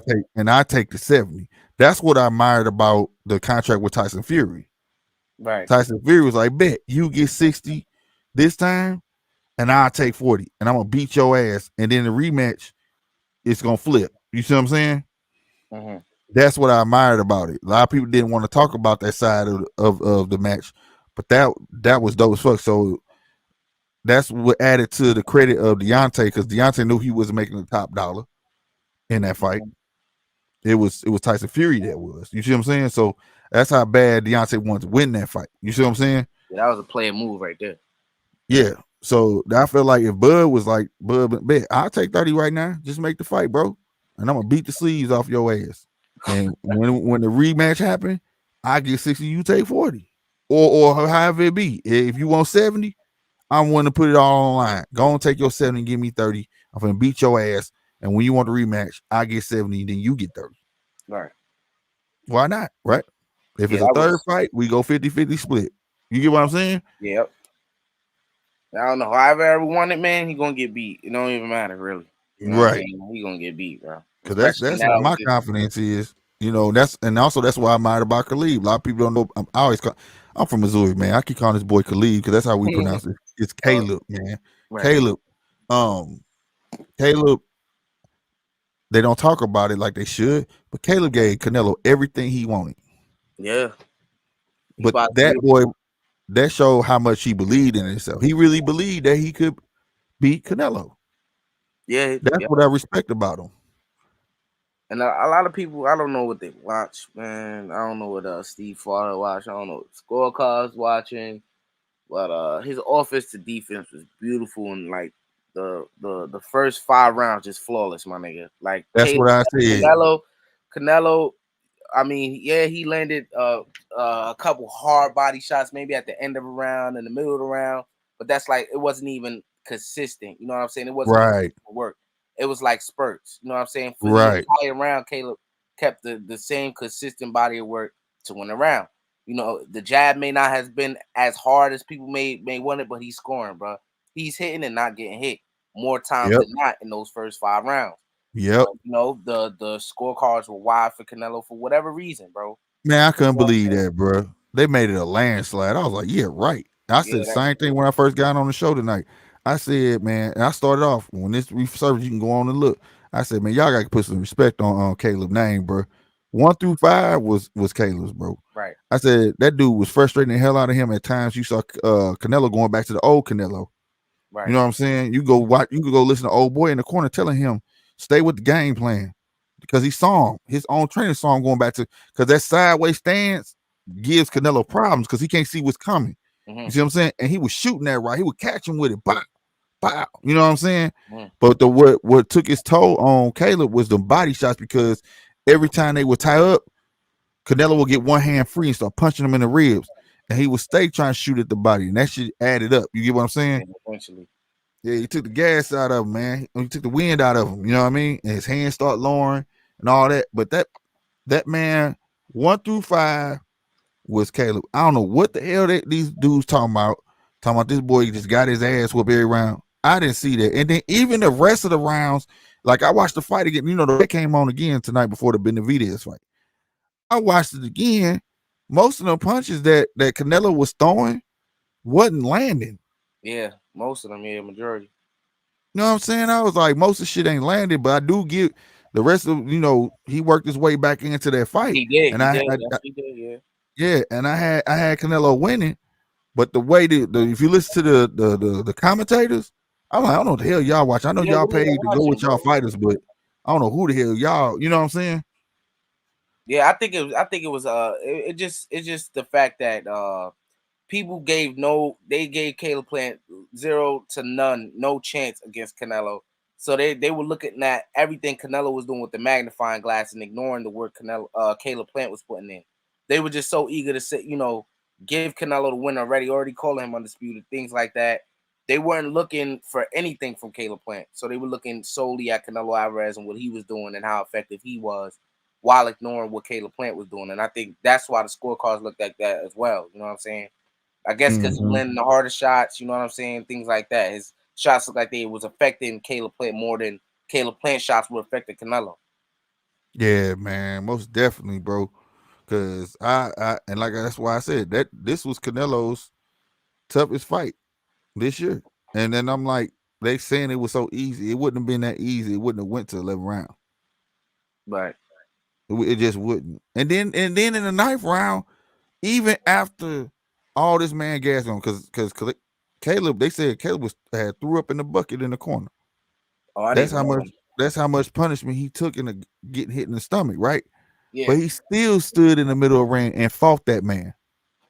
Go back and look at the 9th round. He stood still, fought that man in the middle of the ring, making him miss. You know what I'm saying? And then all of a sudden Canelo went right back to the body, and that's when he started backing up. Yeah, and I think Caleb hurt him with a body shot too. Yeah, he hit him a couple times in the body. But the thing was that he showed Canelo like your upstairs game ain't shit. Like you can't match me like straight standing still boxing. Like, you know what I'm saying? Mm-hmm. And I felt like if Caleb knew he can get that type of game off early, he would have did that. Because that would have worked numbers for him. Because that would have gotten Canelo head. Like, this guy is really finna sit and stand here and fight me, dude. And he really getting off the way he was in the 9th round with it. Yeah, that would have did pay dividends for him. You know what I'm saying? Because that would save Caleb in the legs and all of that. You get what I'm saying? From running around, all that stuff. He used a lot of energy, bro. Yeah, he did. Yeah, he did. And he looked gas. People was talking about his gas tank. He looked good, bro. No, he looked good. Looked damn good. He looked damn good. But like I say, he was ready to go 12 doing it. It just them punches, man, in the stomach will do something to you, man. Mm-hmm. It'll do something to you. Yeah, but they said he threw up in the bucket, bro. I know people who was there. Well, yeah, I ain't see that. I was like, they didn't show it on TV. And then we watched it on TV. It was like this when he was doing it. It's when they showed Mike Tyson sitting in the audience. I'm gonna look that up. And he threw up in the bucket. Them body shot must have really been affecting him. Yeah, but the thing is, the niggas kept the fight going. He ain't quit. Mm-mm. He ain't quit. You know what I'm saying? Like saying the 9th round, he stood there and fought that dude. Like, go back when I saw today, I was like, this dude had balls, boy. Yeah, I didn't think I was questioning his toughness going into this fight, man. He showed me a lot, man. Yeah, man. Yeah, man. The thing though, like, and the cool part about Caleb was in the press conference when they got that little spat that the people didn't peep what he said. He said that people realize when it's too late, and that's when they on the ground, right? But he knew that he don't have enough pop to knock you out, but he got enough pop to knock you down. Mhm. You know what I'm saying? So he already went in there. He didn't go in believing in some super, like he can become some superhuman. He went in there playing to his skills, his skill set. You get what I'm saying? Yeah. Which was dope. You know what I'm saying? Because the shit he was doing was giving that man problems, bro. Major problems. But it just panned out to the point where, you know, Eddie Reynoso plan worked. Like you told him, chop the tree down, tear his gut up, get him. Because, like, also, if you watch the fight, before the fight, when they were showing them in their locker rooms, Yeah. Eddie Reynoso had him hitting the pass, bah, bah, bah, bah, and then Eddie Reynoso, they would tie up, and then he would tell him how to get his hand loose. Oh wow, I didn't see that. So it was already, because they had planned on him pot shotting and tying up, obviously, and then he was like pushing his hand, he get his hand loose, and he was like start hitting him in the body. And bullshit not, what was he doing during the fight? They tie up, he get a hand loose and start punching him in the body. Yep. And then he will also do his thing where he in the clinch he'll like push his head, like that's another thing when he after he dropped Caleb Plant the first time, people were saying that Canelo was allowed to grab Caleb Plant head and throw the right hand. That's another thing. Right. Right. And then he would another thing like he was doing, he would put his arm out and behind his neck. Yeah, that. Yep. And hold his head down, line it up. You know what I'm saying? Yeah. You know, so it's just like, you know what I'm saying? But like they came in there, they had their plan too. I had to give Eddie Reynoso, like, he knew that dude had speed. He knew it wasn't gonna be an easy fight for Canelo. You know what I'm saying? Right. And let me ask you this. I don't want to hold you long, but let me ask you this. Right. What do you have to do to beat Canelo on the cards? Like, besides knock him out? Like, what do you have to do to prove to the judges? You just gotta be dominant. You gotta have a performance like a Kell Brooks, Sean Porter. Keep him at the end of the jab, and he can't get in. He can't get in because Canelo at the point where he can't do no wrong. Yeah. These judges is gonna keep going. Plus, he's good for boxing politics. He's the cash cow. Yeah. So boxing politics plays into that, believe it or not. So even if you look like if it's a close fight, you're not gonna win it. You know what I'm saying? If you beat it, if people felt like you beat them by a little bit, you're not. It's never gonna be a split decision with them. You see what I'm saying? Yeah. You're not gonna get that. You're gonna have to keep him at the end of the jab, just like that Sean Porter, Kell Brook. Kell Brook kept that man at the end of that jab, and you knew who won that fight. You know what I'm saying? Yeah. There was no doubt who won that fight. You know what I'm saying? That's the same thing you would have to do to Canelo. And I felt like it could have happened if Caleb knew he could stand there and trade with Canelo, because that showed me that Canelo don't have power like that for real. Like, he got power, but not. It wasn't enough to get Caleb out of there early. Yeah, it had to be late. Yeah, it was in the 9th round. He stood there and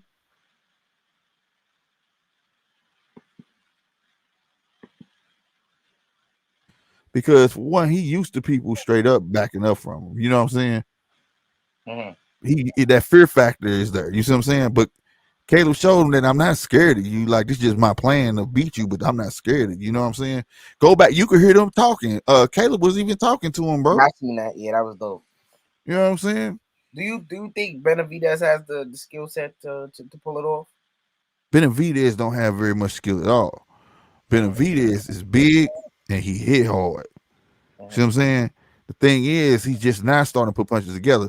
And also, I do gotta give it to, because people don't realize how young he is. You see what I'm saying?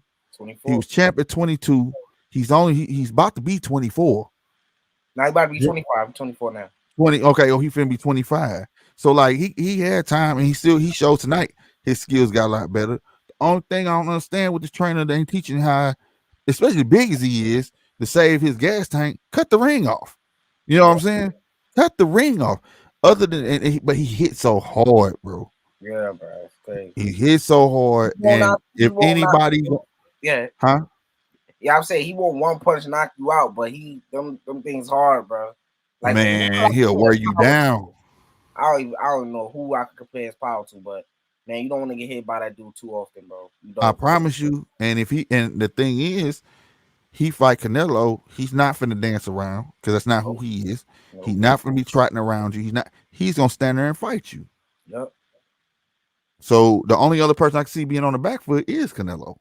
Yeah, that's facts. I can't see Canelo standing there trading with that big old dude. Yeah, if he on the back foot, that'll be. Woo. So you know what I'm saying? But then, like I said, he gonna have to learn to cut that ring off. You know, he got to learn to cut that ring off. But he get that. Everybody got a shot to be Canelo. But the thing is, long as he keep getting fighters who ain't scared of him, that's where it's gonna it's gonna slow down for Canelo. You see what I'm saying? Fear factor plays a big part. When people learn that you can be beat, that's what happened to Triple G. Triple G was the boogeyman. Facts. Daniel Jacob got in there and showed everybody he got knocked down, jumped back, and he said, "That's all you got, nigga," and got in that nigga face. Ever since then, everybody wanted Triple G. Before that, people didn't want him. You see what I'm saying? Thought he was a boogeyman. Yeah, I gotta go watch that fight. Yeah, but Daniel Jacobs show he gave everybody the blueprint he lost, but he gave everybody the blueprint how to beat Triple G. Right. Straight up. I think Canelo got dominated by Triple G in that first fight. Man, hell yeah, dog. Man. Crazy, bro. Good, man. And the second fight, Triple G just started too late. But no, on everything, man, he had that man, I swear to God, nigga, I didn't know. That's why I was like, damn, this nigga Canelo got boxing skills. This nigga was on the back foot the whole second fight like a motherfucker, boy. Yeah, he was. I was like, wow, that's crazy. He used a footwork. I'm like, who that nigga was not standing still. He was like, fuck this shit. That nigga must hit hard than a motherfucker. Yeah, I was like, wow, he was really on the back foot boxing, bro. Yeah, he was. That's how I know that nigga Triple G hit hard. Yeah, for sure. He hit hard than a motherfucker, man. But that's what Canelo was trying to fight his fight. Mm-hmm. But that's another thing, like say boxing politics. They roll with after he beat Triple G, they roll with Canelo and made a big star of Canelo. When in reality, Triple G shouldn't be on a back burner. Just because he lost to Canelo don't mean that he still couldn't have been no star. You know what I'm saying? And he got a belt and he got a fight coming up. Yeah, where is he fighting? Is he gonna be in the US or? I don't know where it's gonna be, but I know it's for December. Oh, December. Okay, yeah. He got to fight in December. I don't know where he fighting at. Overseas somewhere, maybe. I was gonna be here. I don't know, but he got a fight coming up too. Yeah, but them the only fights on the table for him: Benavidez, Charlo, Andrade, or another Triple G fight. Yeah, I want to see. Other than that, take your ass up. Yeah, I don't know how he'll do up, bro. I don't know, bro. And then you gotta pay Triple G because Triple G said he ain't gonna fight him no more. He said too much running. He said he ain't gonna do it. So yeah, I don't know how I feel about the third fight. Triple G on the older side now. I don't know. But the thing is, though, he came. Well, a lot of people don't know the nigga came in old, man. Dude came in old, being a boogeyman. You know what I'm saying?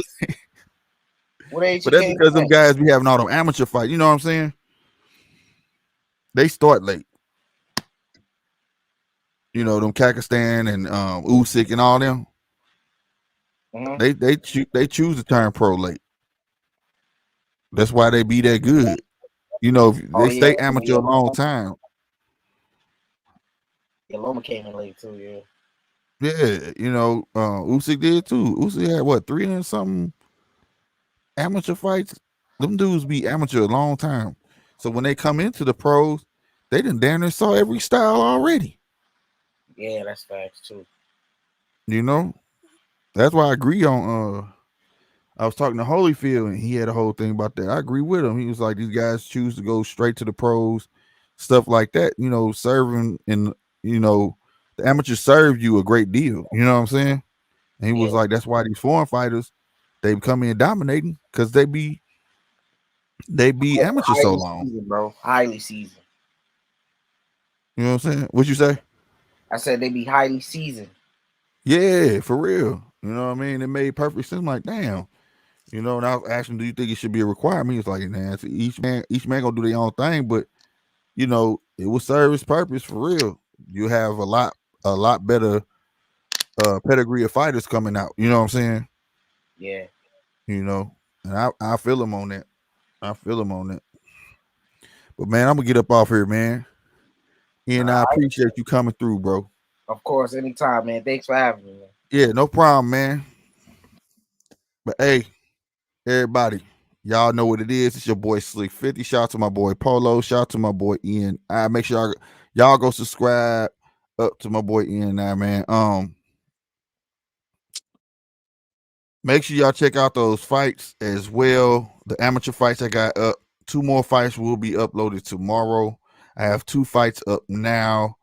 Let me put my boy's stuff up here. You know our stuff. Exclusive News Insider. Make sure y'all go sub up to him. Cool cat, know his stuff. Amateur as well. So check him out and be sure to go subscribe to him. Make sure you subscribe to GMT Boxing.